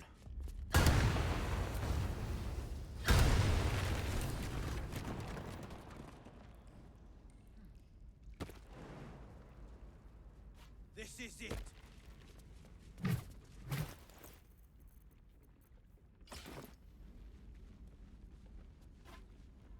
I gotta remember next run to give Wolverine the Ogre Club again, except this time make sure that you can't equip the clubs to override it. Because I want to have Wolverine fighting against the Winged Horrors in Last Light with the Ogre cloaks. I think it's funny. My plan for now is to hide out on the wall.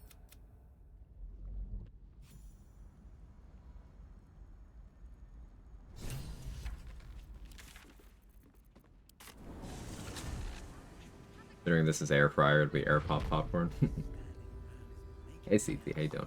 Will the gnomes leave the tieflings if the tieflings don't make it before they break the chains? Yes. There are circumstances where Wolverine is willing to leave the tieflings to die.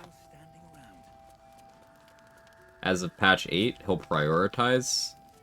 After you break the gnomes out, he'll prioritize breaking the tieflings out.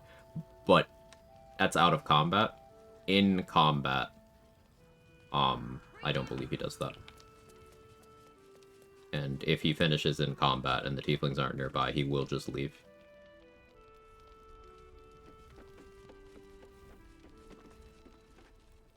I have something to ask. Hope you had a nice weekend. It was Everyone seems to be a quite weekend. aflutter. Hope you had a Do you nice know why? You. Wolverine! Where is he? Wait, how did you do it? I normally like turning in this quest until level 9 for a chance at slightly better scrolls.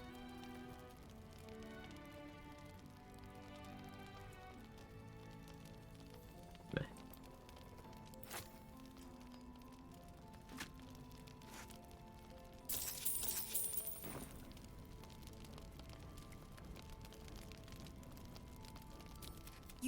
Don't be shy. Have a gander at the finest stock. Why did you We're all safe, Roland. That's what No, thank you. You.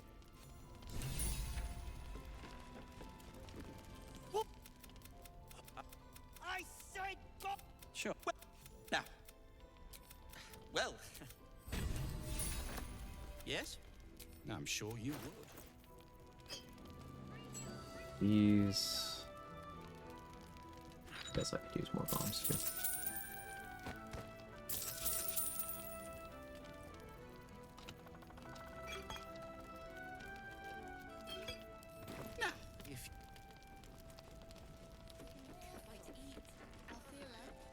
Is there any advantage to letting Wolverine break out on his own compared to breaking the wall yourself? Not really. There are a lot of potential routes you can take with the whole prison break thing, but there are some things that I would consider to be wrong answers. Like, technically speaking, you could let them out the cell front doors instead of breaking the back walls. But there's no merit in doing so. Even if all the guards are dead, it's very hard to actually keep them alive when they go out that way and they don't use the boat. I'm not even sure that it's possible.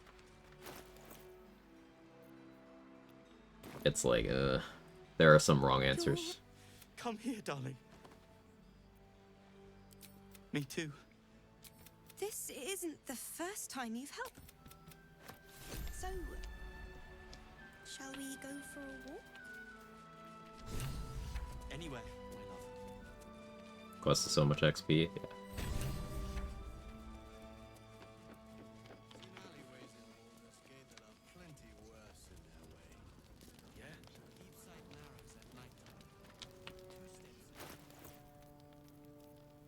Gotta deal with the strange ox at some point. Maybe I'll wait till 9 for that. The boat's safer? The boat's just always safer. You don't actually even need to kill any guards to do the boat thing. It's just there's one that patrols, and the warden occasionally goes to talk shit to Wolverine. She's real for that. But those two will sometimes move into positions where they can see what's happening.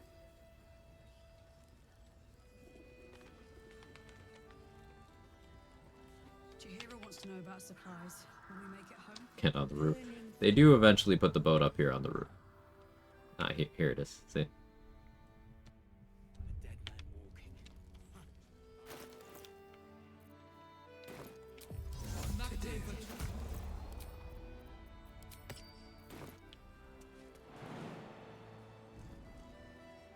Project speed is the full mountain pass area at level 10. Check trade sheet.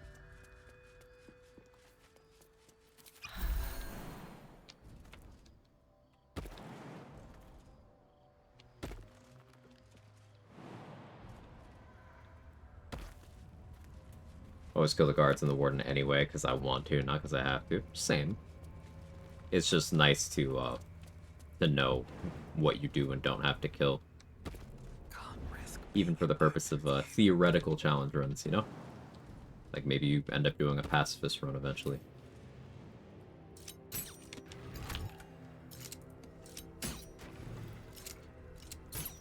May the gods take you first. Another step forward. Not gonna hit that last one yet.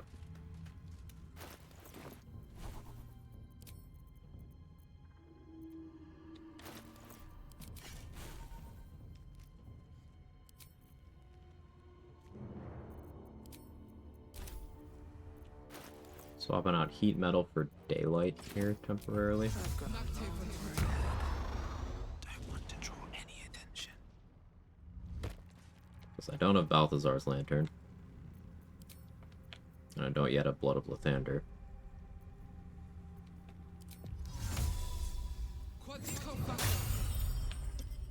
Putting a daylight here, it's not just to make your eyes hurt. Also means these mean locks, or not mean locks, measles down here. They can't teleport up here, it's too bright.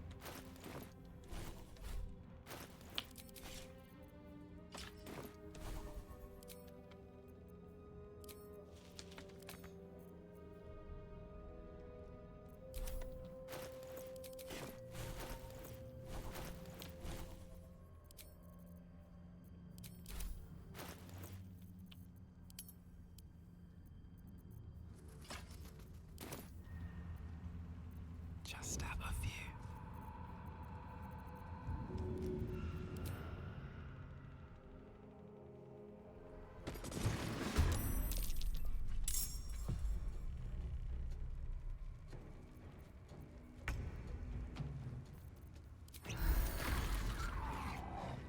Daylight listed as an action refresh? I don't think so. I don't think I put it on the list. Check the posts. If it's not there, respond to the post in Discord and I'll edit it after stream.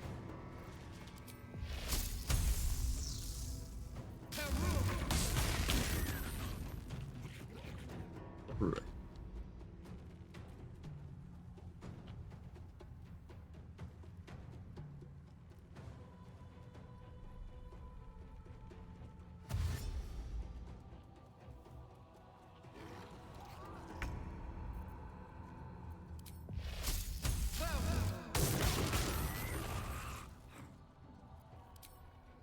No time for mercy.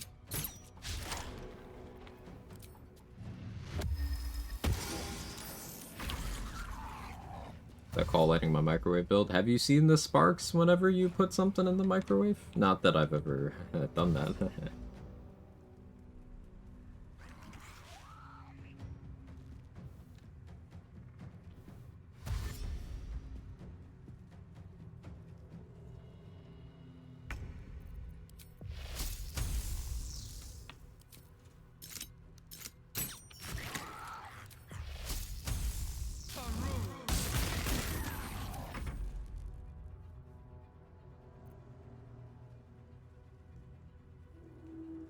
I guess something amusing I could do here.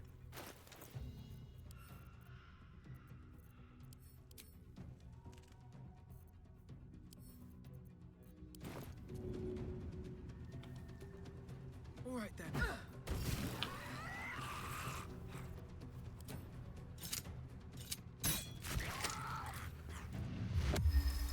Off the ground. Equip that.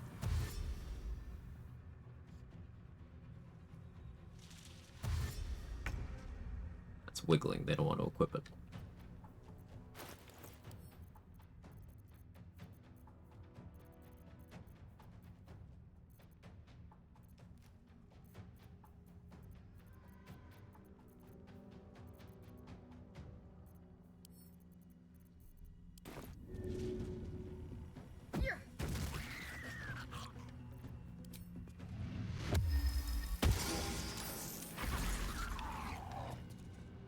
Equip that.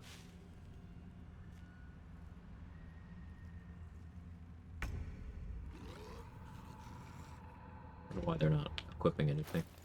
These guys will equip weapons that you throw at them under certain circumstances. I guess maybe they're picky. I was gonna try to get them to equip weapons so that I can then eat those.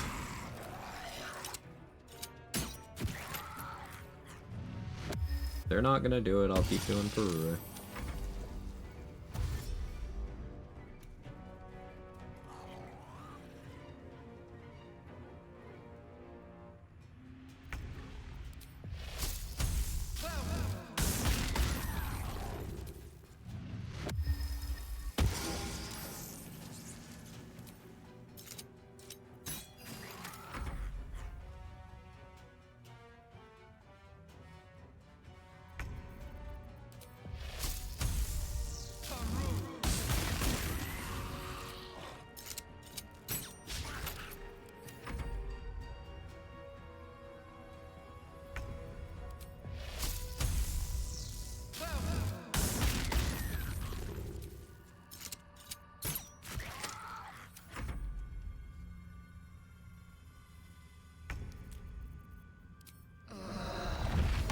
Concentrate on that, so we concentrate blast.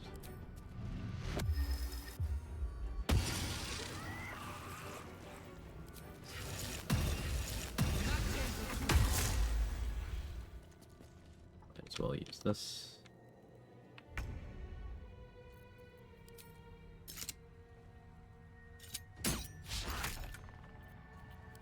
Rude.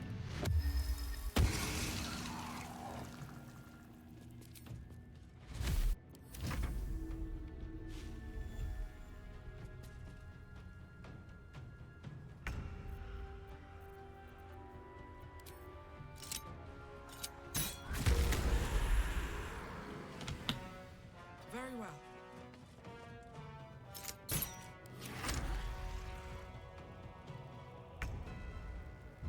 Do you want to equip a weapon? Have you heard about the health benefits of equipping strange weapons?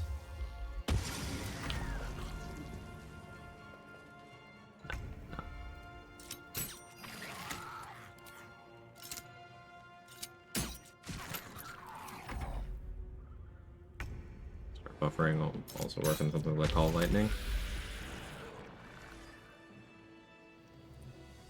Did the thing you saw me do this combat work on the thing you saw me do this combat? Is that the question?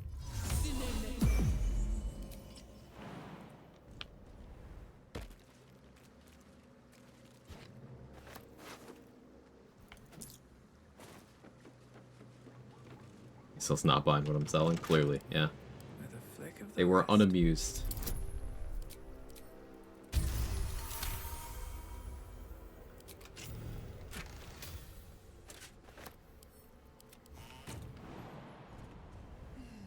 Power word kill? No. To my knowledge, the only way to keep power word kill for more than one use is to use twin spell, send it at a target and at yourself, so that you die before the game removes it from you, and then when you're revived you still have it.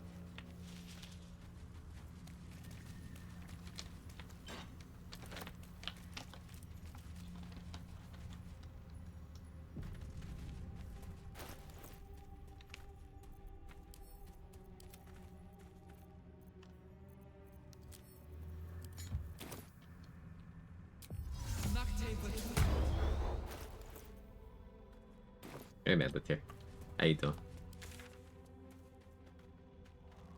What else was I doing over here? Oh yeah.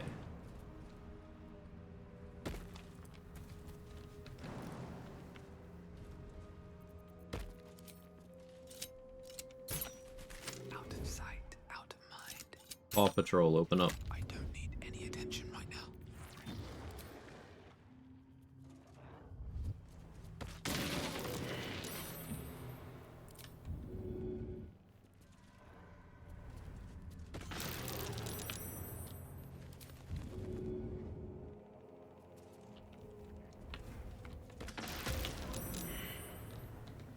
This calls for careful footwork.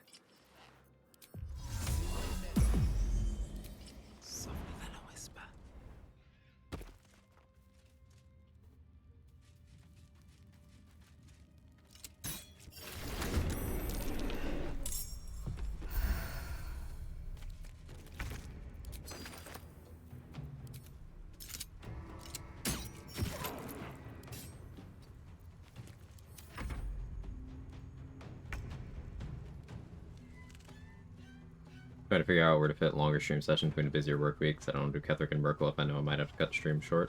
Understandable. End of Act 2 can end up being, like, very lengthy. It's like, oh, well, yeah, I'm almost at the finale. Let me just do a couple things, and then, oh, yeah, no, that was 6 hours of gameplay.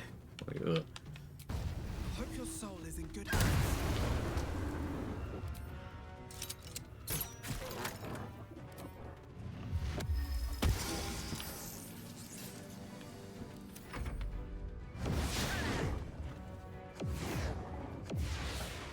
Breathe deep, then move. I'm frying it.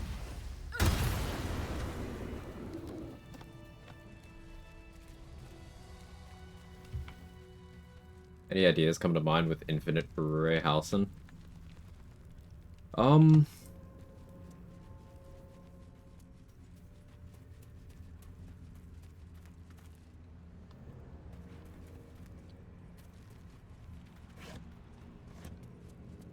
guess it'd be kind of a funny way to play Tempest Cleric.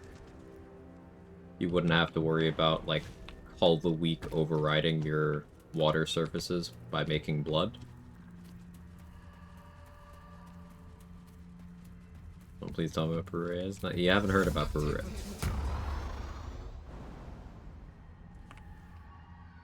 Not a lot of people know about Perure.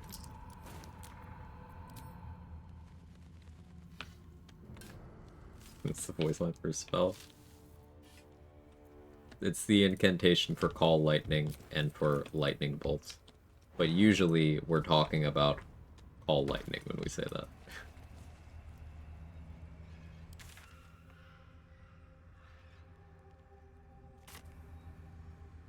We weaponize Create Water. I mean, I've been doing that a lot. Create Water is useful. There's a reason I have it prepared in my Cleric spell slot. My only Cleric spell slot.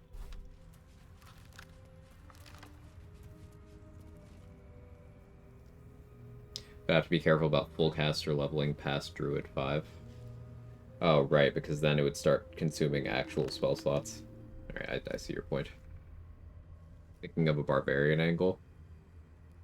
You think Maim Perure? Breathe quiet. Move with care. Yeah, that could be cool. Speaking of Daddy Merkel, what are your takes on facing a melee versus range while having necrotic resistance and Minty's boots and no pull, as well as goodish AC? Probably not enough to guarantee pure 100% miss. Get about 23 AC shield reaction.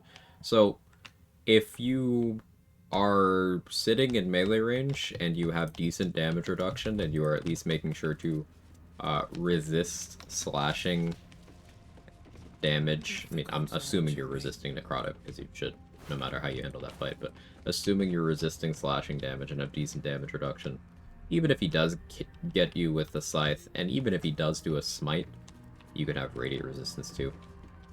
You are going to be taking less damage across the fight by doing that than you are by sitting in range, because you would prefer him doing scythe swings to him doing Gaze of the Dead spam. Like, Gaze of the Dead plus Call of the Damned spam is going to be What's inside? manageable, because you only need to worry about necrotic resistance. But, like, the fight is much more easily controlled if you just sit in melee range. That depends on your approach, though. If you're trying to get him to run out of heals, well, that's one route. If you're trying to get him to die before the healing becomes an issue, that's another route. If you're trying to do something like Bone Chill to turn off his benefit from the healing and then kill him, that's another route. But it's going to depend on how exactly you want to handle it. You also have Con Advantage plus Proficiency, won't that further reduces gaze damage along with Necrotic Res? Yes, but depending on circumstances. If you set up having immunity to fear, cool. If you didn't, well, he can lock you in place at awkward times.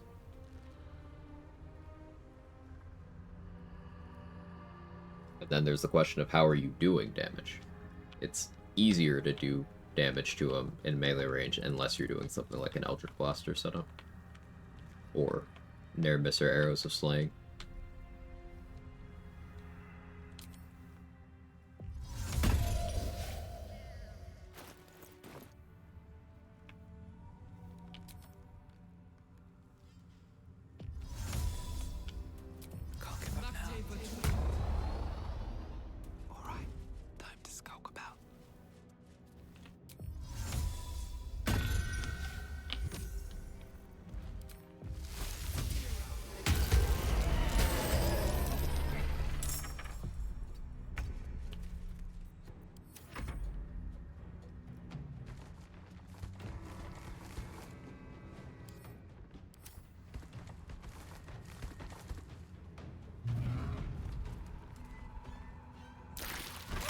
Another case of poison damage, and especially Cloud Kill being extremely good.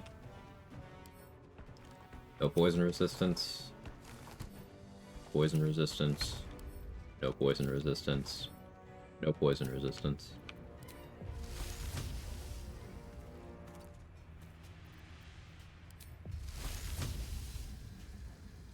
Blood follows me everywhere.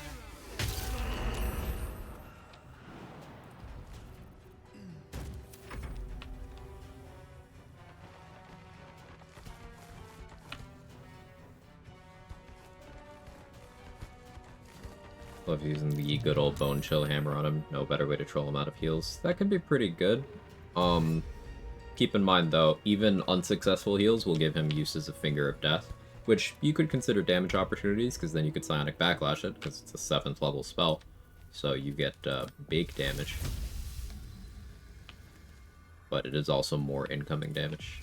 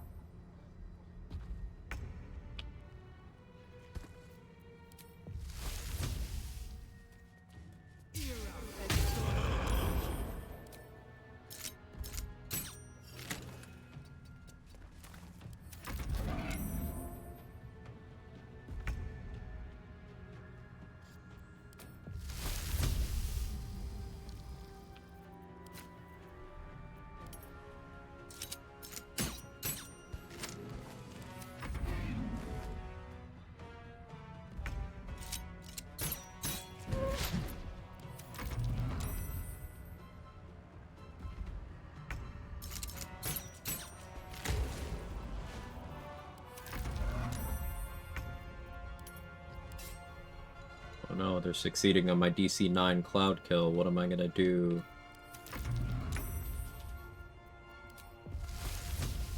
Oh, I know. Keep pressing the Cloud Kill button. Press ahead.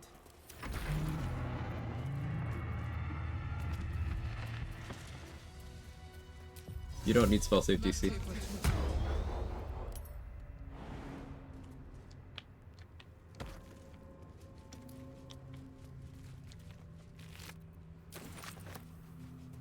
Unfortunately, with my current multi-class, I'm not proficient with Ironwood Glove, but that could always change. Especially if I end up doing the more Nature Cleric angle. A few ideas to debuff place and Catholic transfer to Merkel? Yes. Do you hear something? I believe there's a Kevin near you. Yes, they do. Hey, I'll have narrow. Don't see a Kevin around at the moment. I'll let you know, though.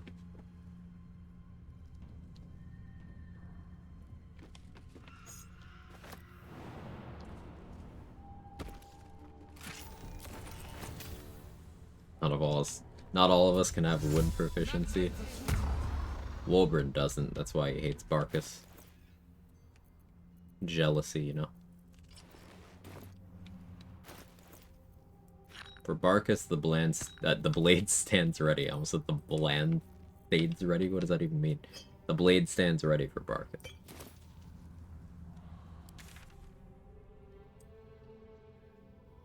Oh yeah, I was doing Thizabald prep and I totally got distracted. Painter proficiency. As an album name, that kind of goes hard.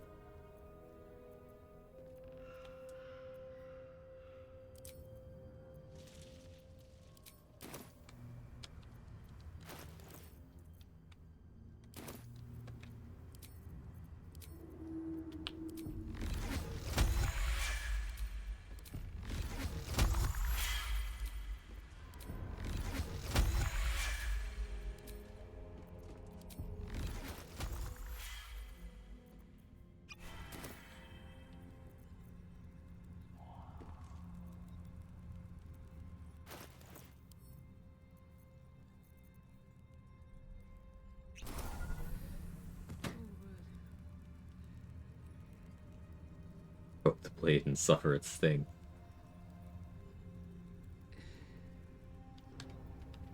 he immune to prone? No, Kethric's not immune to prone. Ketheric is immune to being moved.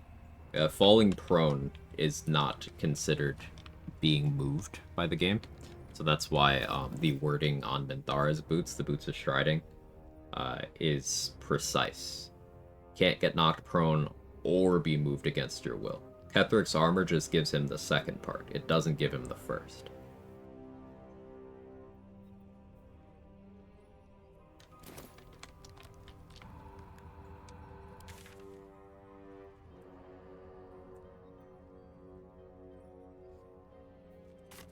Maybe I do max disrespect Rick Thorne this time around. I like it. Oh hey, we broke 500 kills.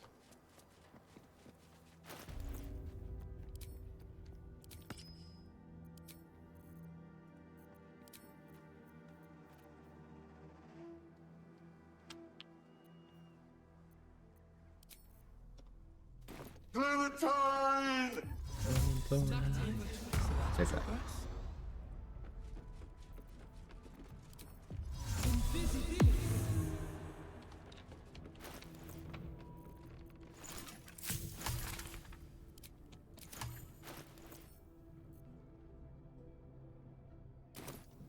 I ran out of Bussy.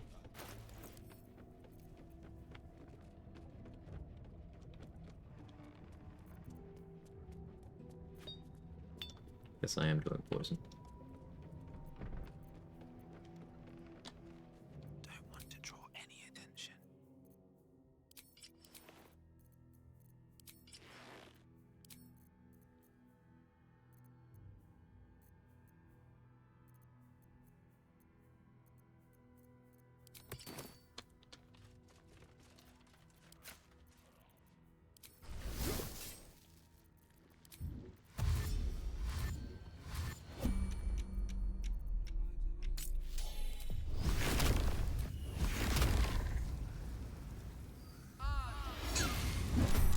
Expect anything. He's been cursed to the hells and back. Alright, succeeded saving throw. He's rolling with +7 on that. So considering my DC is a 9, he only fails on a 1.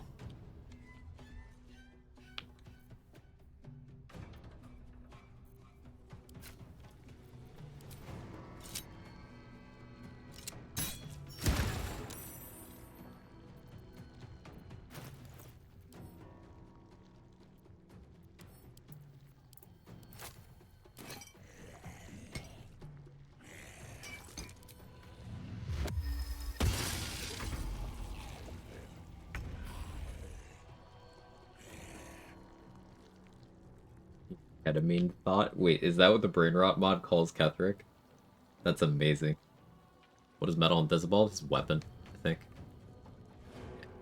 Weapon.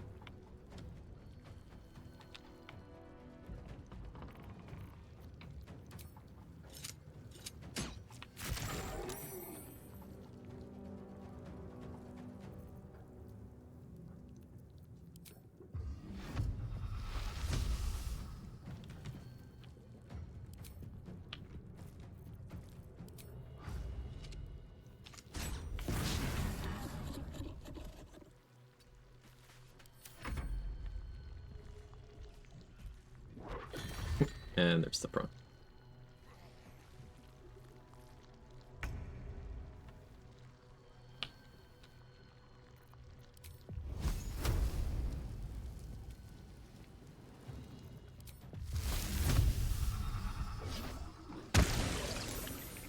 Got the poison ball.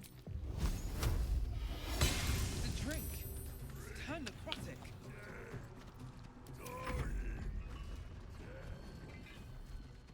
The 4th level heat metal.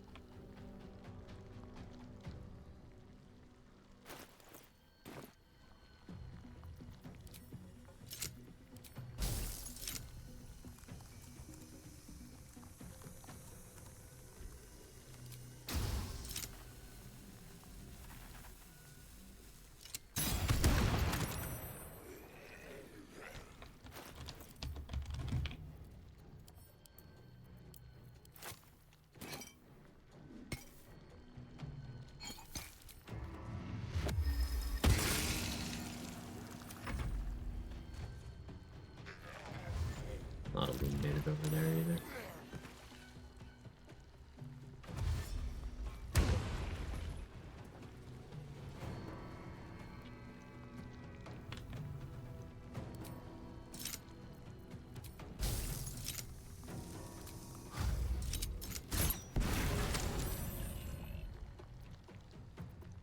Even on the poison.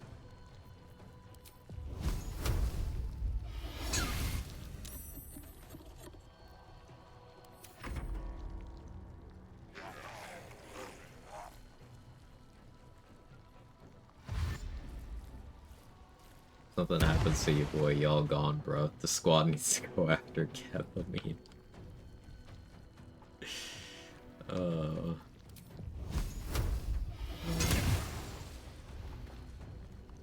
That's what Isabel says after the Marcus fight, isn't it? Or before. Oh, oh no.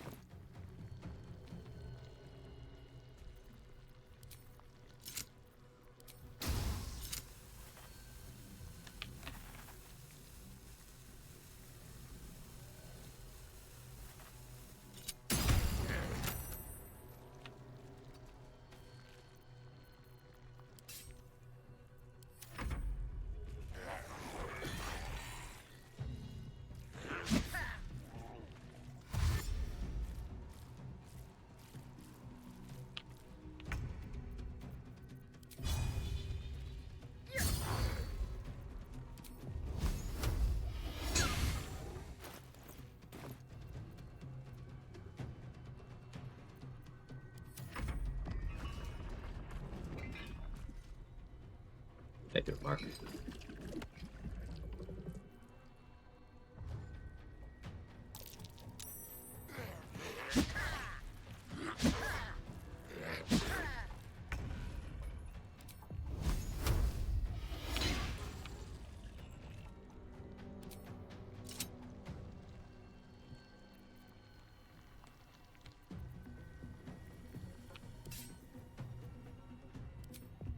Charisma scaling Thunder Wave, so it might actually work.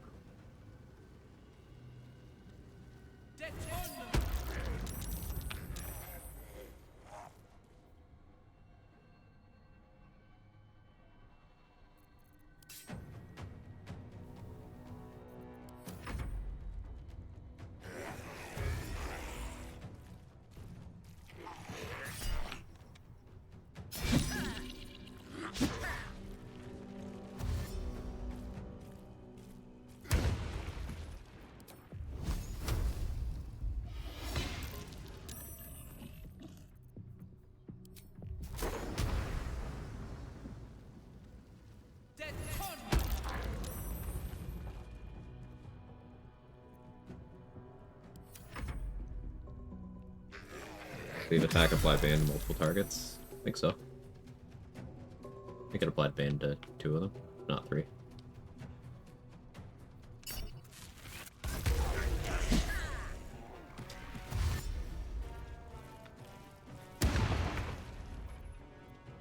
And heat metal's over. Except I'm still concentrating on a ghost version of heat metal. Okay. Common heat metal W.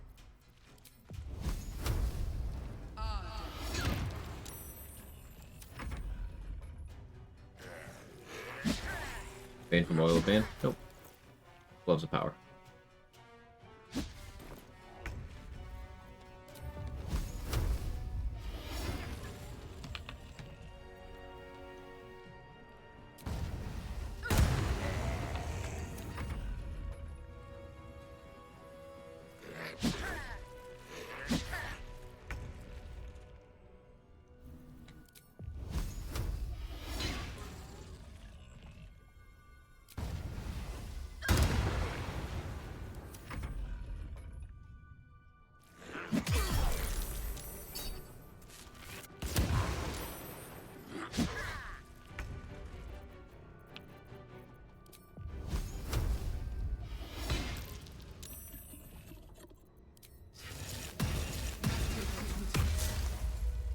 My weapon necrotic damage, symbiote against the Spores Druid ability.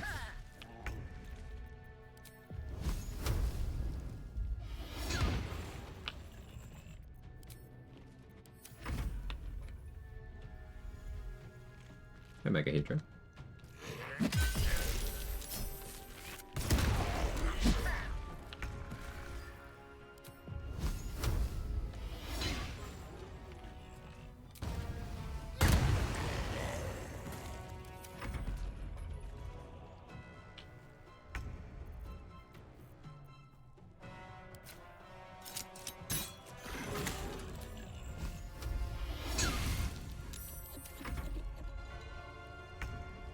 Really wish I had oil of combustion right now.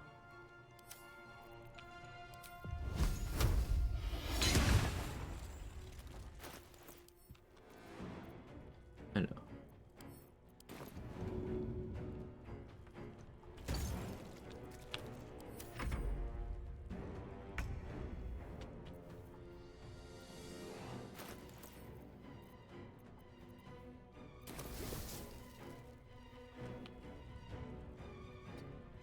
That's a friendly looking shadow.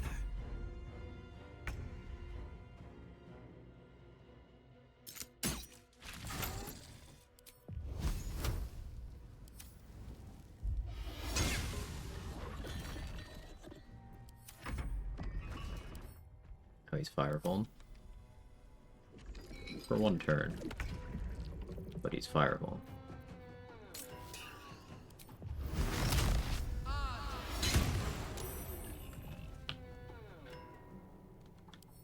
That applied disadvantage. I don't think extended spell gives you 20 turns of heat metal. Based on how that worked.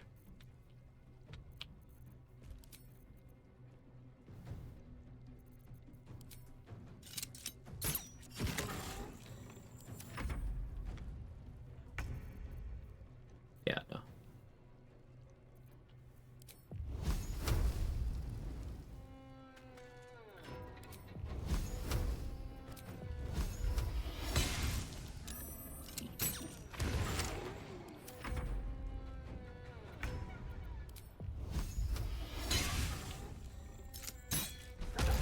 Pity we had to kill him. Fun.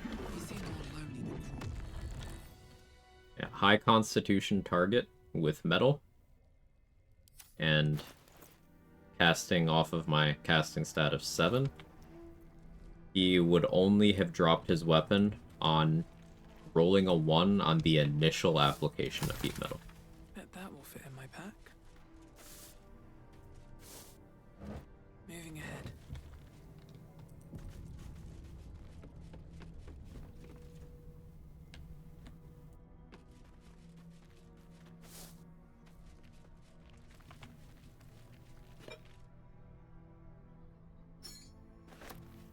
Subsequent rolls don't drop weapon.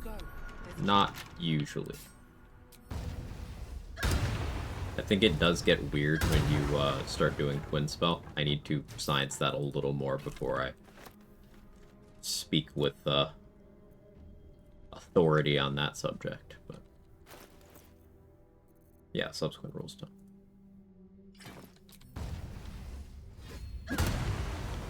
Heat Metal's a very weird ability, and I've been noticing more weird things about it today.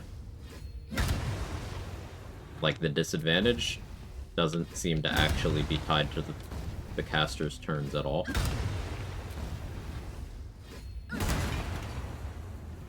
And I don't know what it is tied to.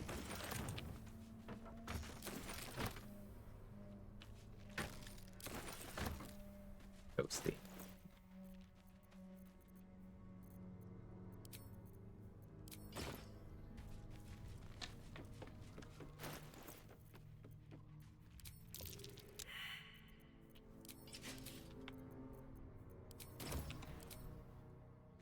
Nothing interesting buried here.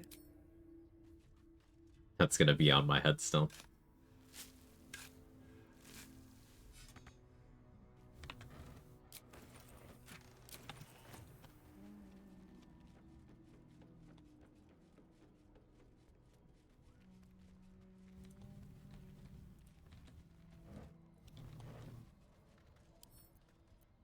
can't keep me out.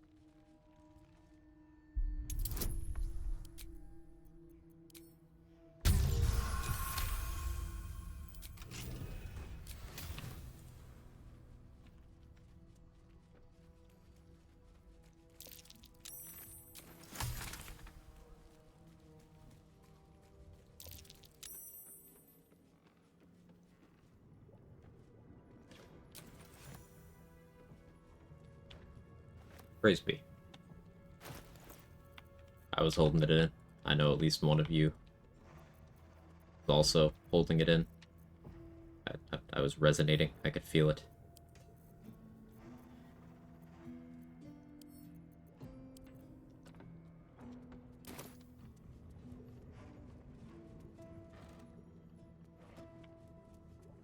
Anything of use? I don't know how much use Rat Battle see this run.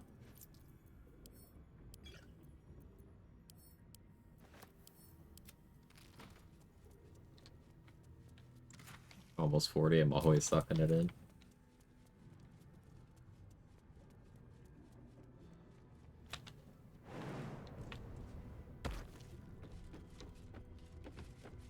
See, here in my 30s, I've had some vindication that serves me no good, but like I was constantly told anytime in my teens and 20s when I would express like apprehension over, hey, I would really like to gain some weight. I hate being so sickly and like frail and stuff. I would really like to put some weight on. That'd be nice. It's like, oh, you'll age out of it. Oh, you'll put on weight. Just I was just like you, and then like when I hit my 30s, like, well.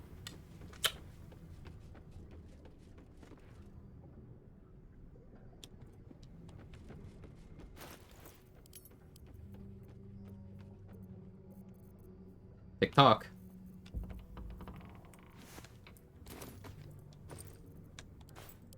Like, at this point, I'm fairly certain 17-year-old me had 25 pounds on 30-year-old me. So, like, what are we doing here?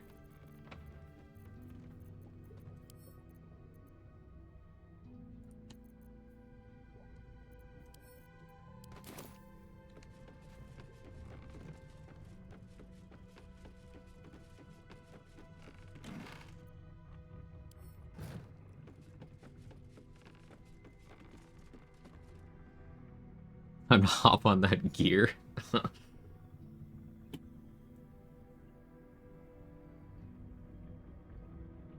Yeah, sure, I have the same problem. People saying things like that make me roll my eyes. It's so fucking frustrating.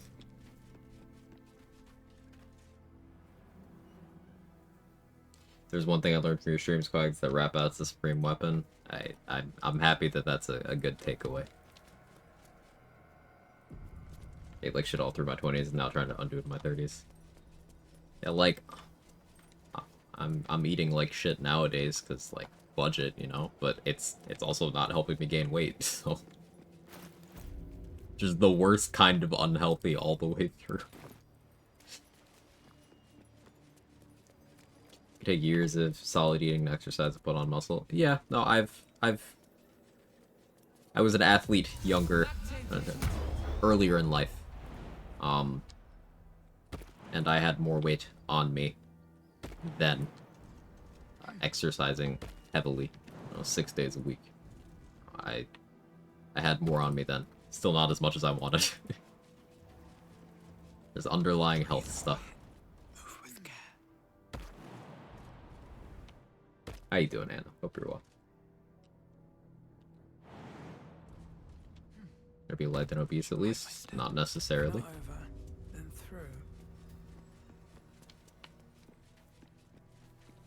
Health-wise? Not necessarily.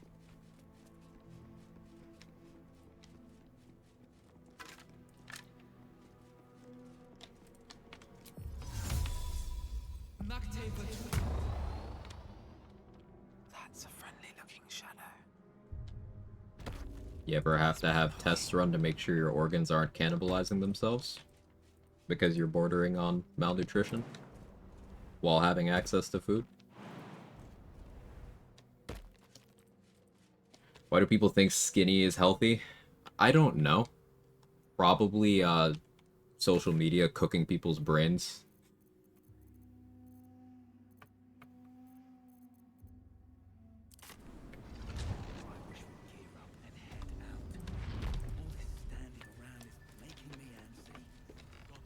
If you're all right by Jahira, you're all right by me.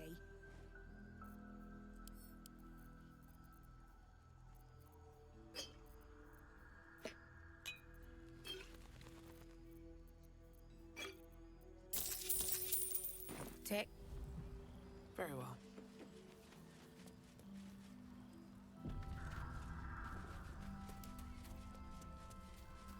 To learn to cook to save some money and eat healthier as I age. So something I actually did during early pandemic days, I buckled down and was like, hey, I really need something to do, and this was also coming off the heels of like some big life changes and stuff. Like I moved states, like completely recycled friend group, breakup, all this stuff, but lot of big life changes. This was the year before the pandemic and then like into the pandemic. I just started cooking. I was like, hey, I've always been decent at this, but I've never really, like, learned or anything. So I just started cooking a lot of different things. And I was like, hey, I'm actually good at this.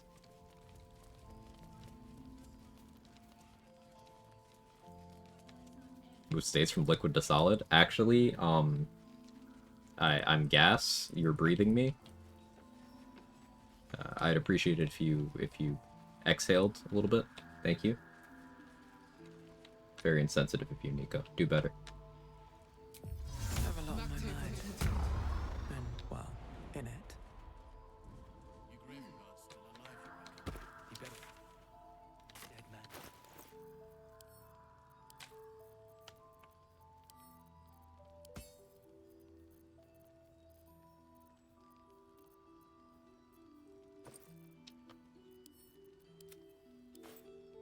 Trying to think what XP we still have left in the Act 1 map. I haven't done Ethel yet.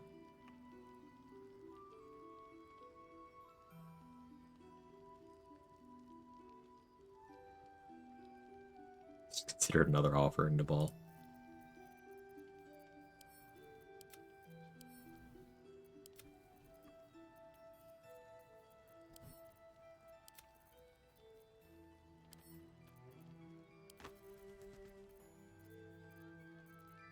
There's a few Githyanki I haven't dealt with yet either. I could dolly morph into the classroom while invisible. If I'm careful enough.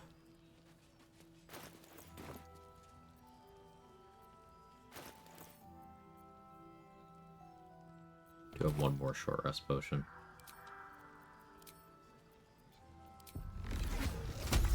Let's get some sorcerer points. Issue with that is gonna be, I'll need to go to camp to get symbiotic entity going again. That's fine, I can make that work.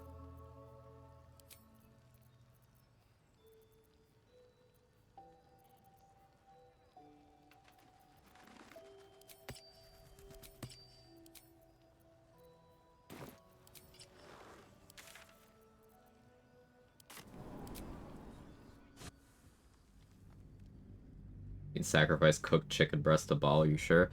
Ball doesn't deserve it. He'd probably be like, oh, you were too theatrical with how you prepared this chicken. It's dead, move on. At the ready. Like, bro, it's food. That was Bane that was into chicken tendies. Bane actually, the reason why he tortures Gortash after his death is because Gortash ate nothing but chicken tendies. Like, Gortash was that kid you see at every restaurant where the kid's parents are just trying to get them to eat fucking anything. Just try anything. But it's like, nope, this is why every place in the States has chicken tendies on the menu. Here goes nothing. I always wait for Act 2 finale for the D6 from Myconid Colony. In no long rest runs, I get it substantially earlier. But in runs where I'm allowed to long rest, I save it for Merkel because that's where it's most impactful.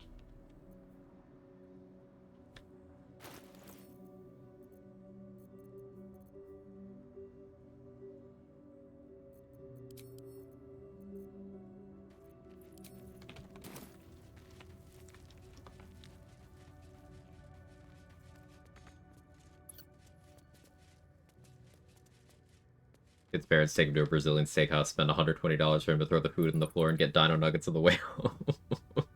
Yep. Yep. I have a relative that has a chronic illness, has to avoid high fiber foods, and has other diet restrictions in terms of weight. Always be very difficult to put on weight, especially that part of the digestive system responsible for the highest absorption of nutrients is no longer there. Before she was diagnosed, it took years. Yep. Autoimmune struggles. I get that, Anna. I do. A lot of community members, a lot of friends, a lot of family members, and of course me and myself have had that issue, so definitely relate to your friend. She was always hearing she needs to eat, put on weight. So frustrating. It is, because it's like, what do you tell people when they're like, oh, just like eat more? It's like, how much time you got?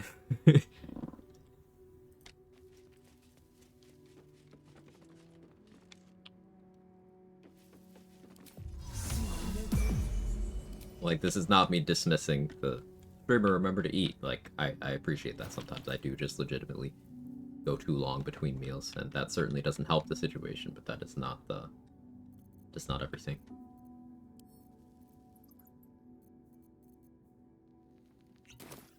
Never a dull moment.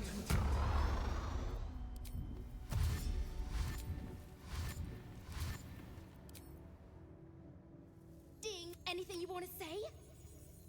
Don't. A guy I knew couldn't gain weight due to gluten allergy. Yeah, I used to know a person who found out that a lot of their health problems is due to having a severe gluten allergy, and they'd been eating gluten things, you know, drinking beer and stuff, and just constantly feeling slightly ill and not knowing why. So that was a big change. So being diagnosed with things can really help situations like that. But the struggle of being diagnosed with anything in the autoimmune sphere is it is a struggle.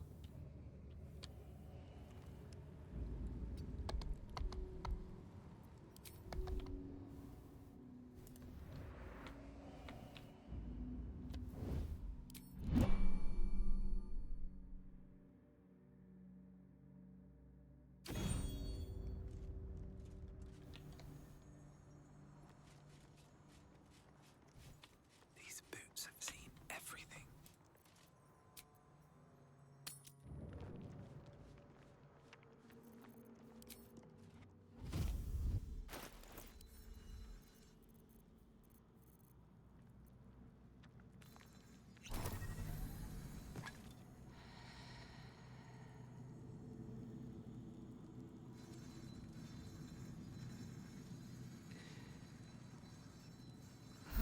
Sister had a gluten intolerance, symptom something bigger. Thankfully, she's back to eating croissant bread.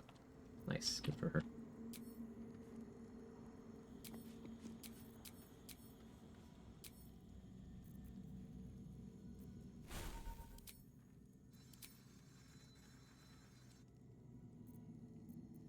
Change my prepared spells. Interesting.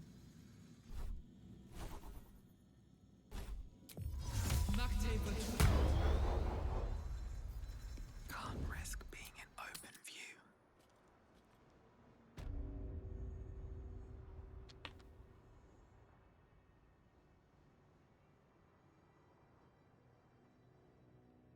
Did they kill Youthfaro? Yeah. That's another reason why going for Have to keep going. Warg so early was a mistake.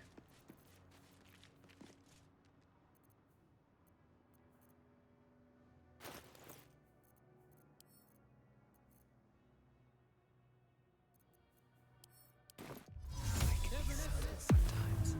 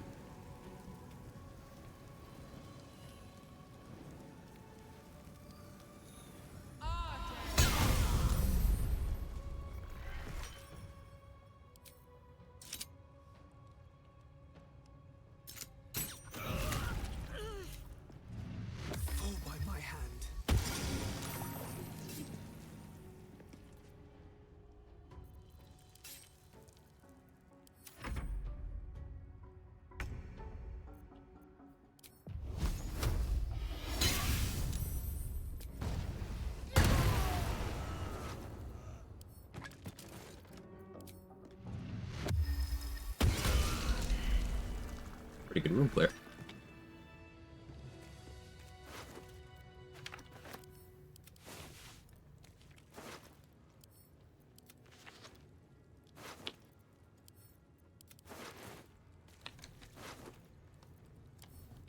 How much farther can I go?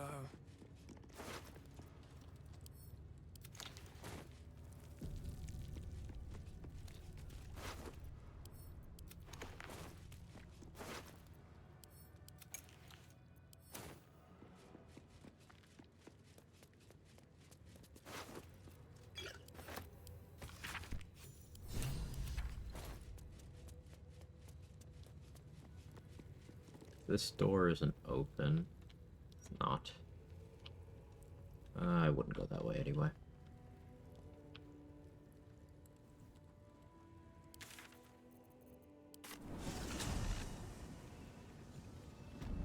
Early crush to avoid the big exploration spots. Yeah, that's why I'm dolly morphing places. I hit the side door, so I consumed that one early, but that's only a tier 1. But I have not hit the main crush exploration spot, the tier 3. I've not hit the prism, that's tier 1. I've not hit the tier 2s in Wargaz's room or the Lithander hallway. I've not hit the tier 1 in the hatchery.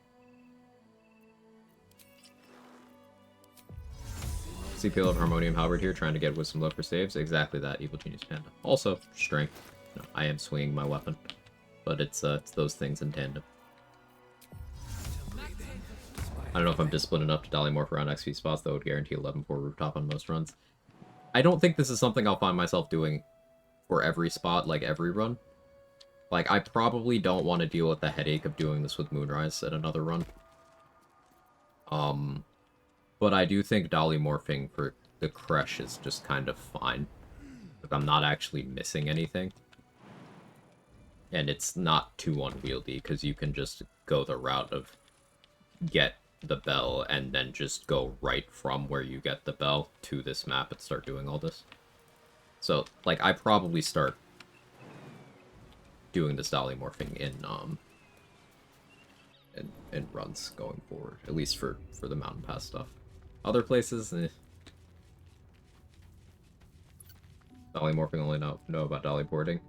Like Nico said, you have to dolly morph to dolly port.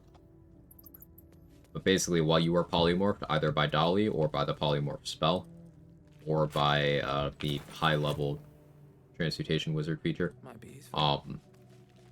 you can't claim exploration spots, meaning you can go through the triggers and then drop the form where it's safe to do so, allowing you to save the spots.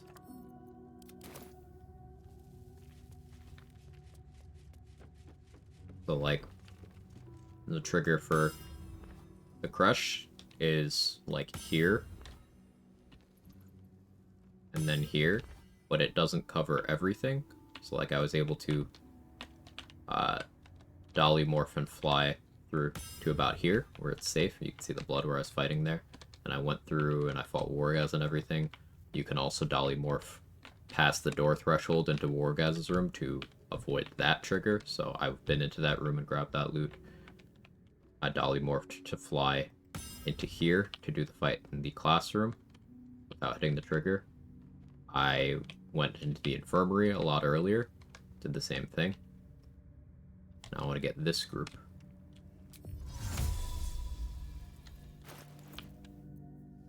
Make sure I'm prepared. I don't need any attention right now. Close enough.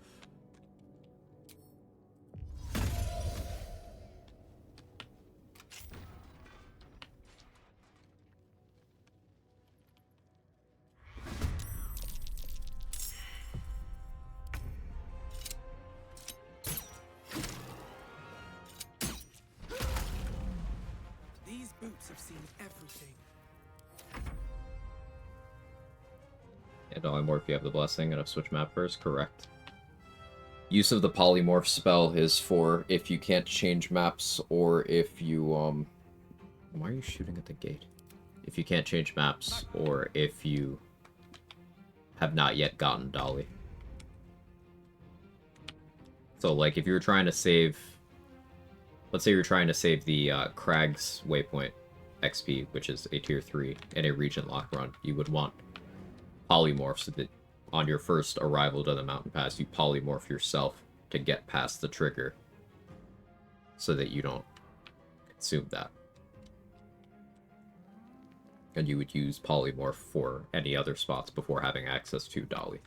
Which means having low wisdom is good, once again. Not having wisdom saving throw proficiency is good, once again. And Tadpole Elixir is good, once again.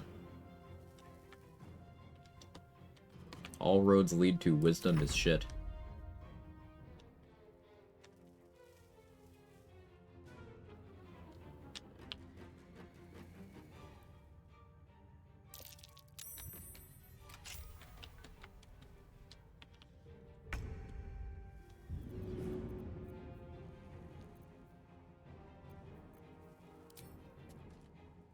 Seems like the best way.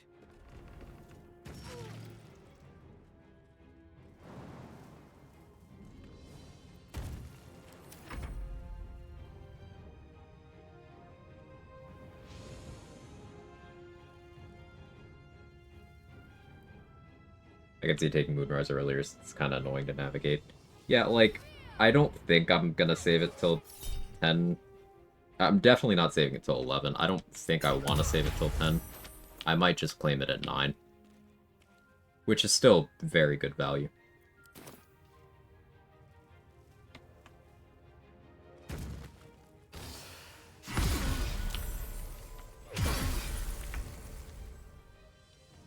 Surprised you hit me both times, honestly. Good for you.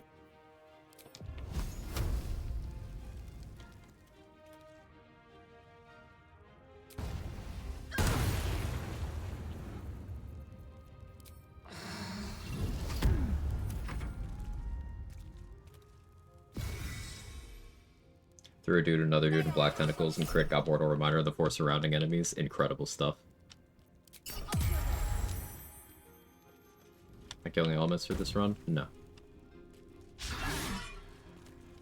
Gale is already in my camp.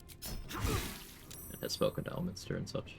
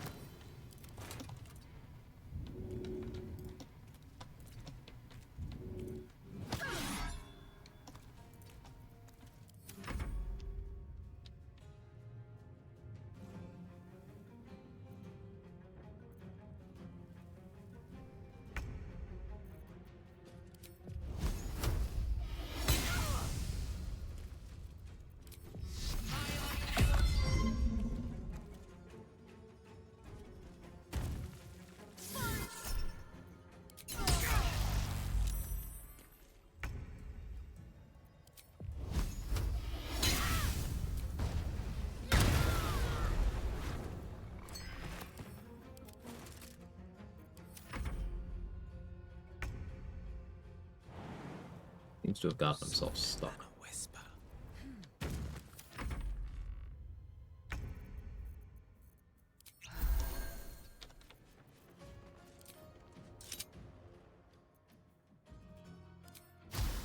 What do I have to lose?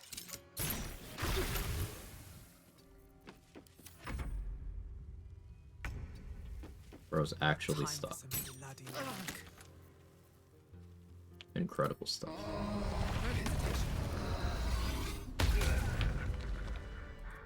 Alright, that's the crush clear except for the hatchery. We're still gonna get the forced long rest when I do eventually go into the prison, but like nothing's gonna happen because boss is dead.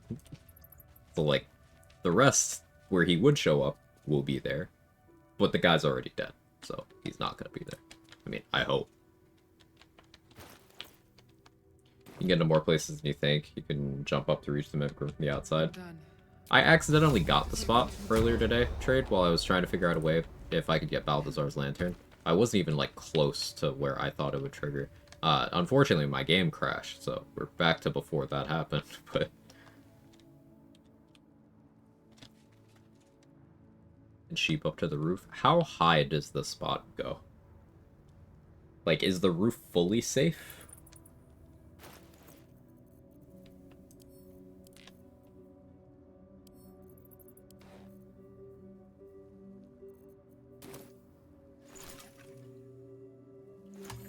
Trying to think of other CC effects that would benefit from the enemy being prone.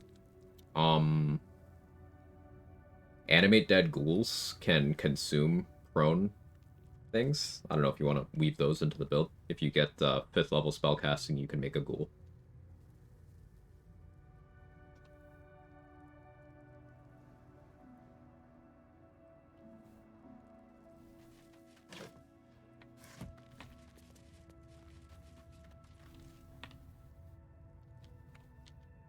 Roof's completely safe. Maybe we could go do Moonrise Roof then.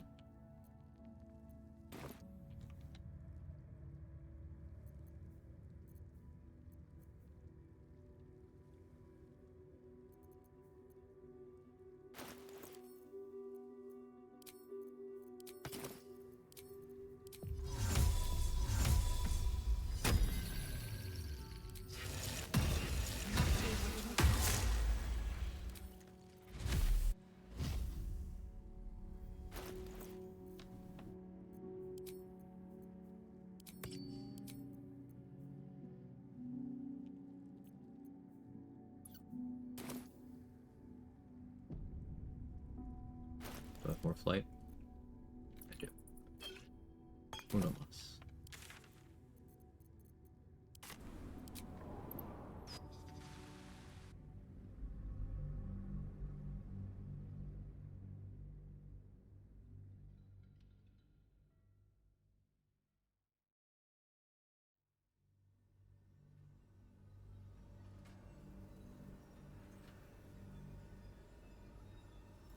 The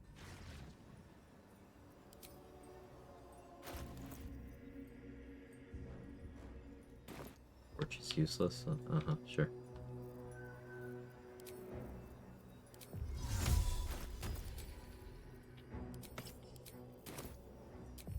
No one stopped me yet. Never wanted the easy path.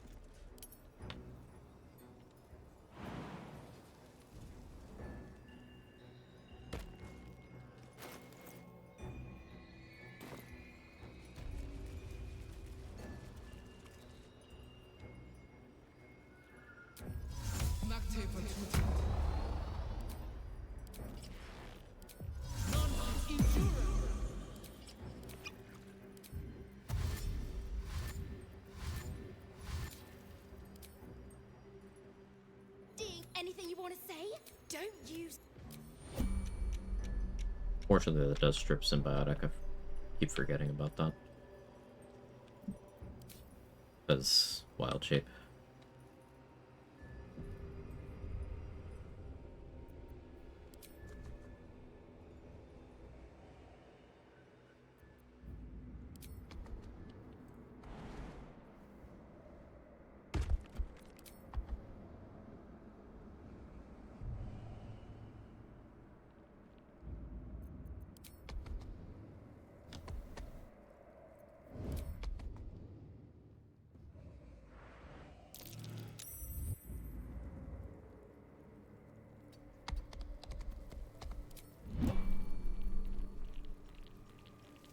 The current build I'm running, if I had Battlemaster and 6 Fighter, makes sense. Take the hit on key points for the extra feet.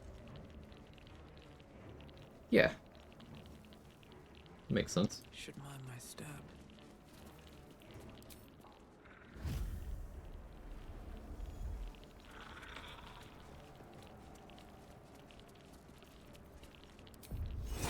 These things have stayed interesting.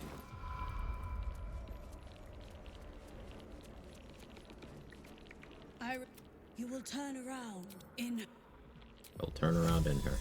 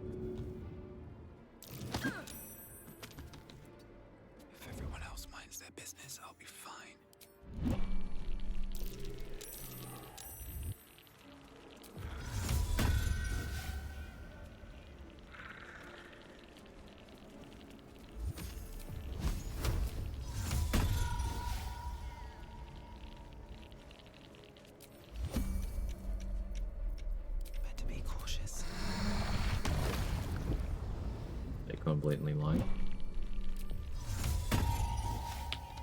We love that, we love that.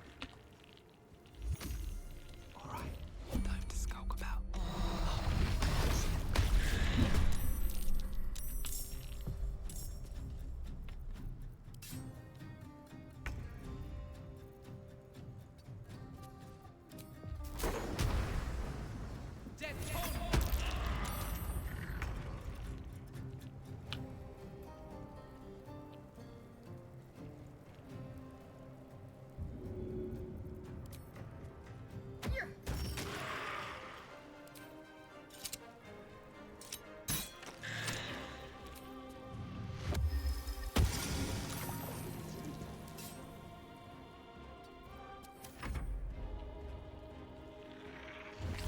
Minor illusion's incredible.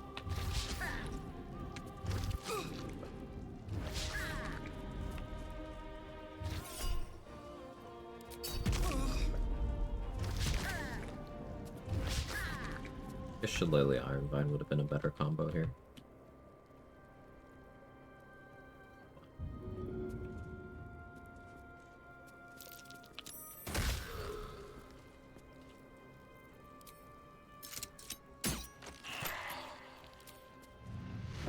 Another day, another fight.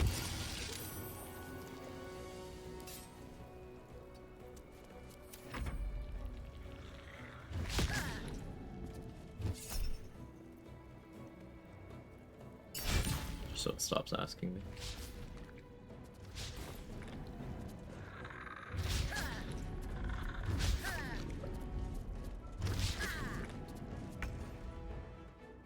If I had enough action economy, I could do an interesting thing. I was thinking about for Gauntlet of Shar.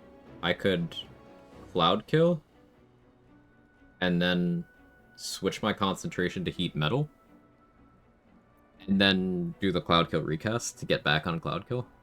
So you can kind of switch between Cloud Kill and something else concentration if you're okay with only having the upfront value of the other thing, but it's very action intensive to sustain that, and I don't know if I'd be able to do that. That'd be like looping haste constantly while also making sure to get Bloodlust. Be kind of awkward.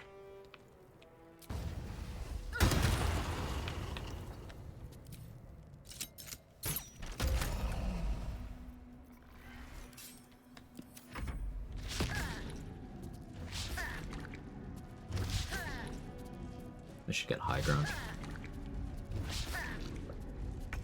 Maybe the permanent haste for Cloud. That's an option.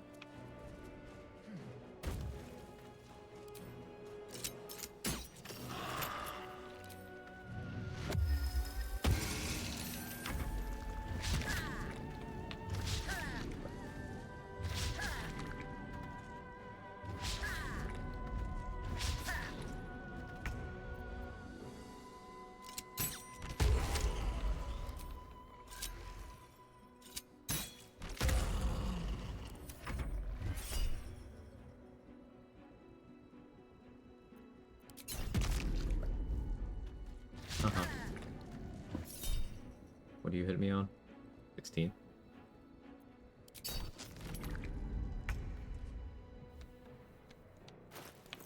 Guess I don't have AC there. Or there. There. Makes sense.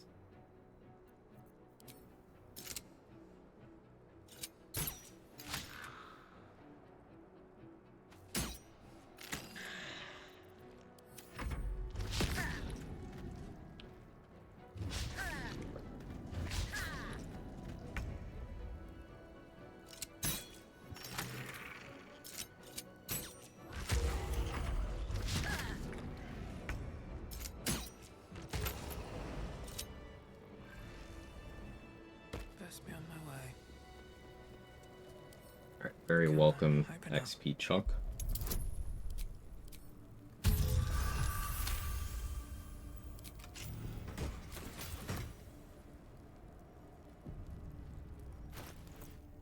Still have Malice.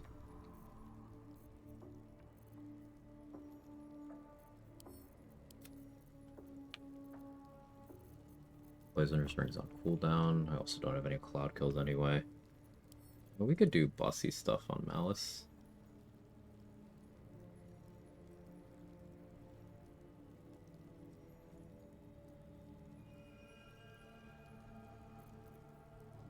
Black Tentacle's looking appealing, though. I'm gonna go for that. I'm gonna want Acuity. Or I could grab a Battle Mage Elixir from Dareth.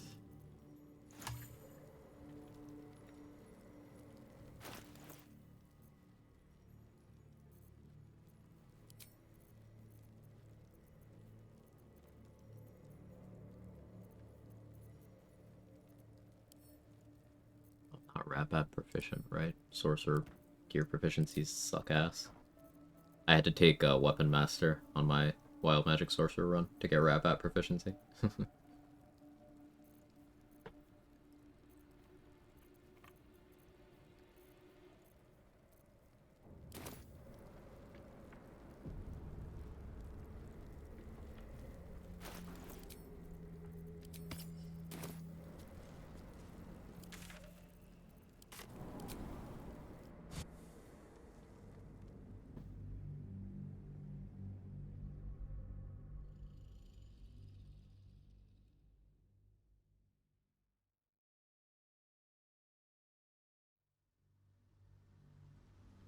I think it's worth to take Counterspell on a Lore Bard, hesitant since my reaction's already stretched thin between shield and cutting words. Light on my feet. Unless you have a specific like a specific spell you would rather take that it's in competition with, I think having Counterspell is wise because there's no scrolls.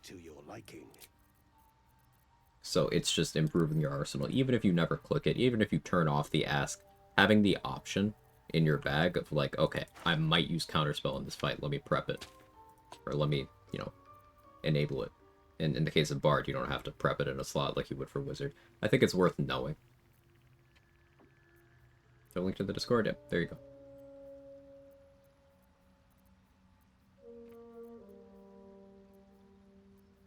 A lot of the stuff I've been referring to is pinned. Danny did a text write-up for the early Helldusk acquisition routing. That's pinned. Trade has screenshots for the exploration spots that I'm referring to, so I know where I can and can't stand. That's also pinned. I have a write-up I did on the mechanics of Divine Smite and which ones are and aren't worth using. That's pinned.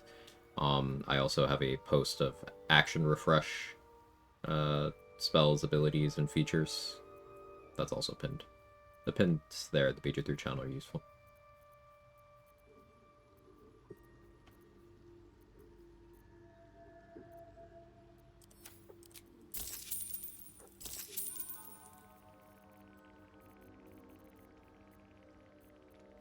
Very well. Not as bad as it could have. Thanks, boss. We'll be looking a lot worse if not for help from a friend. It's past time we were back in the city.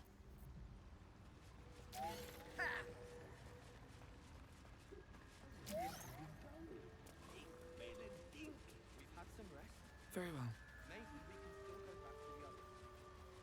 Will be no point in lingering now I've got the noble stock. What am I here for?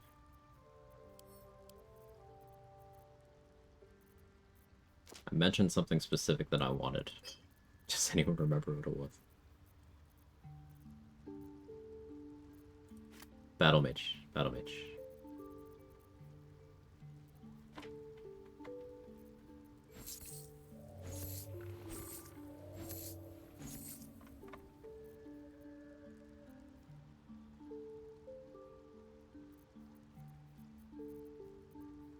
Hopefully that gives me enough to make it. Might need to buy the eyes from Blurrick as well.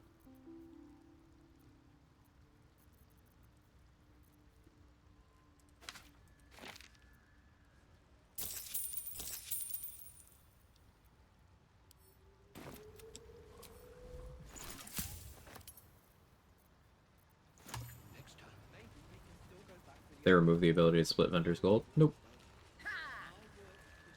Still there. Just double click the pile.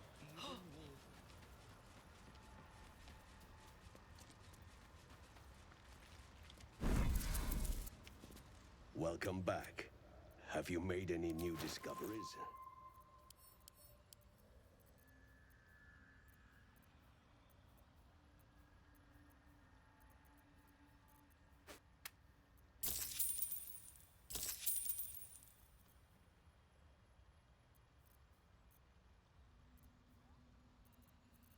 Space Spider Matriarch's still running around, I can do that too.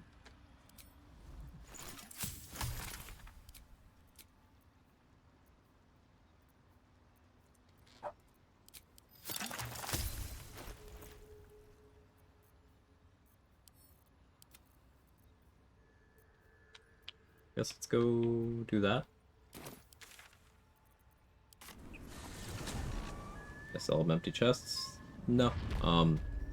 Vendors will automatically remove the contents from chests. So I sold him a chest that had gold in it.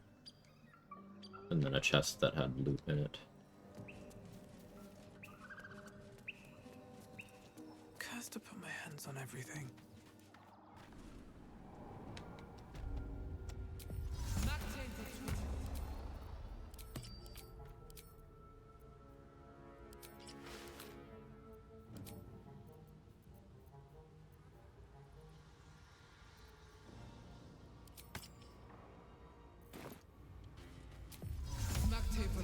Go kill Quag too.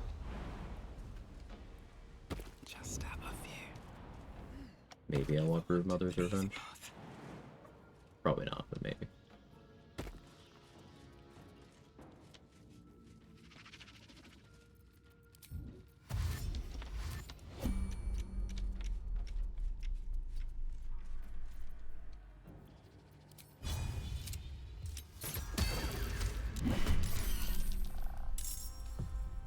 Stealth successful would have been very annoying there. Cutting to the chase.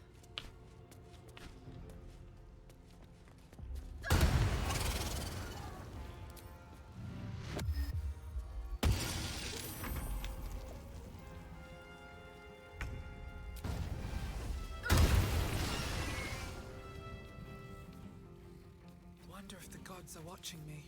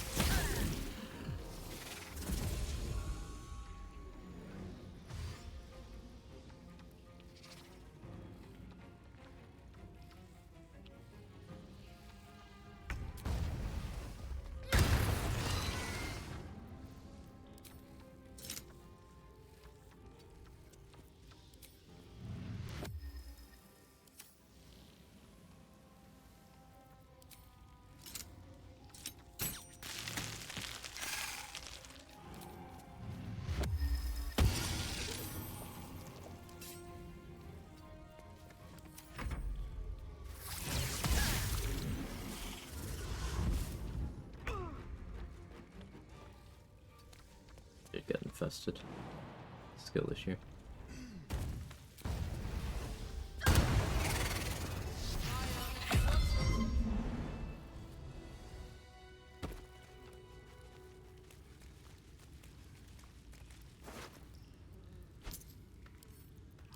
Tank the rest of it with Blade Ward. You ever get a disease? Just cast Blade Ward, bro. Picks you right up.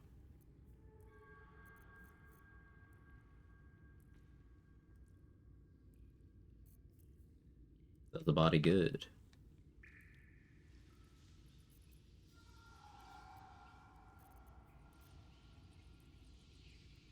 Full on heroism? That's fine, I guess.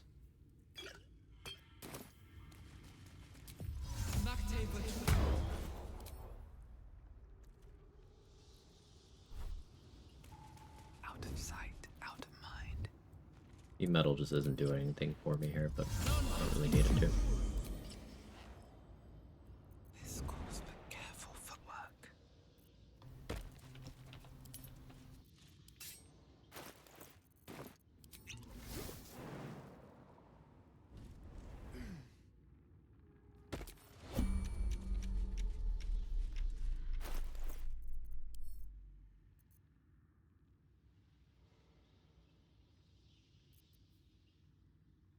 It's a waste of a blight? Probably. Thorn Whip. Oh, hell.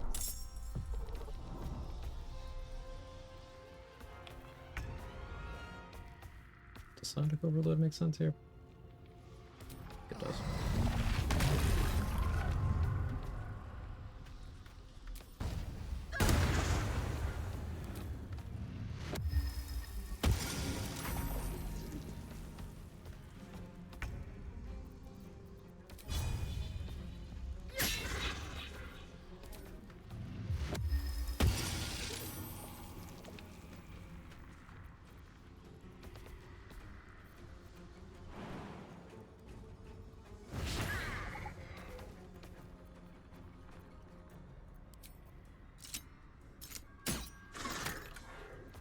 Oh, I can bow wall too.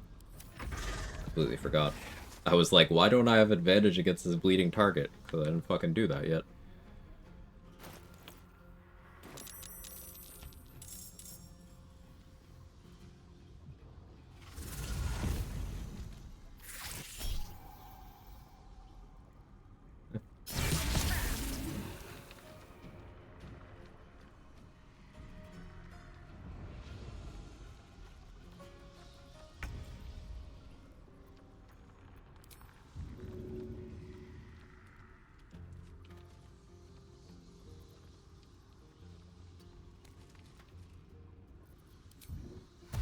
One day I'll catch a break. That's cool.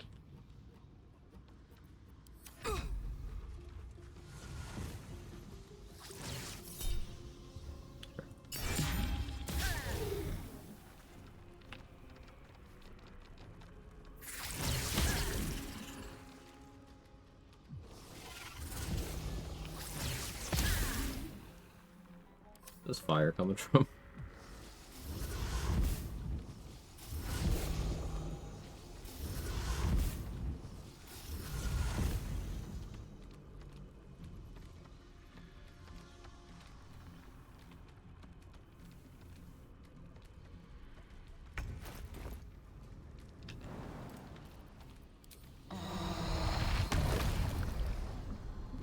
Isn't landing, I don't think spell save DC. Oh, well.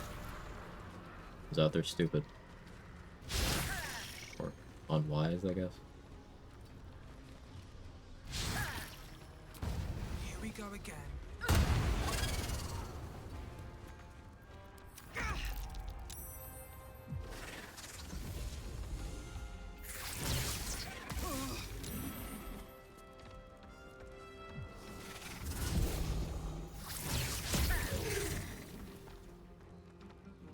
Like this fight? Me too.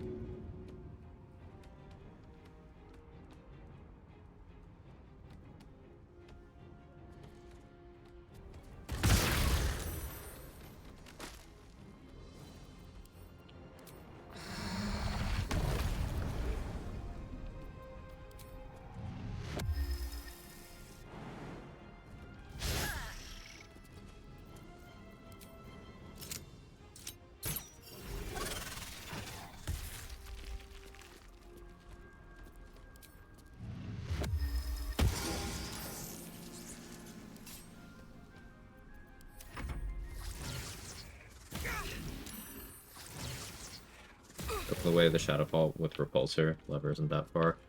I tried doing that at some point recently, and I heard the lever do something, but the door didn't actually open. I gave up immediately, because, you know, the first thing you should do when confronted with adversity is give up. But I did no further testing.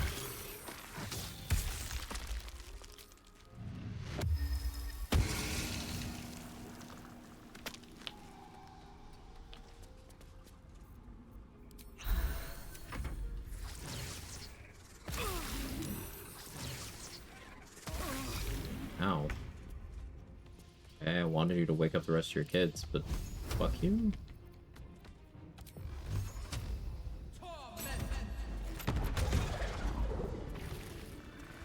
So rude.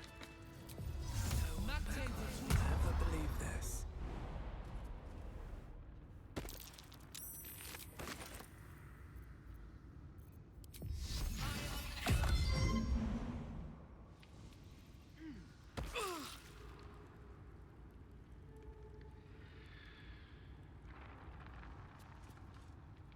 Wish I had a bag of holding. I feel a breeze. I'm done. Can't wait to sleep.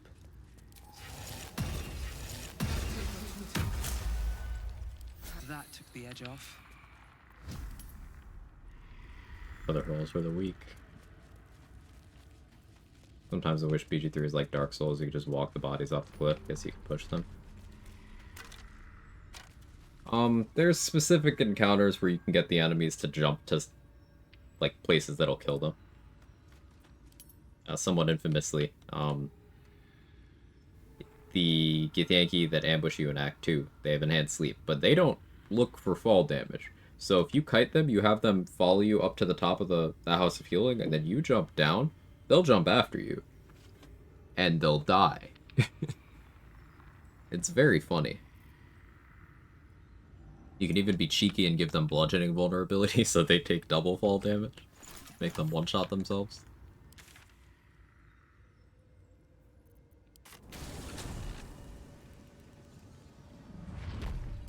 There's an old clip of, there's a clip of Say seeing them do that by accident, then there's a clip of me making them do it intentionally after that discovery.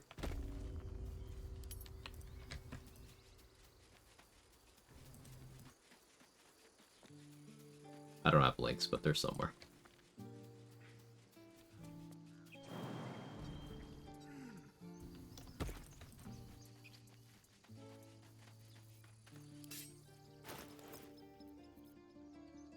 Ever find a way to move the horny dino's body? Not as of yet. Soft fellow whisper.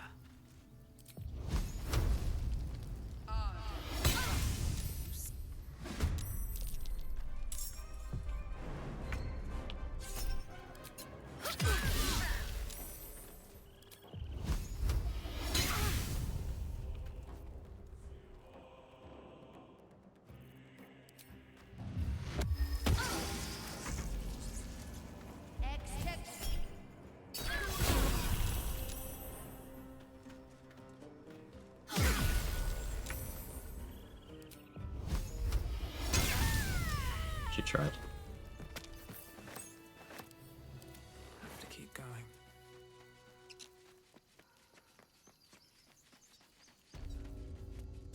Oh look, a genocidal maniac game just expect us to forgive. I mean, it's just like in real life. Take a while, of course.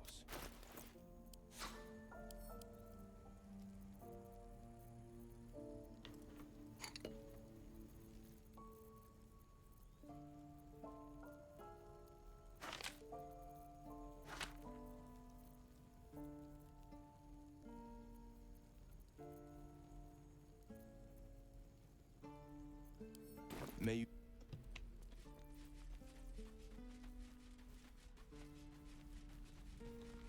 Let's get going.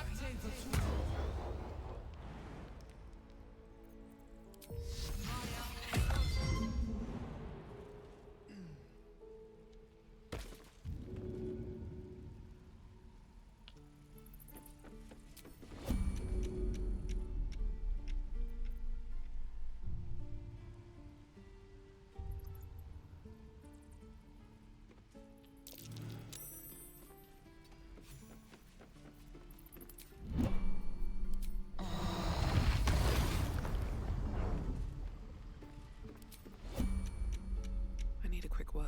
Help me, please. Alternatively.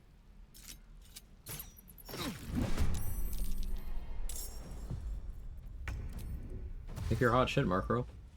Fight it out.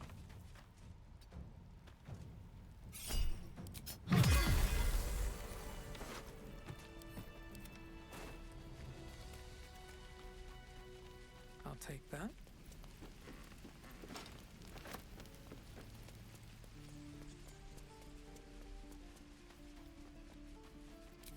All's well that ends. Not as bad as it could have.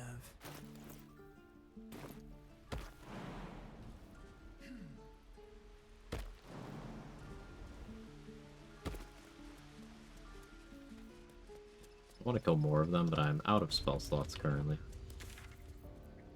So let's go Balwal. Hey, fancy.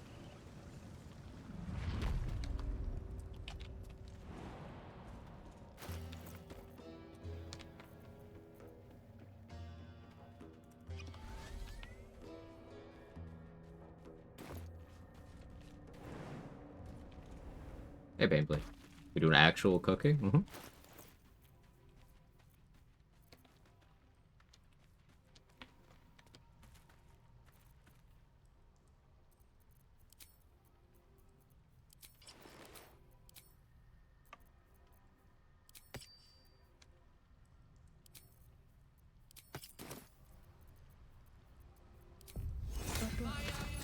No, never mind.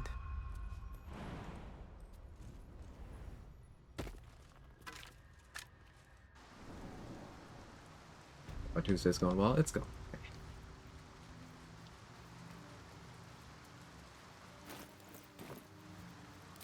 Never a dull moment.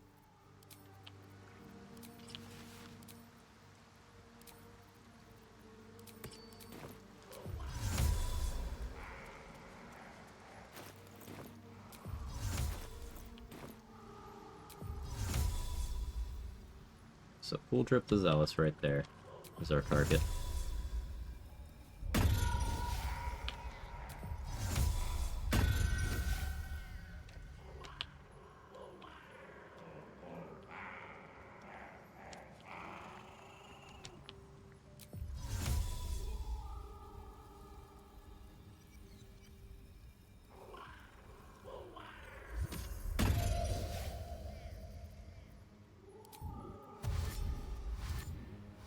Don't want to draw any attention.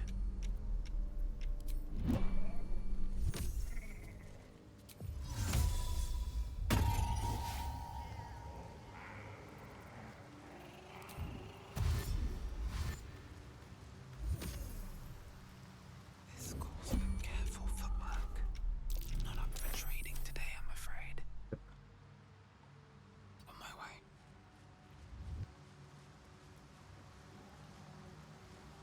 Stole the sickle. One day I'll catch a break. Walk into the dialogue trigger. You don't recognize the... You! Well placed, huh? What's that then? What you got for blessed Didn't roll good. war? I'll roll good here. Failed the nature check somehow too. I might not get it this run, but oh well.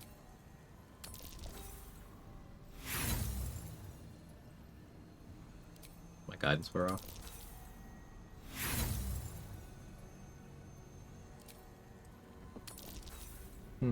I don't particularly care.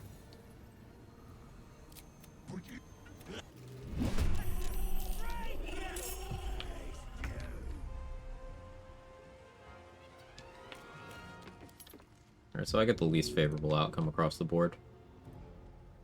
No buff, less XP, the game continuing to try to fuck me. Can't forget that part. I just cannot roll good to save my life here.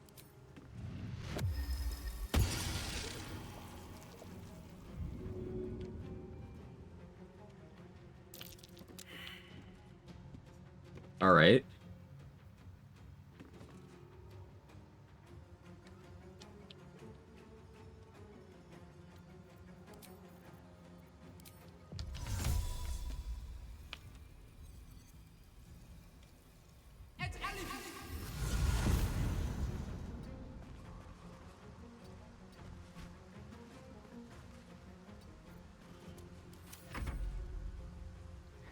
Can you stop, Kevin?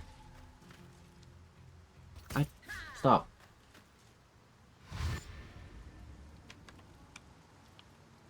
Try those fishes.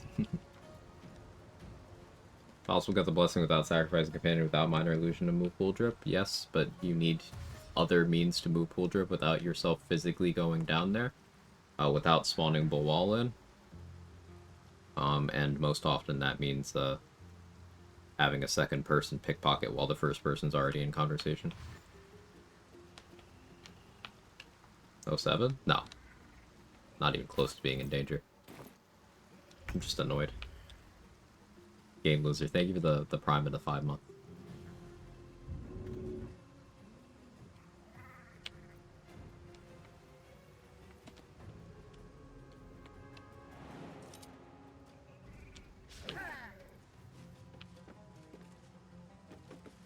Hope that helps the luck. I hope so too.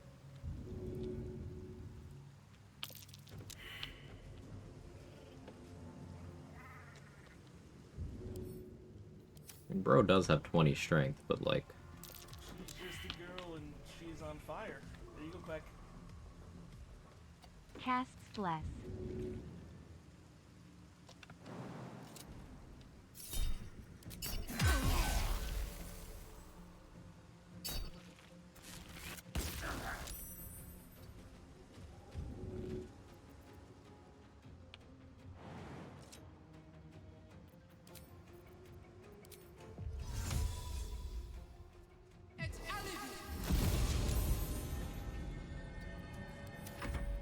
Getting comical. Yeah.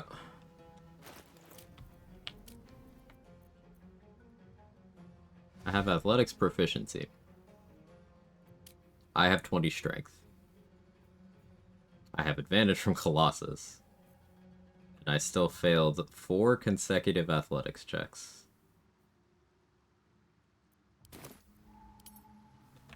So this is a great teachable moment to underscore. Even strats that have a low failure chance, eventually you play enough, you will run into that failure chance. Which is why strats that have no rolling at all are better.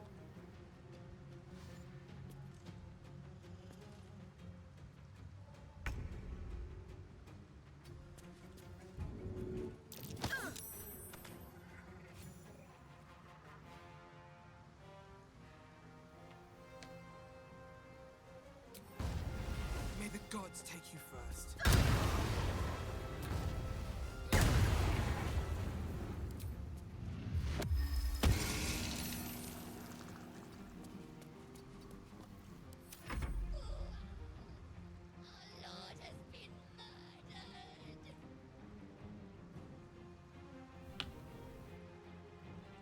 Reliable Tom, my beloved. Thinking maybe you can get Pool Drip to move. You have an item considered stolen. The Pool Drip will respond to you interacting with. The problem is Pool Drip is in the back, and there's a lot of Kuotoa between you and Pool Drip.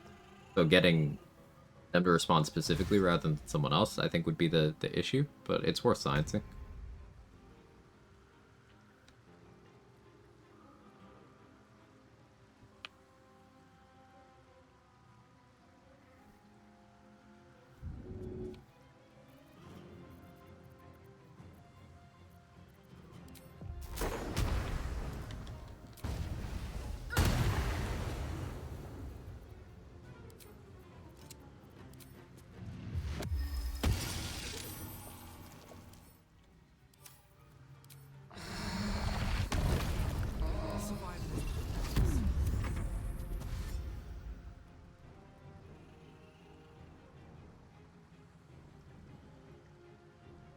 Do you have athletics proficiency? No, I don't have proficiency. Thought I did.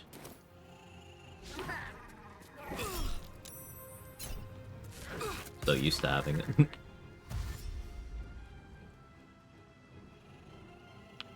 Telekinesis onto a web surface.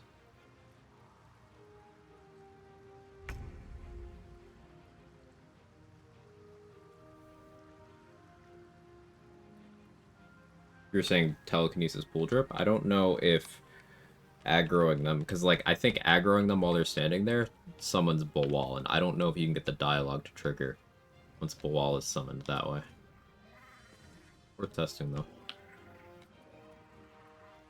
Extra attack. Shapeshifted Moon Druid, other extra attack class. That's not a Moon Druid thing. All Druids get Wild Strike. But yes, other extra attack stacks with Wild Strike.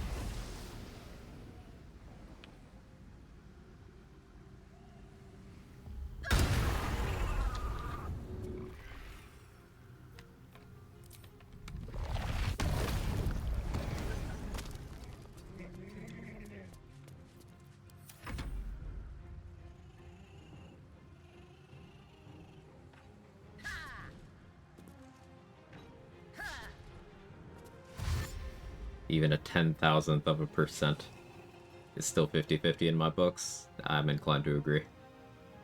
This is the first time I've ever failed Sackless Bawal, and it's because I rolled... What did I roll in the nature check initially? It's a passive nature check that I would have failed. DC 10, and I rolled a 4 for a total of 2. Even going and putting on Warped Headband and having proficiency would not have helped there. Because that would have been... +7 rather than -2. I guess that would have ensured it, yeah. I didn't have guidance on, but I thought I did. So I could have prepped better for the nature check. That's my own fault. Having a spell slot for Eagle Splendor would have helped here. I could have made better preparations, but the chances of me failing all of those, and then all the athletics too, led me to believe that I was safe enough. Lesson learned, though.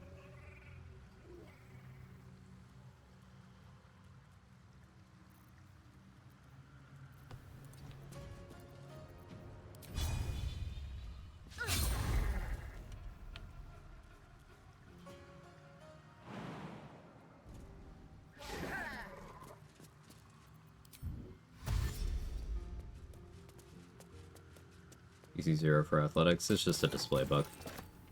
The game doesn't really know how to display the DC of contested checks in the log sometimes.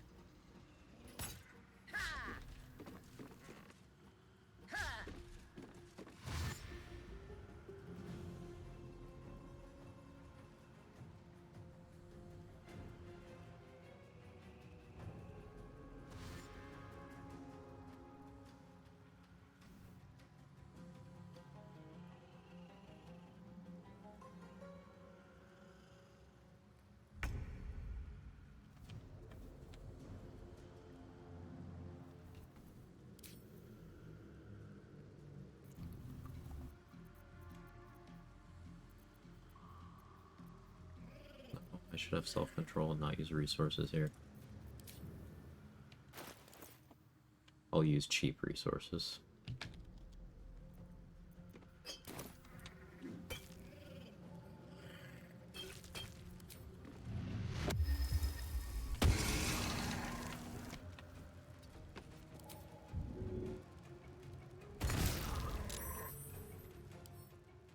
No, they do have evasion. I'm gonna be honest, I don't think I knew that. I got a little damage out of that.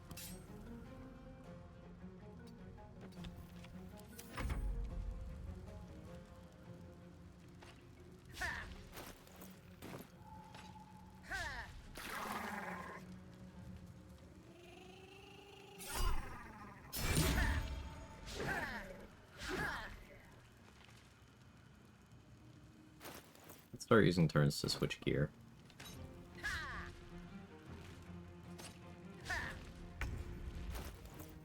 Unequipping that would have been good for the persuasion too, but would have made the difference by itself.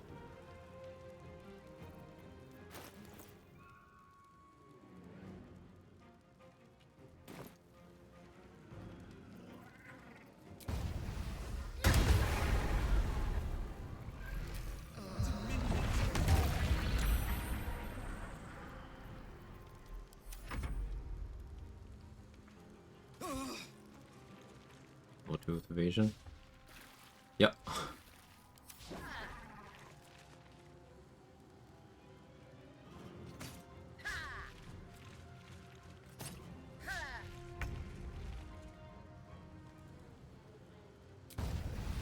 Figured out why a while back the game kept saying that I missed when I threw the animated armors into the lava. I actually was missing the animated armors in the lava already.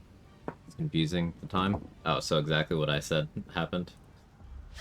You were missing whatever's down there. Yeah.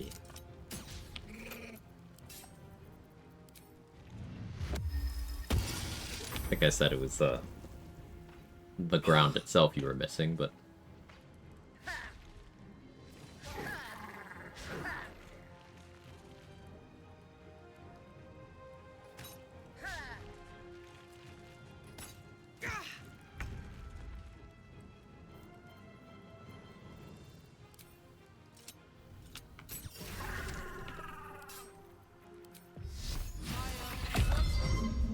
Wish having evasion is a racial feature.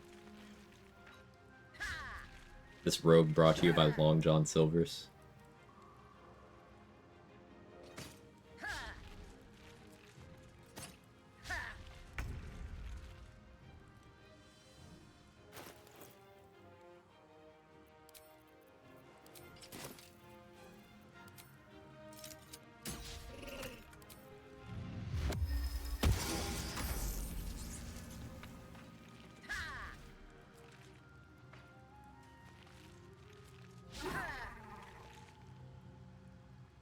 The animation sends me every time. It's like that Will Smith meme where he presents something. Now that you said it, I can't unsee it. You're so right.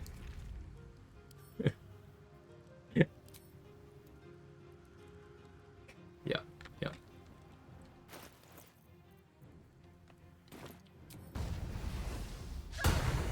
Oh, good.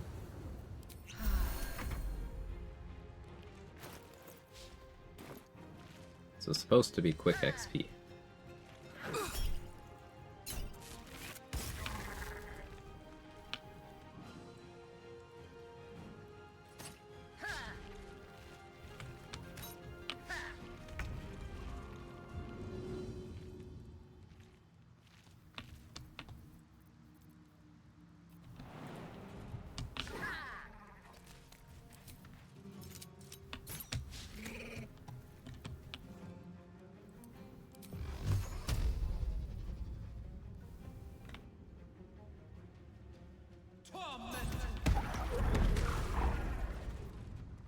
And of course, even the magic missile's low rolled. I'm gonna crash out.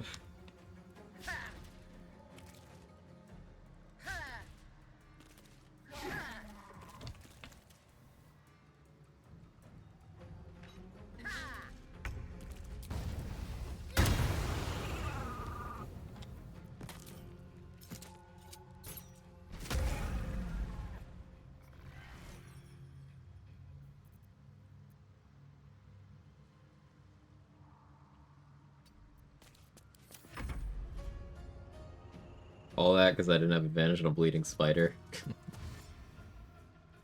Got your bleeding spider right here. That doesn't sound nice.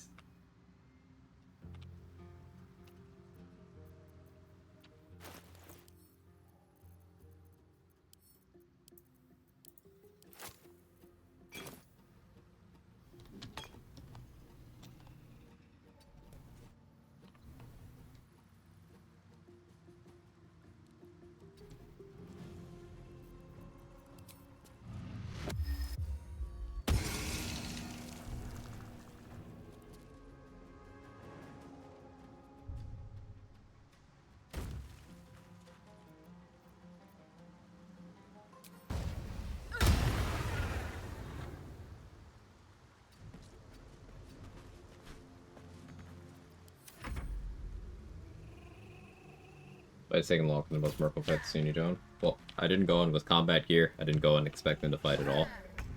But I always left the possibility open, which is why I kept my crit immunity equipped.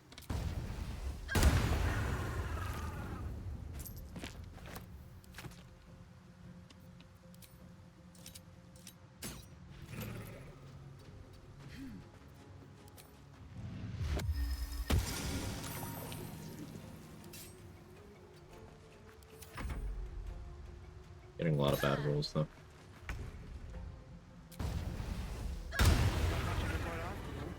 Whatever power he had died with those creatures. Alright, so that's less XP. Oh well.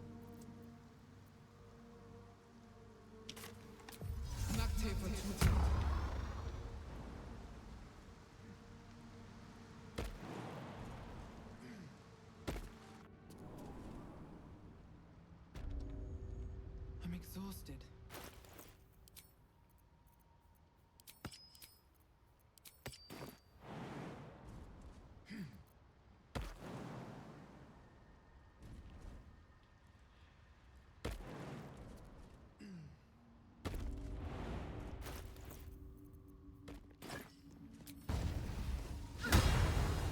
Okay.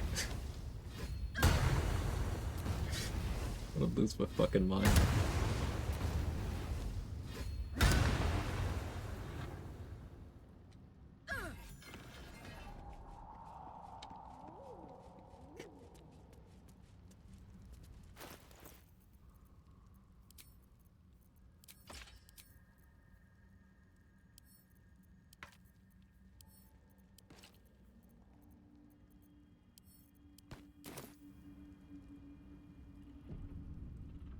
Then you start all those exploration spots to make up for XP loss like this. That's true. That is a good way of looking at it.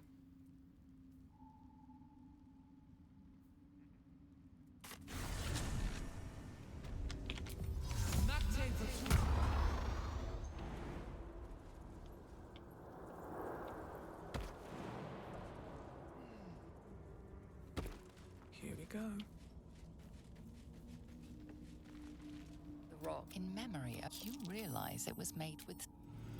Don't have the flower for that either. Of course I don't.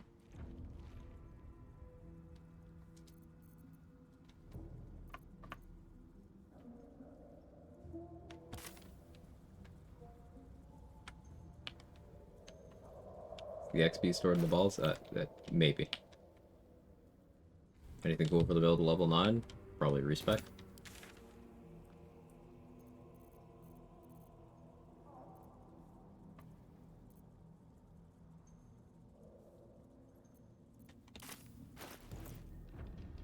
$674.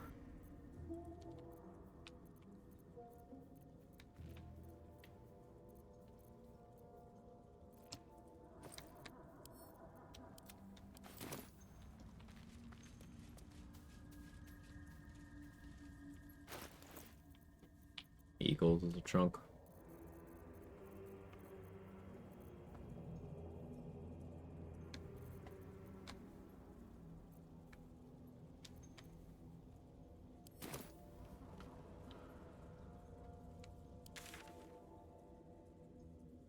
Tearing today, aren't we? I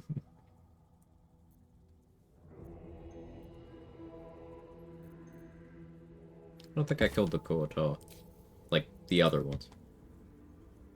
Anything you So I don't wanna remember say? doing it. Any. Let's go do that.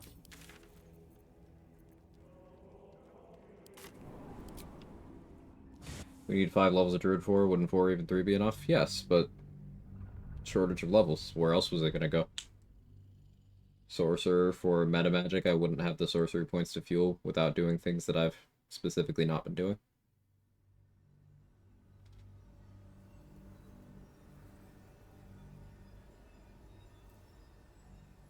Getting 6 Druid is an option if I want to start doing funny zombie stuff. Need to find a way forward. And the 5th level of Druid got me Perure.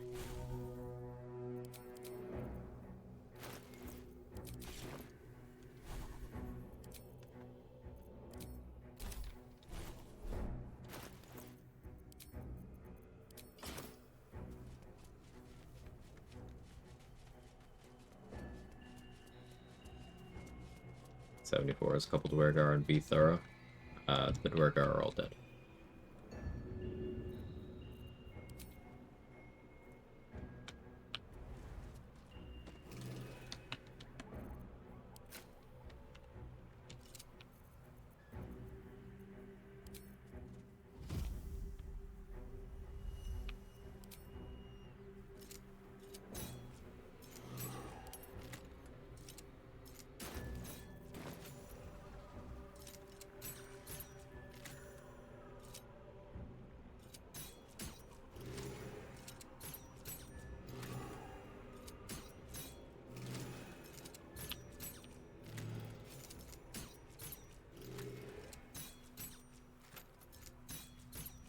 Just have a few.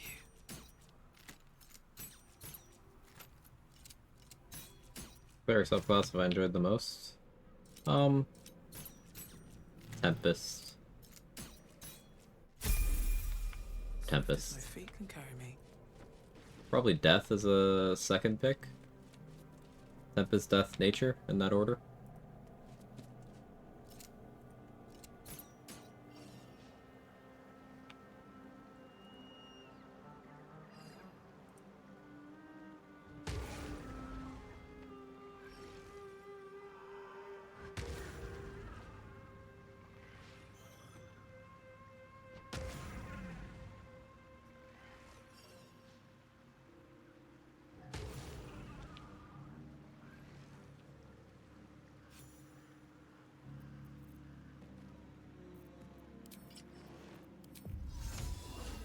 What about war? What is it good for?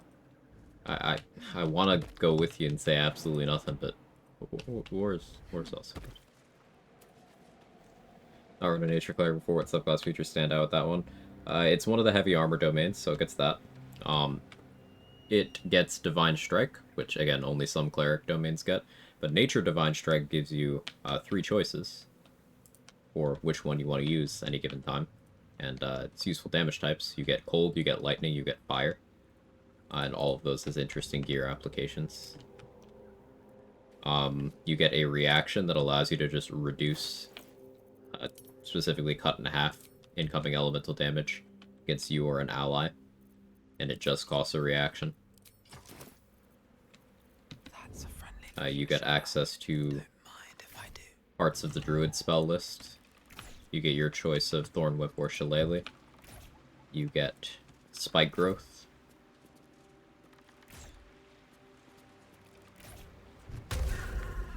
Moving in. Let's have a look.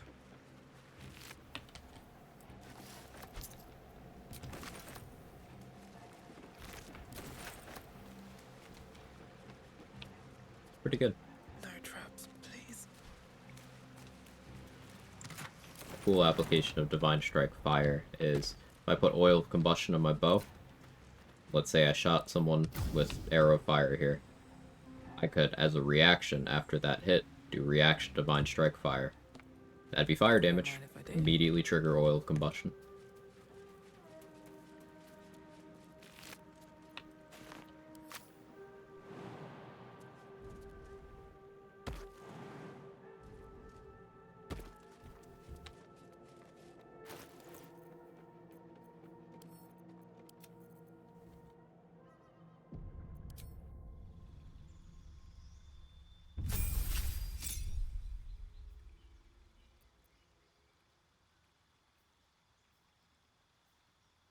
Six Druid gets me Mushroom Zombies back. Sure, we could meme around with them a little bit.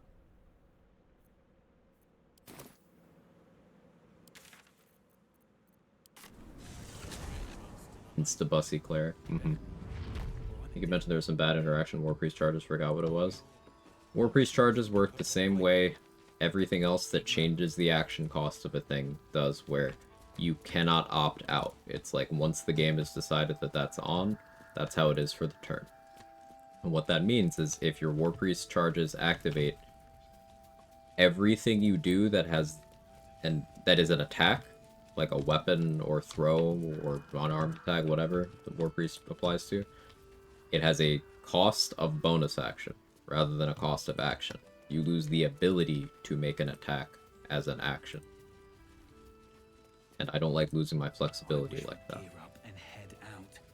The same reason Band of the Mystic Scoundrel is often detrimental, not helpful in Act 3. Because if you do an attack for the rest of the turn, all of your spells of illusion and enchantment schools are forced to go on your bonus action rather than your action.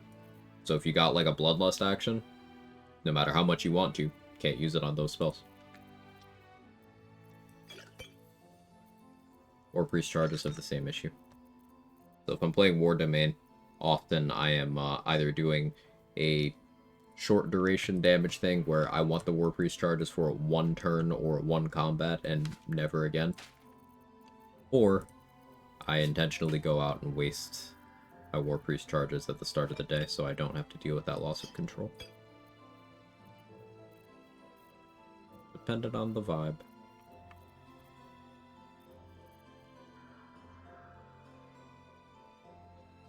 Roll the die with Potent Cantrip sounds pretty good. Why would that sound good to you at all?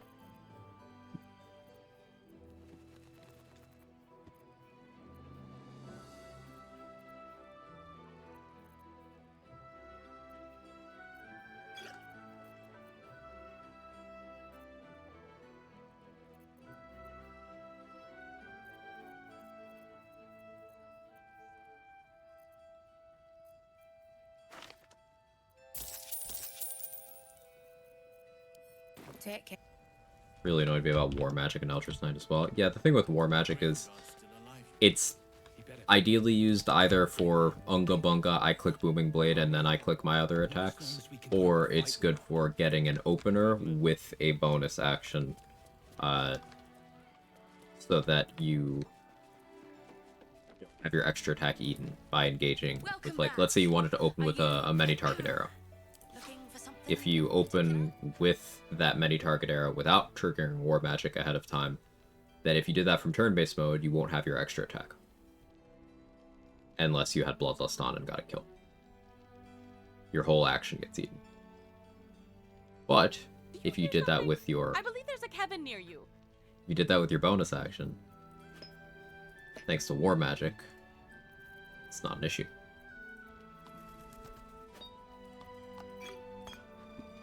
Does not appear to be a cat nearby. There's a Jake over there. He's looking at me. I don't know where Kevin is right now. A big damage die mitigates the thing don't really like about Toll the Dead's no damage on save. Maybe on a wisdom save is worse than I think. Last Light's best bargains right here.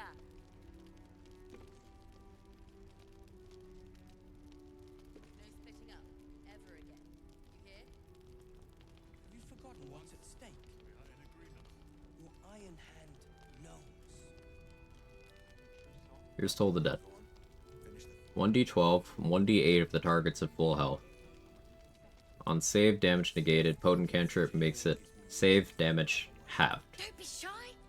1d8 divided by 2 for your damage. Why would you ever click that? You're getting a maximum 4 necrotic damage before your bonuses. So why would you click it? Now, let's acknowledge it's scaling up, okay? So it goes all the way up to 3d8 at character level 10. 3d8 divided by 2. 12 damage. I know. Sorry. To one target. Why would you ever choose that over this? Keep watch and keep wary. I need your senses sharp. Last Light's best bargains right here. You wouldn't. We'll rest here for a while. Then we leave for Toll the Dead's bad.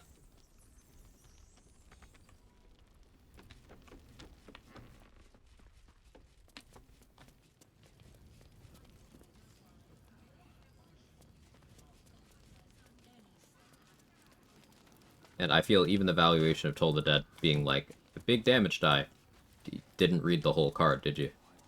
Conditional big damage die. Against one target. For a full action.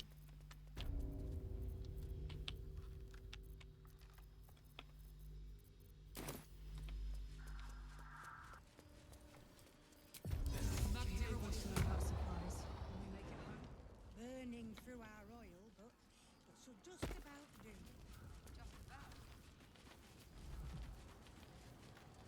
Need anything? Bunch of Power Superior, among other cantrips.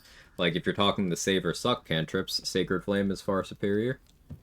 Contrary to what some tabletop brain people will say. I've seen people come in talking about, in tabletop, you know, Sacred Flame versus Toll the Dead. Everyone switched over to using Toll the Dead. I don't know how true that is. I am inclined to believe that was an exaggeration, but, like, Sacred Flame is better. Acid Splash is massively better value for Potent Cantrip, because it's an AoE. It's an uncommonly resisted damage type. Got a decent damage die.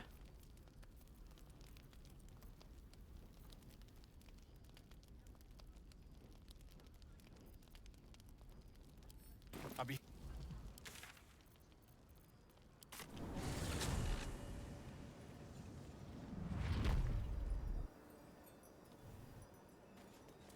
Checked all bosses of the game, most of them have lower deck saves than Wisdom ones, so how come Toll the Dead is better? Toll the Dead isn't better. Toll the Dead is bad.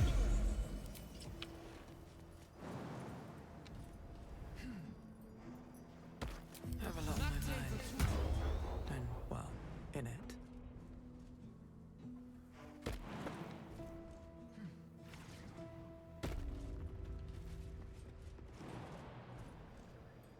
Roll the dead.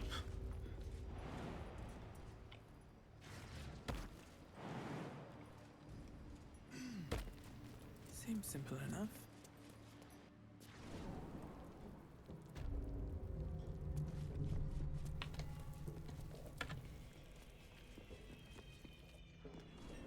If I grab this spot now, just rip off the band-aid. Level 9, I don't feel like dealing with this anymore. You did. She gives them to you fully formed. Alright, how much do we get? You hear her? 530. I take that. One soul. Another true soul. The absolute war drums beat loud in your chest. How may I serve?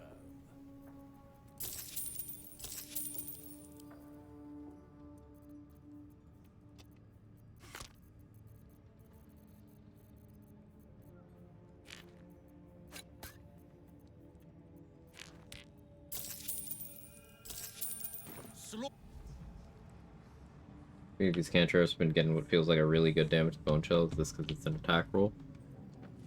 It depends on what you're using. You can look at your combat log. I don't know what you consider good damage. I don't know what you have equipped. I will say that Bone Chill peaks higher than the non-attack roll cantrips because there are supportive things you can use to increase the damage further. Not only do you have just the ability to crit. So this could be up to 32 damage with no support on a theoretical max roll crit. But you also have outside support, things like Crater Flesh Gloves, things like Spell Might Gloves, you know, things that only work on attack rolls, Psionic Overload. X. It's easier to support the attack roll cantrips because basically everything that you can put on the saving throw cantrips also goes on the attack roll equivalents. You've come in the spirit So it's just like I hope. something that gets some versus something that gets everything. You know?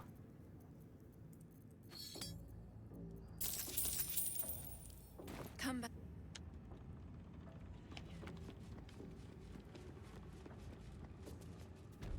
Suppose I have to take the bait, and what about hold the dead to a target that isn't at full health? Sure, it doesn't make sense to click it on a full health target, but what about... Oh, that's a good question. Let's bring it back up.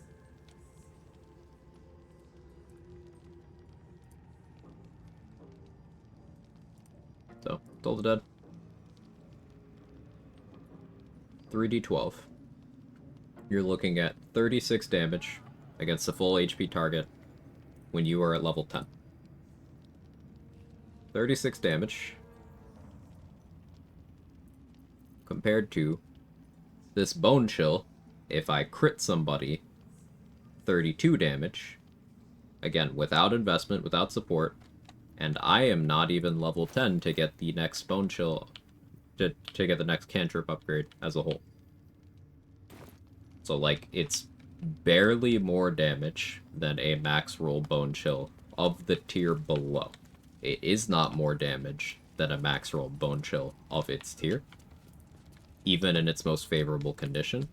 And that Bone Chill also can be made to be more consistent. It can be made to do more damage. It can be made to get more gear support, and it's available from more sources. I know the question wasn't necessarily a direct comparison with Bone Chill, but, like, it's the easiest point of comparison. You hear her?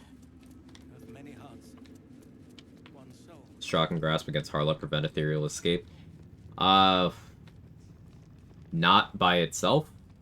As far as I'm aware, things that have reactions like that can use them, because the loss of their reaction is a side effect of the hit that happened, so they're reacting to the hit before they've lost the reaction. This is why Ketheric can shield bash you even if you Shock and Grasp him. But if you bait the reaction with something else, remove the reaction, then as long as that effect is in place on subsequent turns, they won't be able to do it.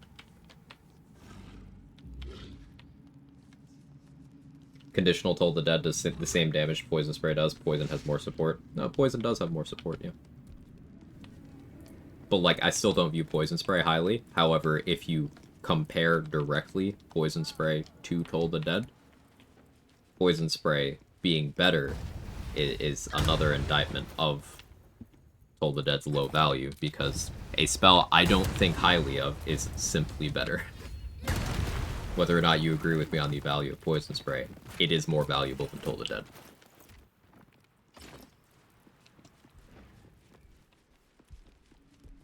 Now, Meg, come on. We told you there's nothing there. Where do you hail from? I was a farrier in Desarin Valley.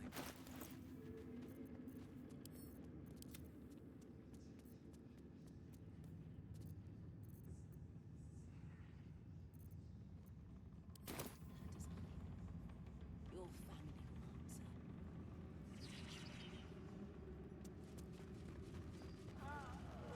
Time to go get Connor.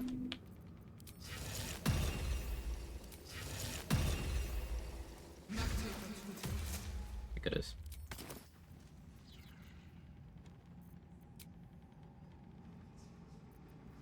Better than nothing.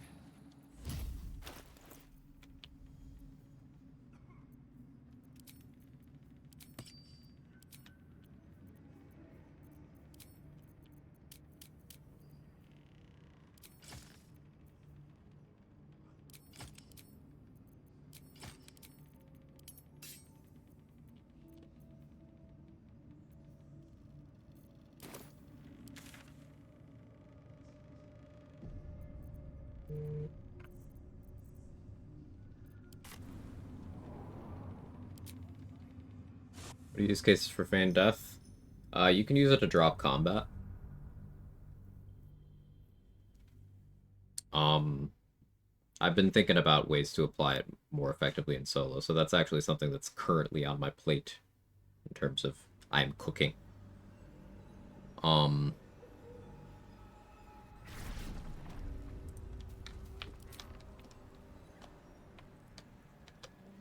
waste a step. Enemies are very unwilling to do anything to you while you're under Feign Death too, so like it's sanctuary at home in emergency situations, but put an asterisk next to that because I've not really spent too much time with it to know how reliable that is.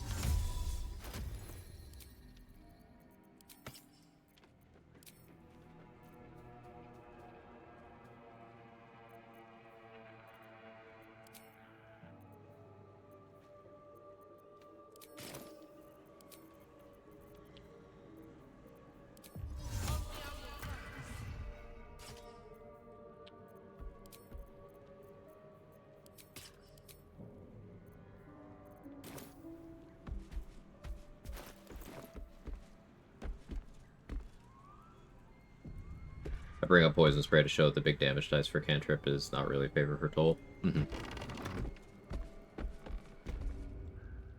it was big damage die and an attack roll, there'd be something to it, but... Mayrina. I won't say it again. Guess I want that.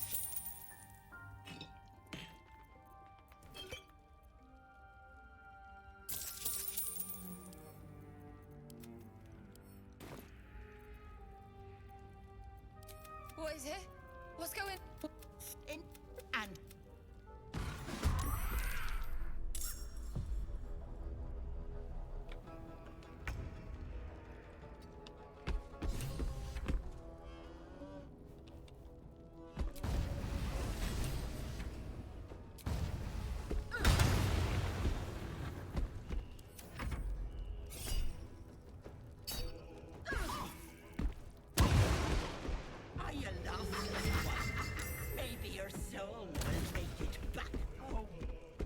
Yeah, she's doing Githyanki dialogue.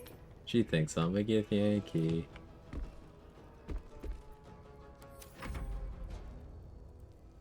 You working? Yep. That all being said, I think Bursting Sinew is even worse than Toll is.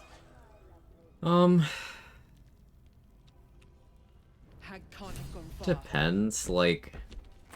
Bursting Sinew can get more damage. But, like... it requires use of a corpse, and that corpse cannot be reused. It requires a lot of support.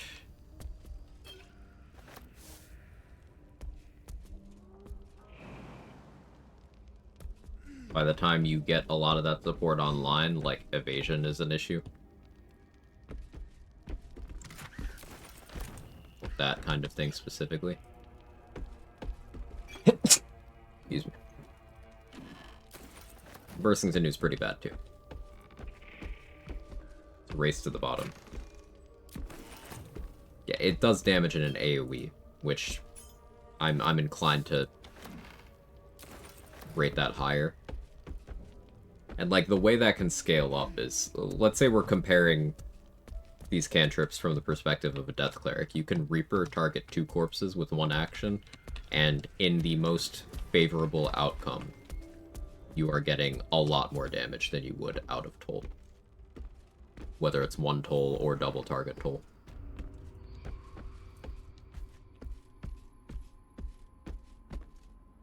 Understand what the save part of Versus News is about. Corpse speed and deck saves. Some people near the person corpse roll the deck save, but yeah. This is my person. I don't think you're actually asking that question. What is this place? Because obviously, yes.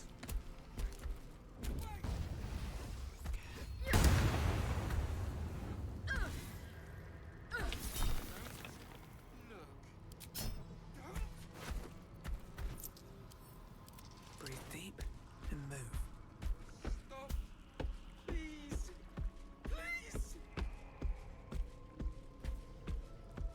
I don't need any attention right now. Wait. Acuity and corpse explosion. Okay, so here's the thing with it. Look at the most favorable outcome based on the damage die. Back to the wiki again. Like, Acuity was implied with what I was saying, but 3d10. If you max roll with piercing vuln, they fail the save, they don't have evasion, you could do 60 damage, assuming no support as well. So you can scale that up higher. It being piercing damage is helpful. Piercing's a good damage type in terms of ease of scaling it.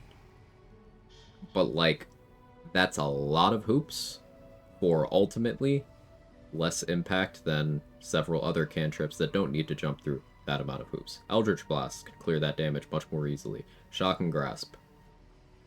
Thorn Whip. Ray of Frost. Like, they can all do that. Now, none of those are AoE, at least not in the same way. You can, twin those. Eldritch Blast is 3 beams. You can distribute it across an area with higher difficulty. So the way that Bursting Sinew hits its damage peaks is, okay, you need multiple enemies to roll bad while you also roll well, and you're somehow applying Vuln to them. But that's a lot of hoops. Even if you solve the saving throw issue by having good DC, okay, it still has to roll good. You still have to be scaling it. You still have to have the corpses available to do it to begin with. You still have to justify it over clicking other effects. And then also, if you're applying Vuln, you're more than likely standing in the area with ballast armor, so then you need to make sure you can survive it too.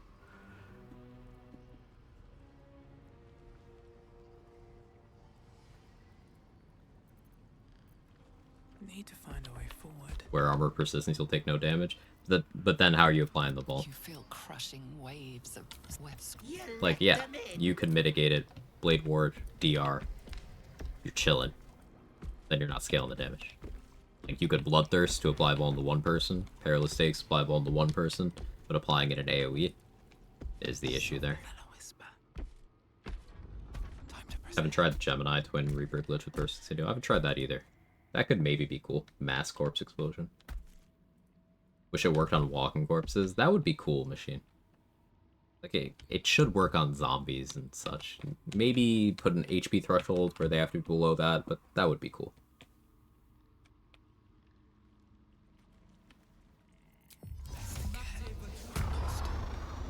Have it on your Death Cleric and popped off a double is sick. Just go with corpses and made. Don't like bringing corpses. So, like, even with that, JD, it's the issue of Bursting Sinew is, okay, let's say all the stars aligned. You had available corpses. You did it. They succeeded the saving throw. The damage is still, like, aggressively slightly below average. Especially relative to other things you could have clicked. Like, again, you have Bone Chill. But Bone Chill just clears. Bone Chill just does better.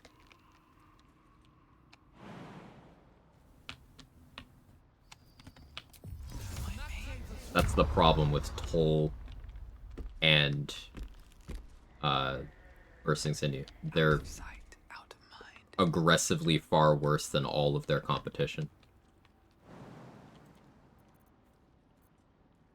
To the point where things like Poison Spray and Produce Flame that are generally looked down upon for being either awkward to use or awkward to stick consistently.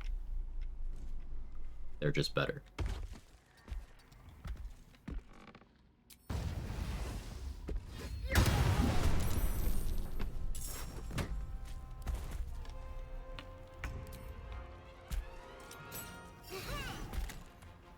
Need to find a way forward.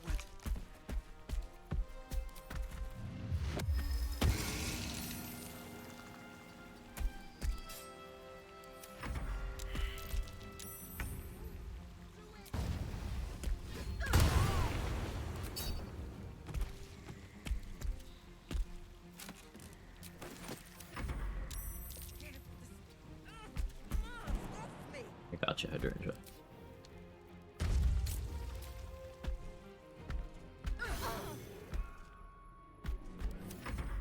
Yes, Auntie. I'll break them pretty little bones. I don't know why she skipped turns like that. But I saved her.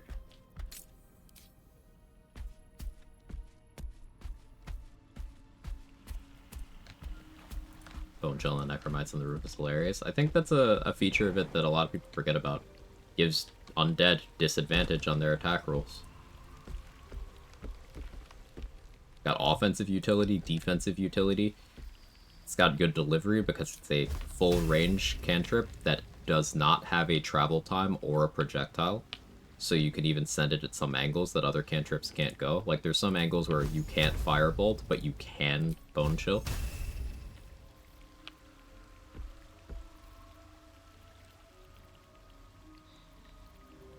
Bone Chill's sick with it.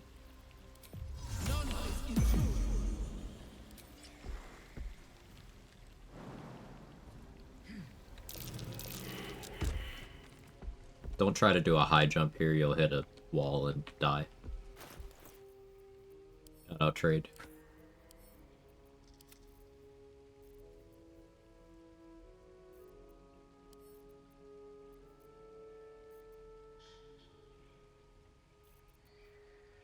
Running low on peg scrolls. 5 left.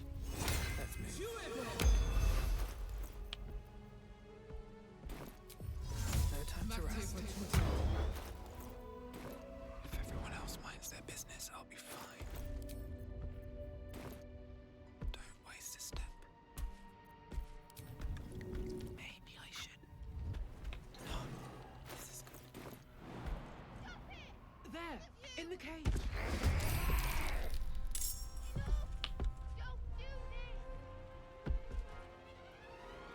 It's been fortunate with my long jump speed too. It's not necessarily a long jump because I just did a long jump. It's a high jump. Don't get too much hype. Don't do this. Leave me here. I'll strike you down. It's so disappointing. You want the girl so bad. Fine.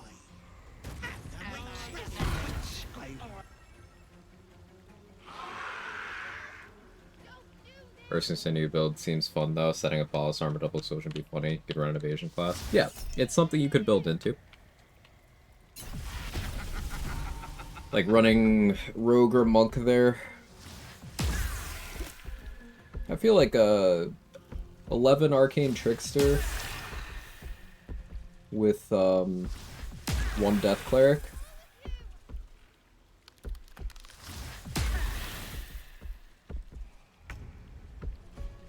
Could go crazy. You just do normal Arcane Trickster stuff, except you have, like, that in your bag too.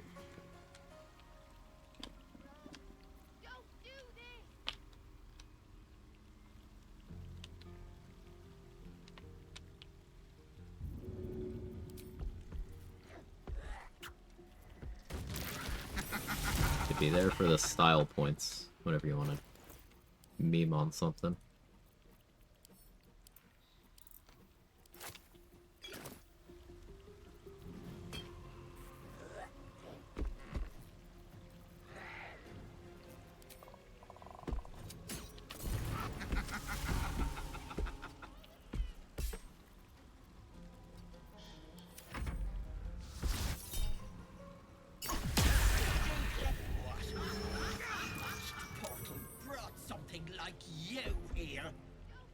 So if I switch to Dwarf, will she start doing Dwarf dialogue?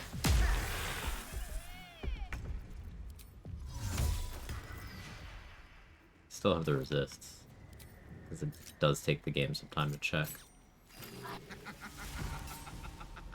So I wonder if Ethel will notice.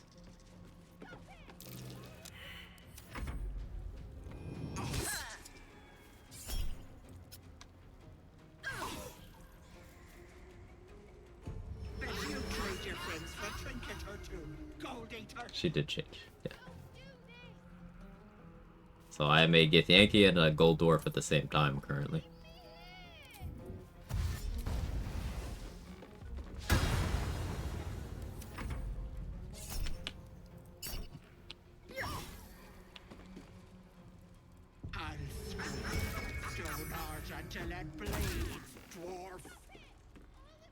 Merry Christmas.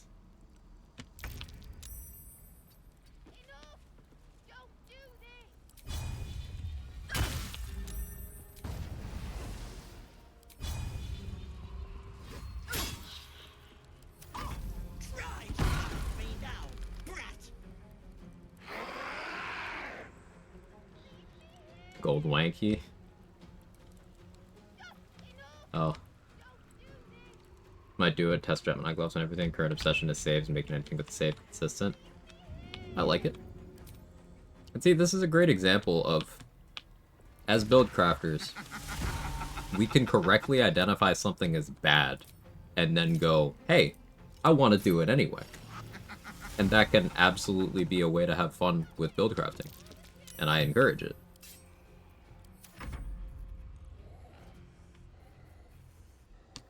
What did I kill, boss?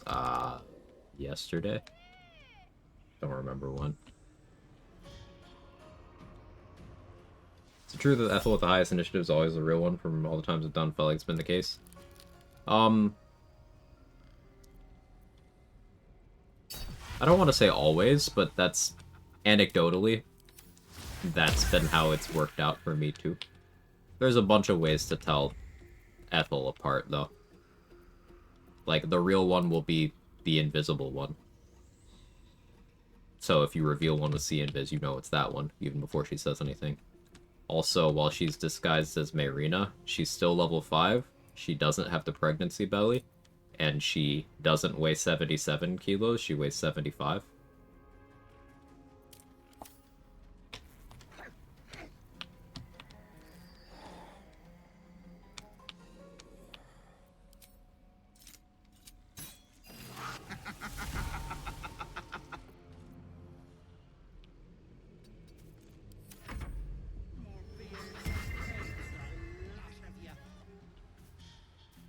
Hey, it's one.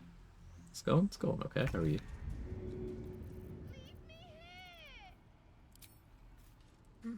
All right.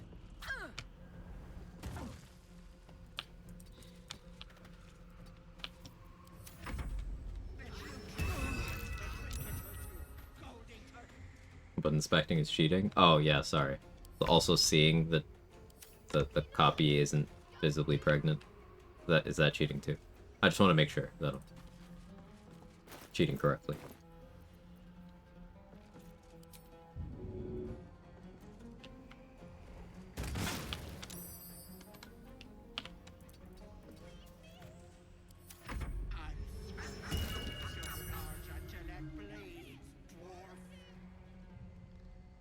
Never assume someone's pregnant just by how they look. Uh-oh.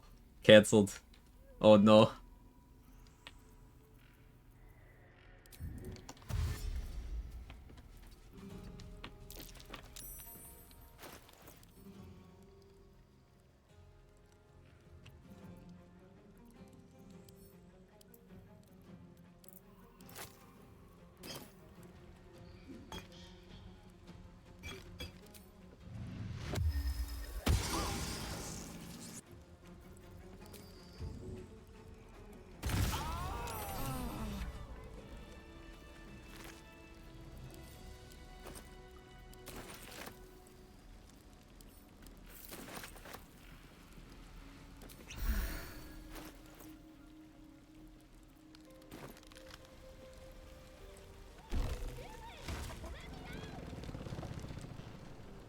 Ethel could be pregnant for real. She just has to ask Quag for help. Uh-huh.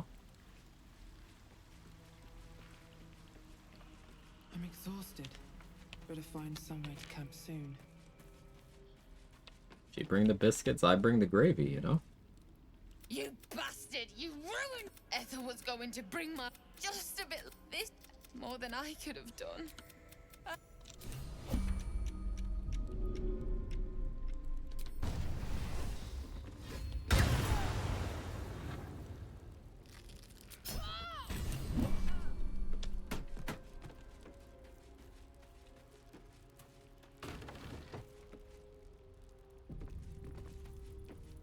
Deserved? No, it wasn't.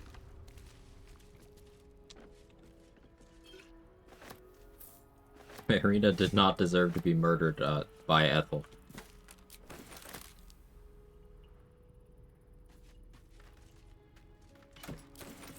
Unfortunately, I couldn't stop her. I tried everything.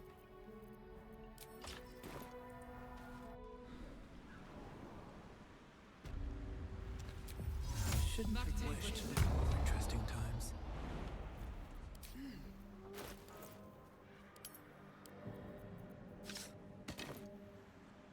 Alright, time to skulk about. This medicatrix. You get a hostile Connor if you let her live. Maybe, but you'd have to be roundabout. Can't slow down. Because Connor goes hostile by you rezzing him the first time without Marina being here.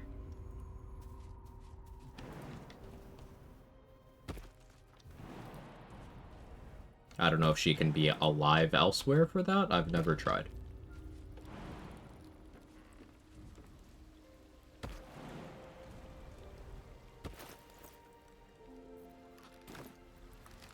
Better be cautious.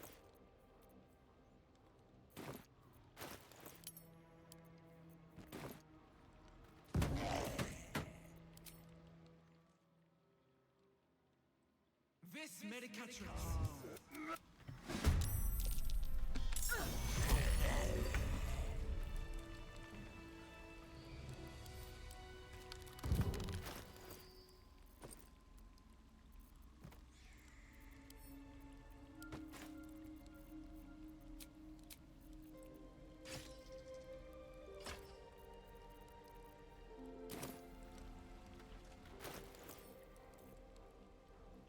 If everyone else minds their business, I'll be fine.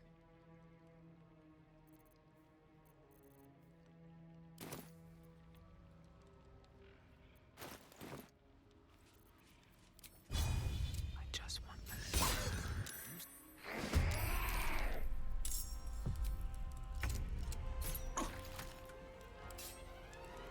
Don't waste a step.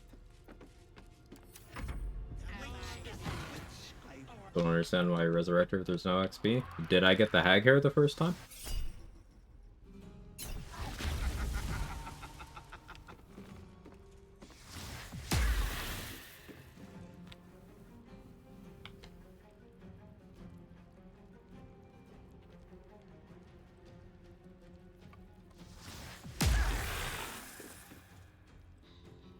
The first time, we get 150 XP from killing Ethel.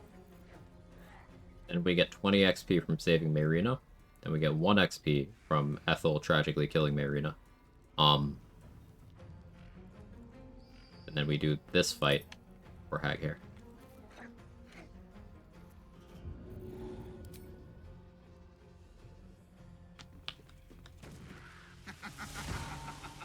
You failed to get the hair and she's killed Marina. You can res and go again. So I haven't had the conversation happen where she offers the deal.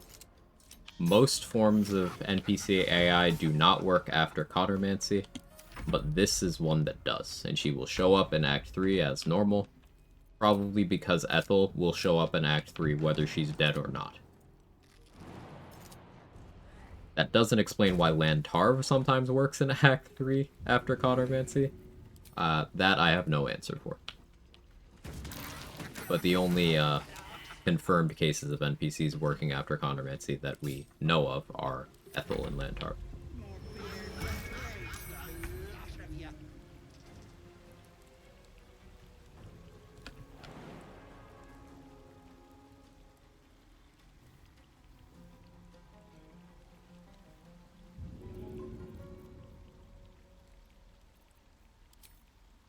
First step is the hardest.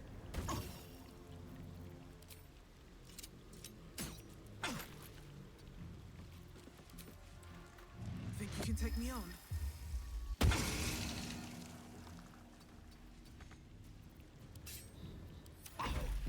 Let's use resistance for a trinket or two. Gold ain't like that.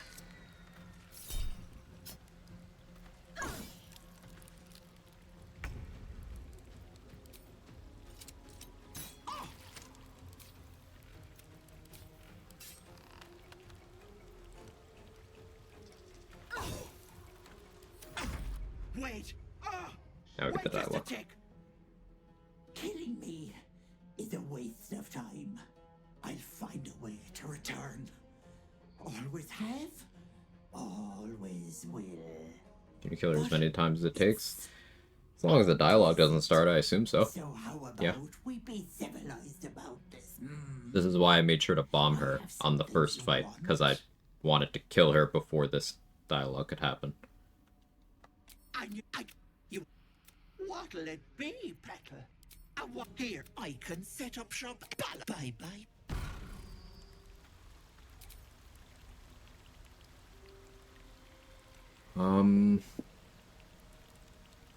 Yeah, we're going charisma. Are we? Yeah.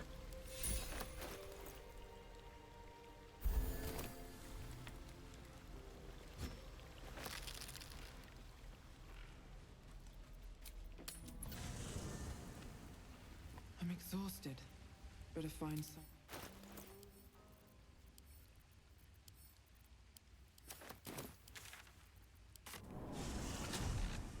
Out of the way of Connor.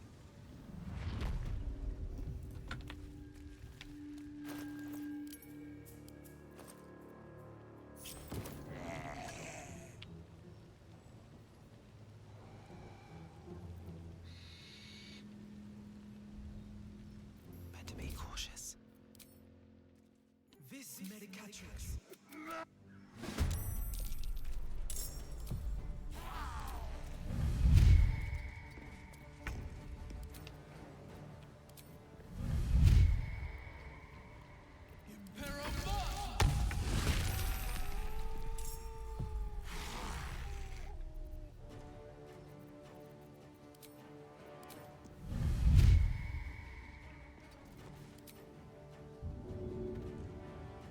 But I need you to move.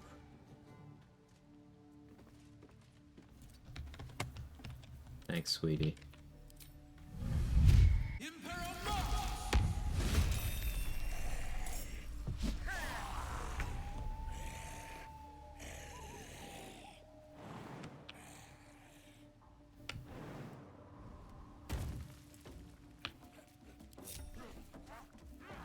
Alright, how many zombies, chat?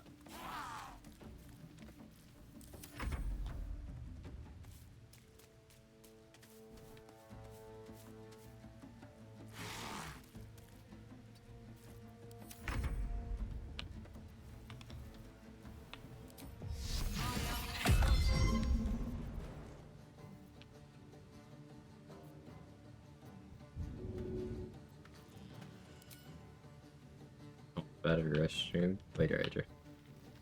Minis I can make? I don't think we have that much time.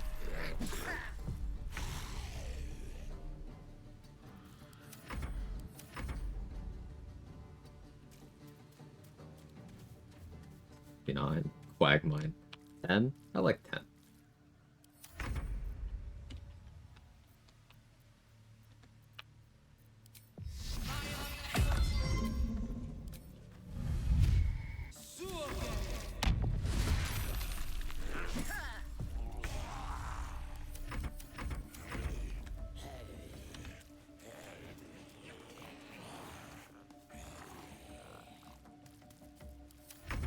What are zombies for? Because I can.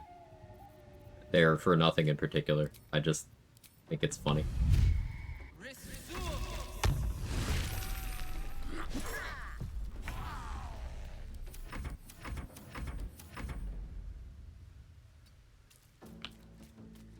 Although infestation doesn't consume the corpse. Nope. Which is silly. Yeah, you only really need to carry around one corpse if you're actually doing fungal infestation stuff.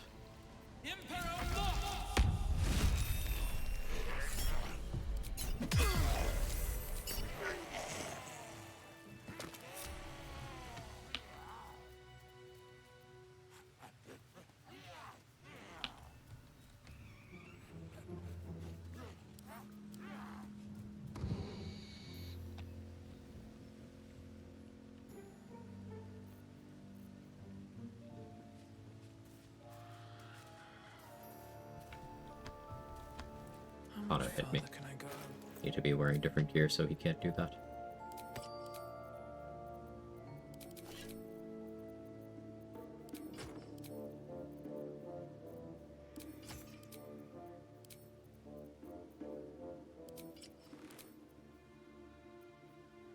I shouldn't be able to anymore.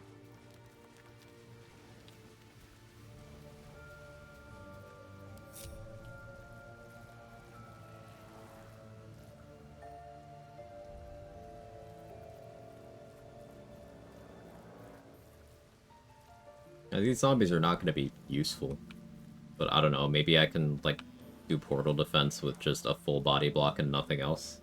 That could be funny.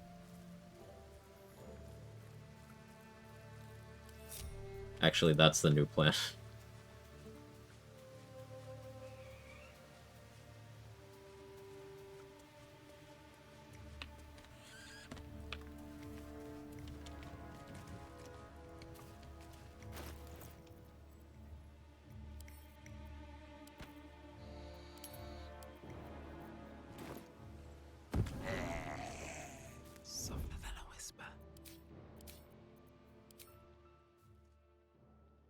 This medicatrix.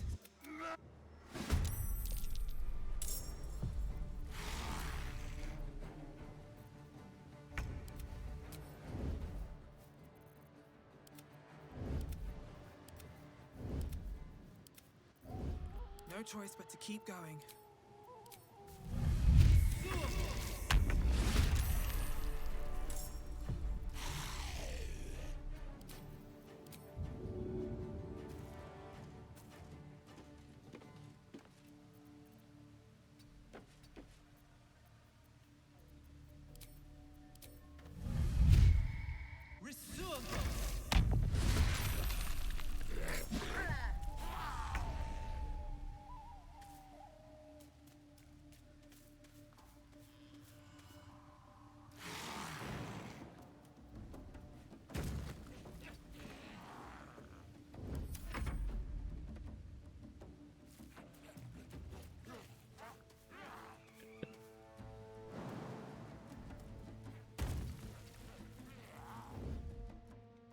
How many is this?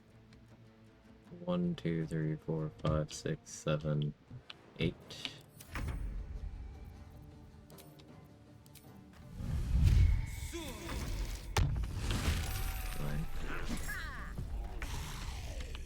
Make a builder on throwing zombies? Could. I like that idea. Do some oil combustion stuff with this too.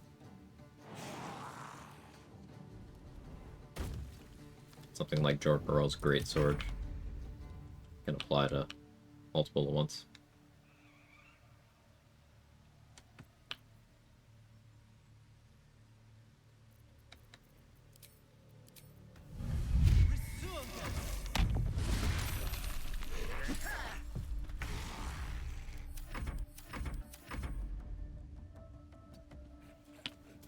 That's 10, right?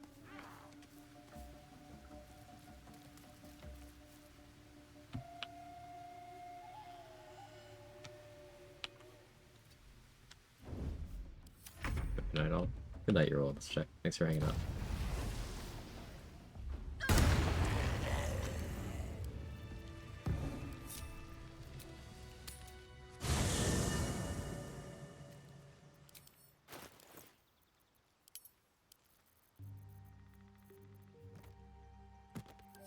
This is just like any other microwave chat, just full of decaying flesh. It's lore accurate. When my prepared spells change? It's not correct. When did my prepared spells change? That must have been the level up menu.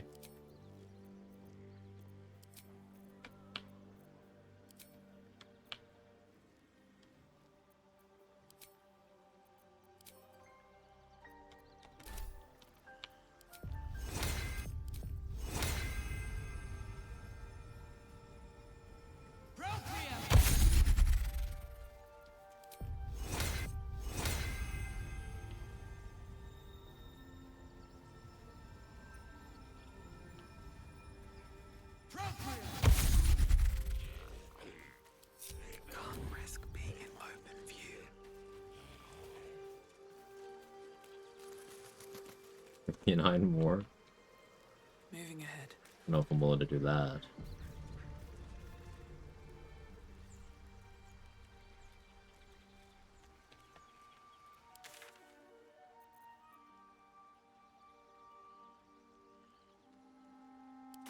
Oh yeah, let's have zombies versus druids. Plants versus zombies.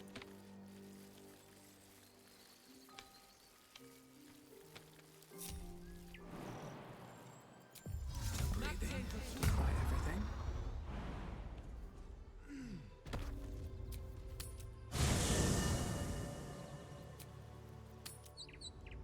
Looks surrounded. She's probably like, I don't know what's happening, but I'll let air fryer cook, I guess. Plants vs. Zombie with Myconids. True. Get out, Necromancer, get coal. Just army versus army. Like, I coal mine his army, but then I build my own. That would be kinda cool. Shit, I have to do that on a run now, don't I?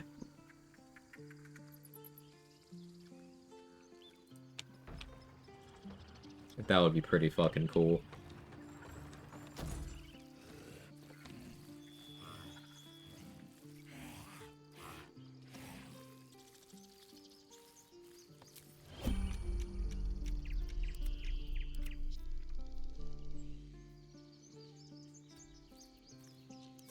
Can't give up now.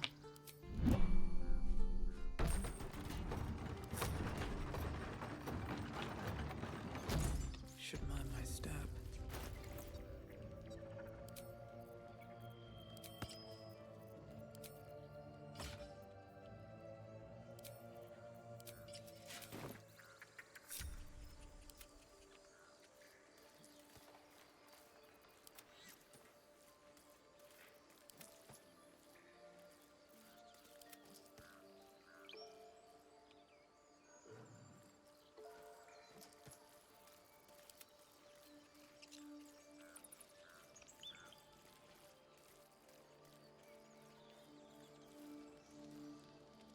Feels like I've been holding my breath for a 10-day.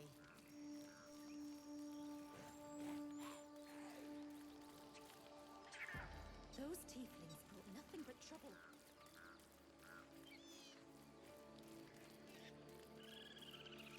The grove doesn't feel the same. All right. What now? Full armor does not have 8 HP per printed zombie last time I checked. Well, I could do a build, though. I could do a build where I get, like, cleric spellcasting so I can cast aid, I can buff them up with all sorts of shit. I can give mine elixirs. I mean, I could give his elixirs too, but I can give mine.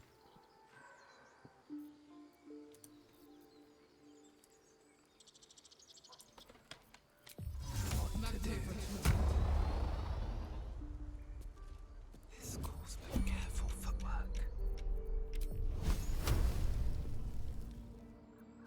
Do any of these druids have metal?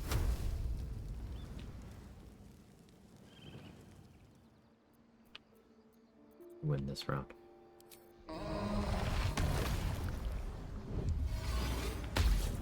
Violence isn't.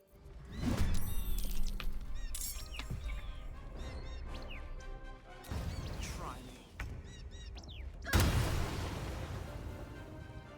Another one. On my way.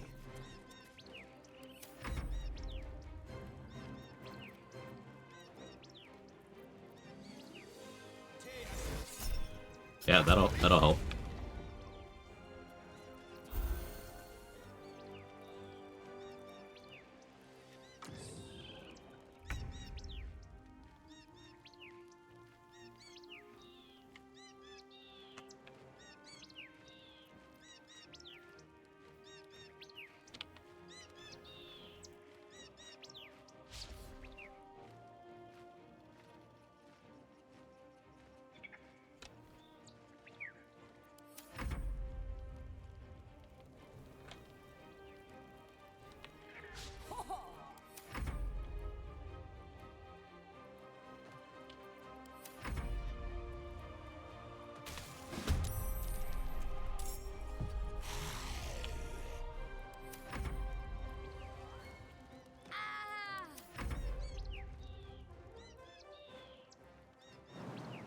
Wait, you started again.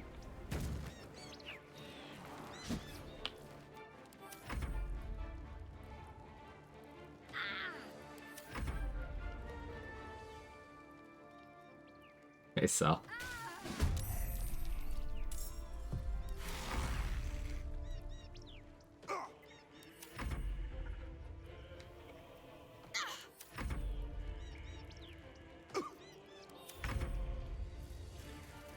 Secure the kill, secure the kill. Perfect.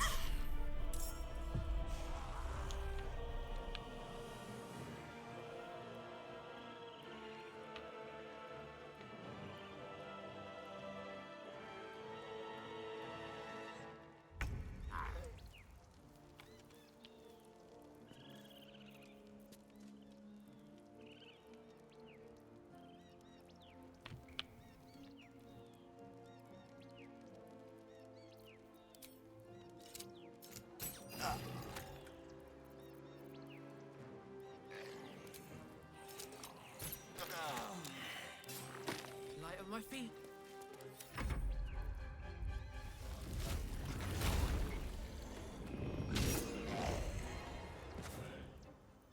I'll be down.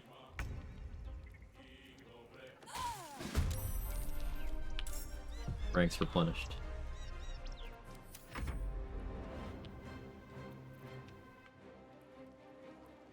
Where's that fucking bird?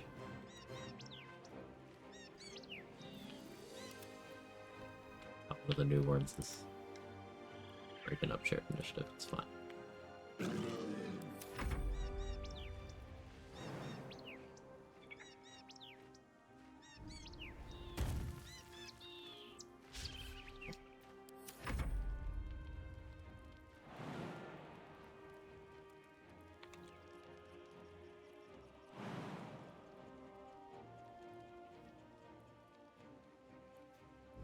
I can't hit the bird.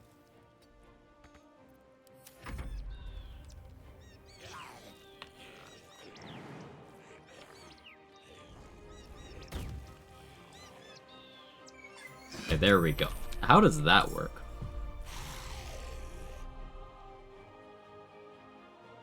Okay.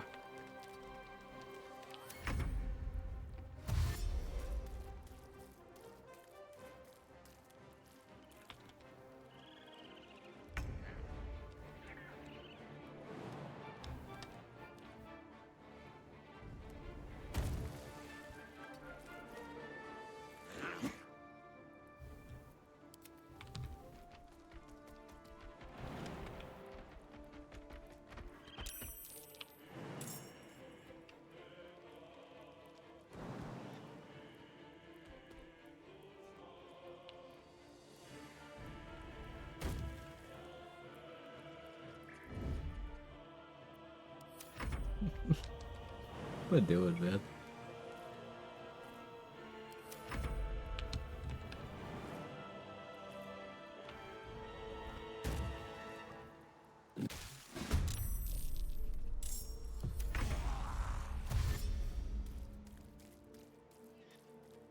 What do you mean you don't violate the conservation of mass with necromancy? I mean, Get Cold does it, why can't I, right?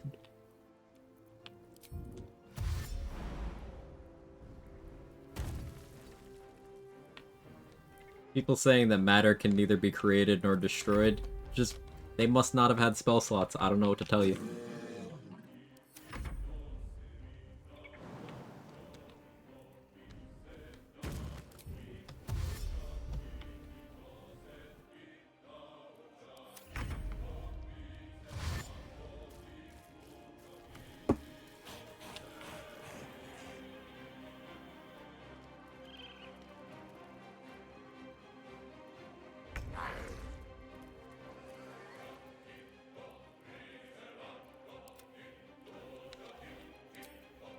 You picked the wrong fight, friend.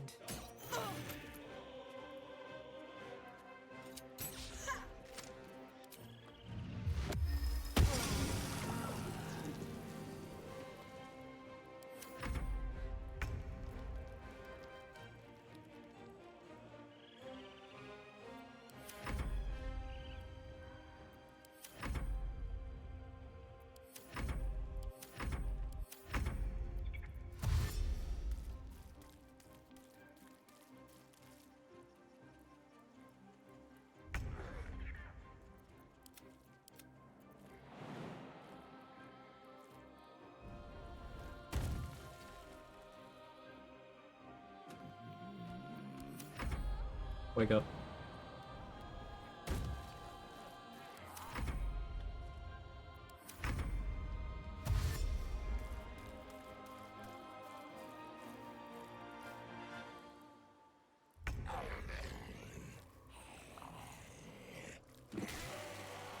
No one back home will ever believe this. Don't want to draw any attention. Don't waste a step.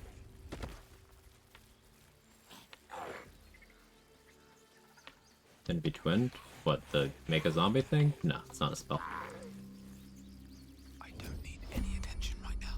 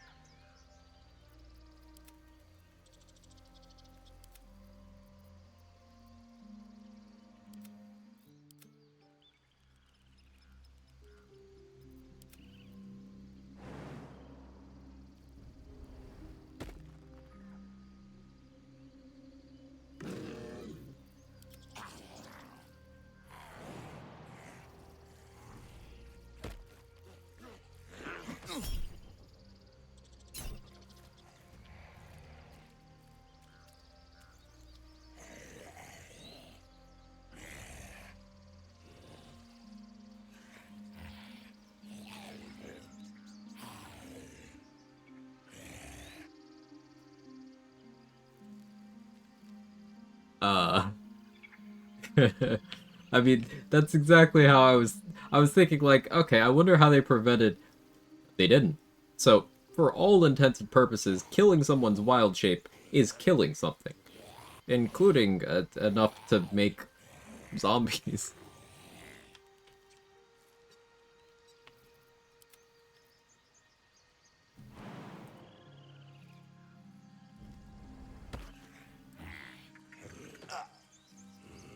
Better make my next move.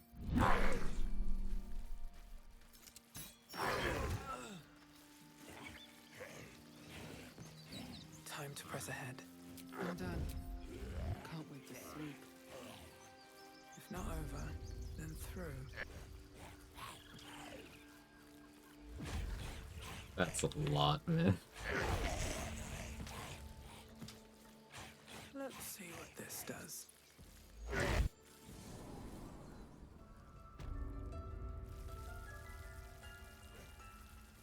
I think preventing my kill count. Just scooch right on by there, Wrath.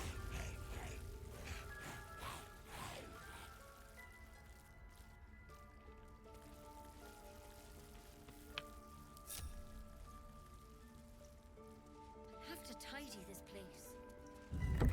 Out of sight, out of mind.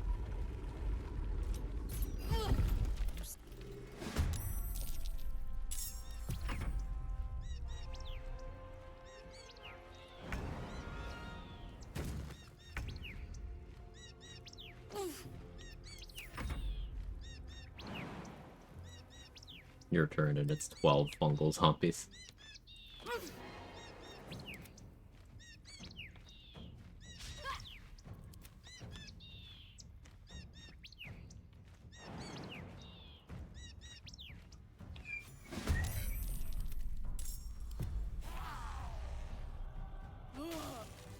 Best get going.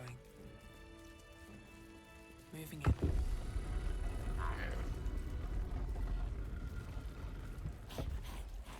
Hear me out. Let's say a house in wild shapes and zombies kills wild shape. Would that work? Has to be enemy wild shape.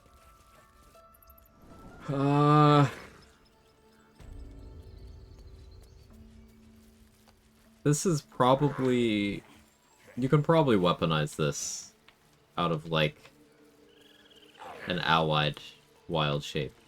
But the thing is, you're still gated by fungal infestation charges unless you do it out of combat.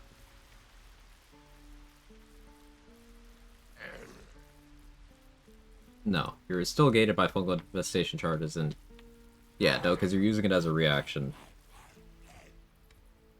So yeah, no, you're still gated. You can't go like infinite that way. I can't think of an actual use for this.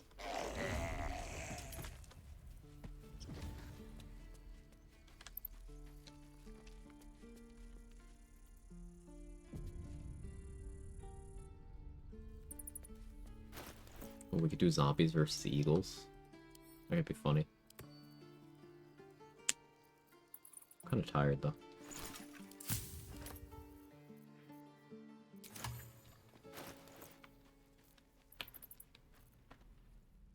Do want to think on the build some. Like, I could pivot to 5 EK. I could pivot to 6 EK through Druid right now. I'd have 2 feats. I'd have Eat Metal. I'd have some amount of spell progression. Problem is, I would lose my twin spell meta magic, which do I care about? Not really.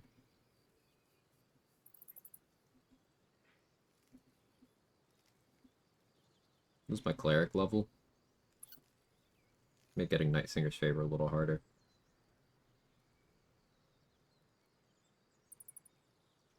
Fungal infestation needs a humanoid. Does crawling gnaw also have this restriction? Well, if fungal infestation needs a humanoid, then it counts them after the wild shape drops.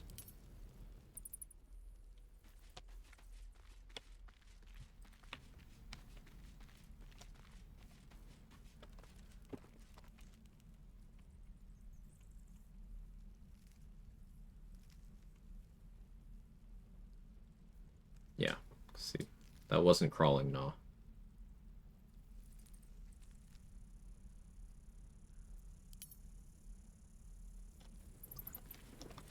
Or beast. Right.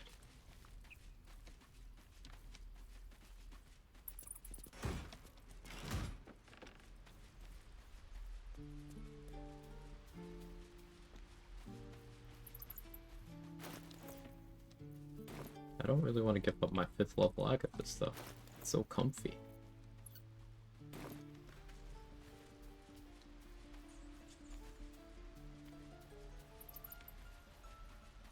I gotta do something with the zombie army.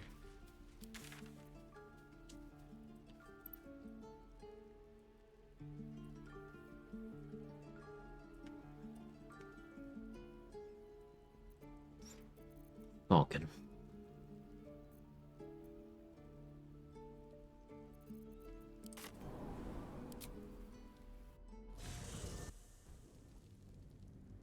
Also missed the baby bird turning into a giant humanoid zombie.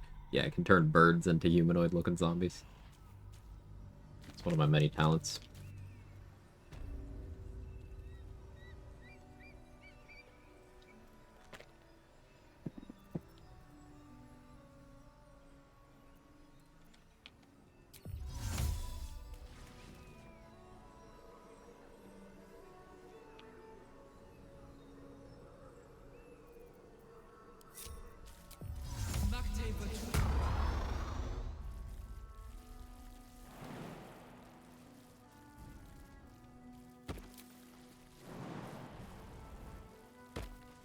On my way.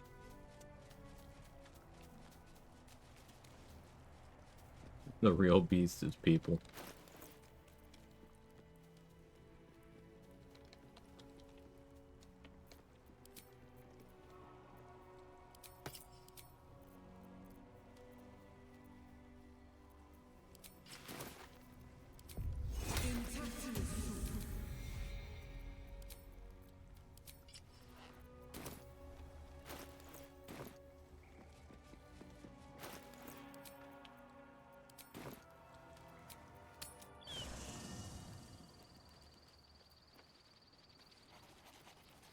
Far enough from zombies?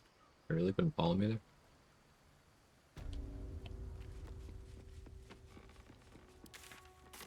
Where are they going? Looking ahead.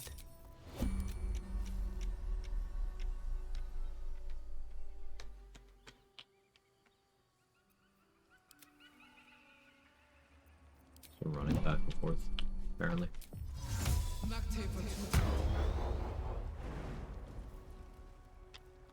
Another step forward.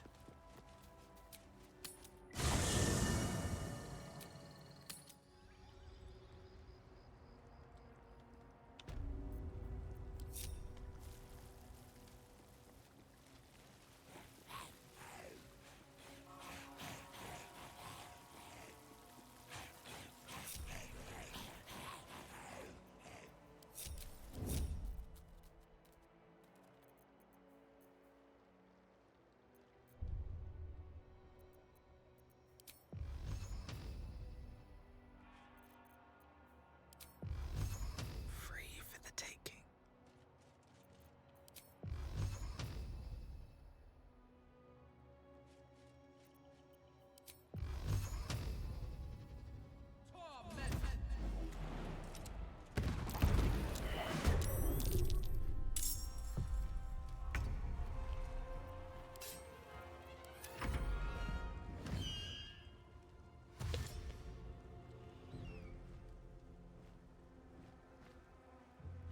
Ah! It's screeching for help!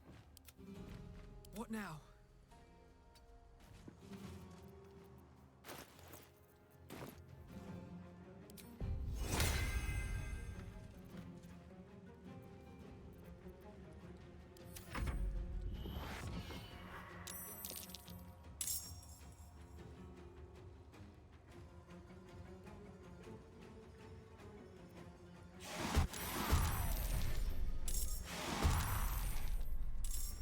Just me and my legion of mold myrmidons. What is that? Asmongold survivor subscribers.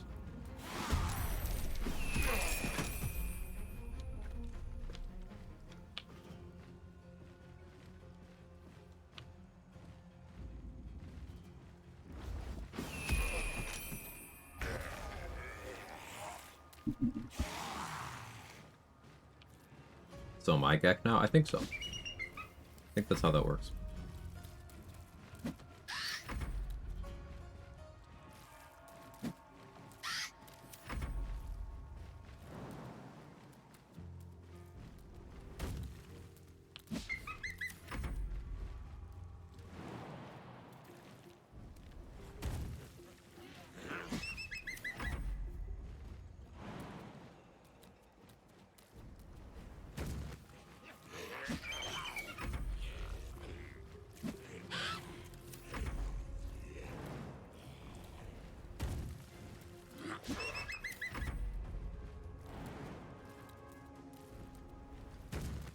Heard of Wall of Fire, Wall of Ice, Wall of Thorns. What about Wall of Redditors? Hmm?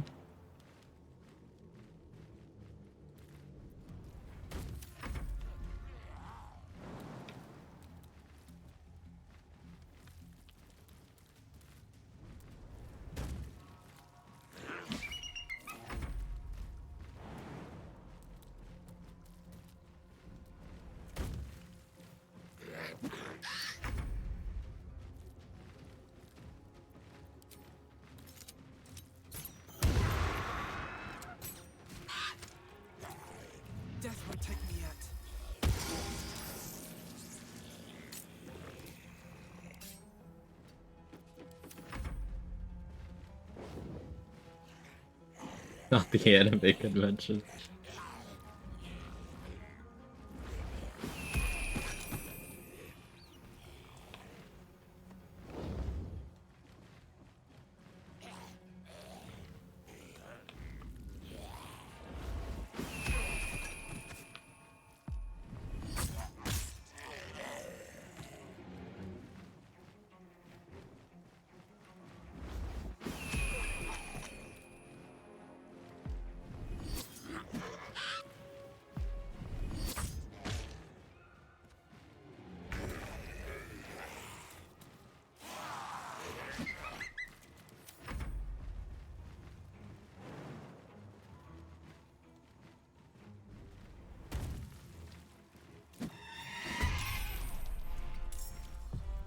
Oh, there we go.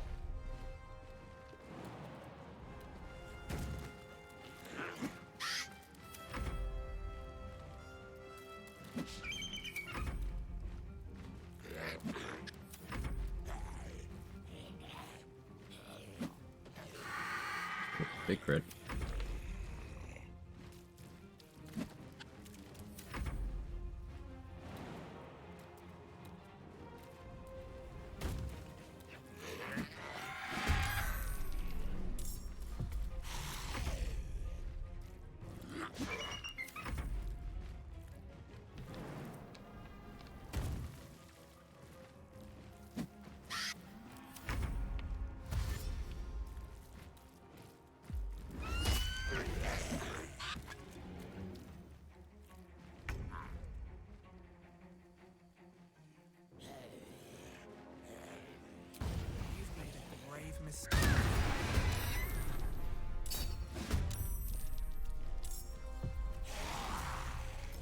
Fuck it.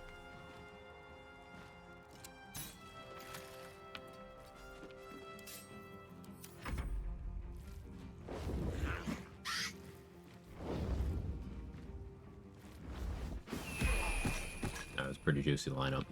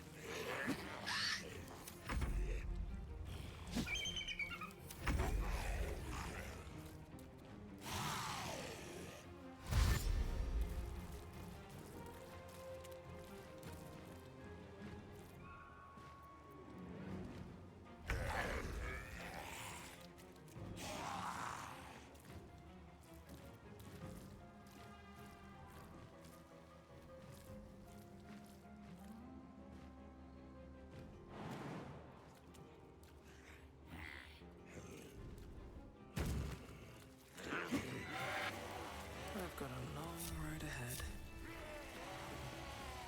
Swift as my feet can carry me. Let's have a look. We did it, Joe.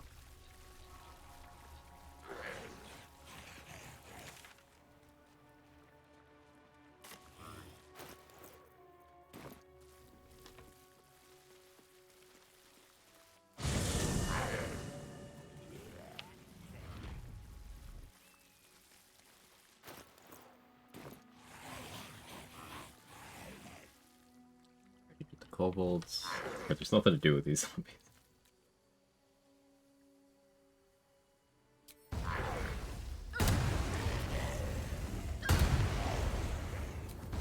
So you could stack arcane acuity with them.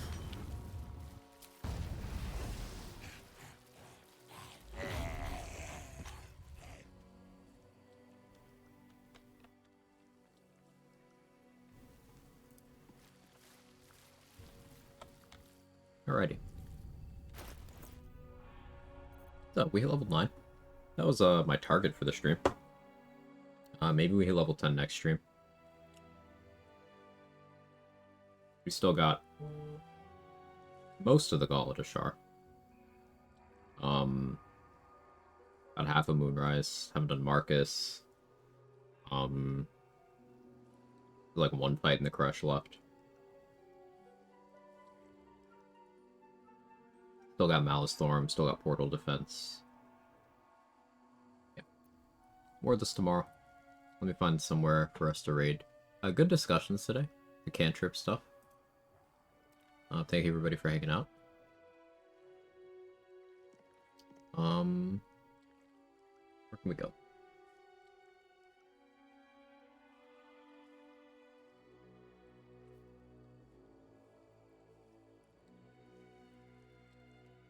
Dade is doing her radiant only thing.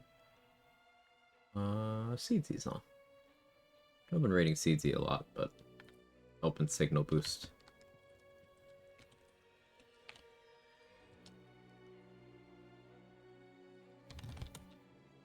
If you got my emotes, feel free to jiggle. Easy doing solo honor. Looks like he's in Act 2, which is hype. It's always good stuff. Thank you again, everyone, for hanging out. How long do I expect this run to still be going? I think probably finish this run like Monday, Tuesday, something like that. Not really rushing, especially considering how many weird techs we're messing with. And Act 3 is where we get Pyro Quickness Hat online. We'll have enough sorcery points to comfortably click twinned heat metal and such. There'll be a lot more targets that have metal at that point, I think. Once we fight more things in Moonrise, there will be more things that have metal. I'm hoping we can spam heat metal on Ketherick and Merkel, because they don't have the best constitution, but as long as my DC is sufficiently low, which I should have 2 wisdom by the time we fight Ketherick, that should be pretty comfortable. Yeah. Thank you again, everyone. Have a wonderful rest of your day. Bye-bye.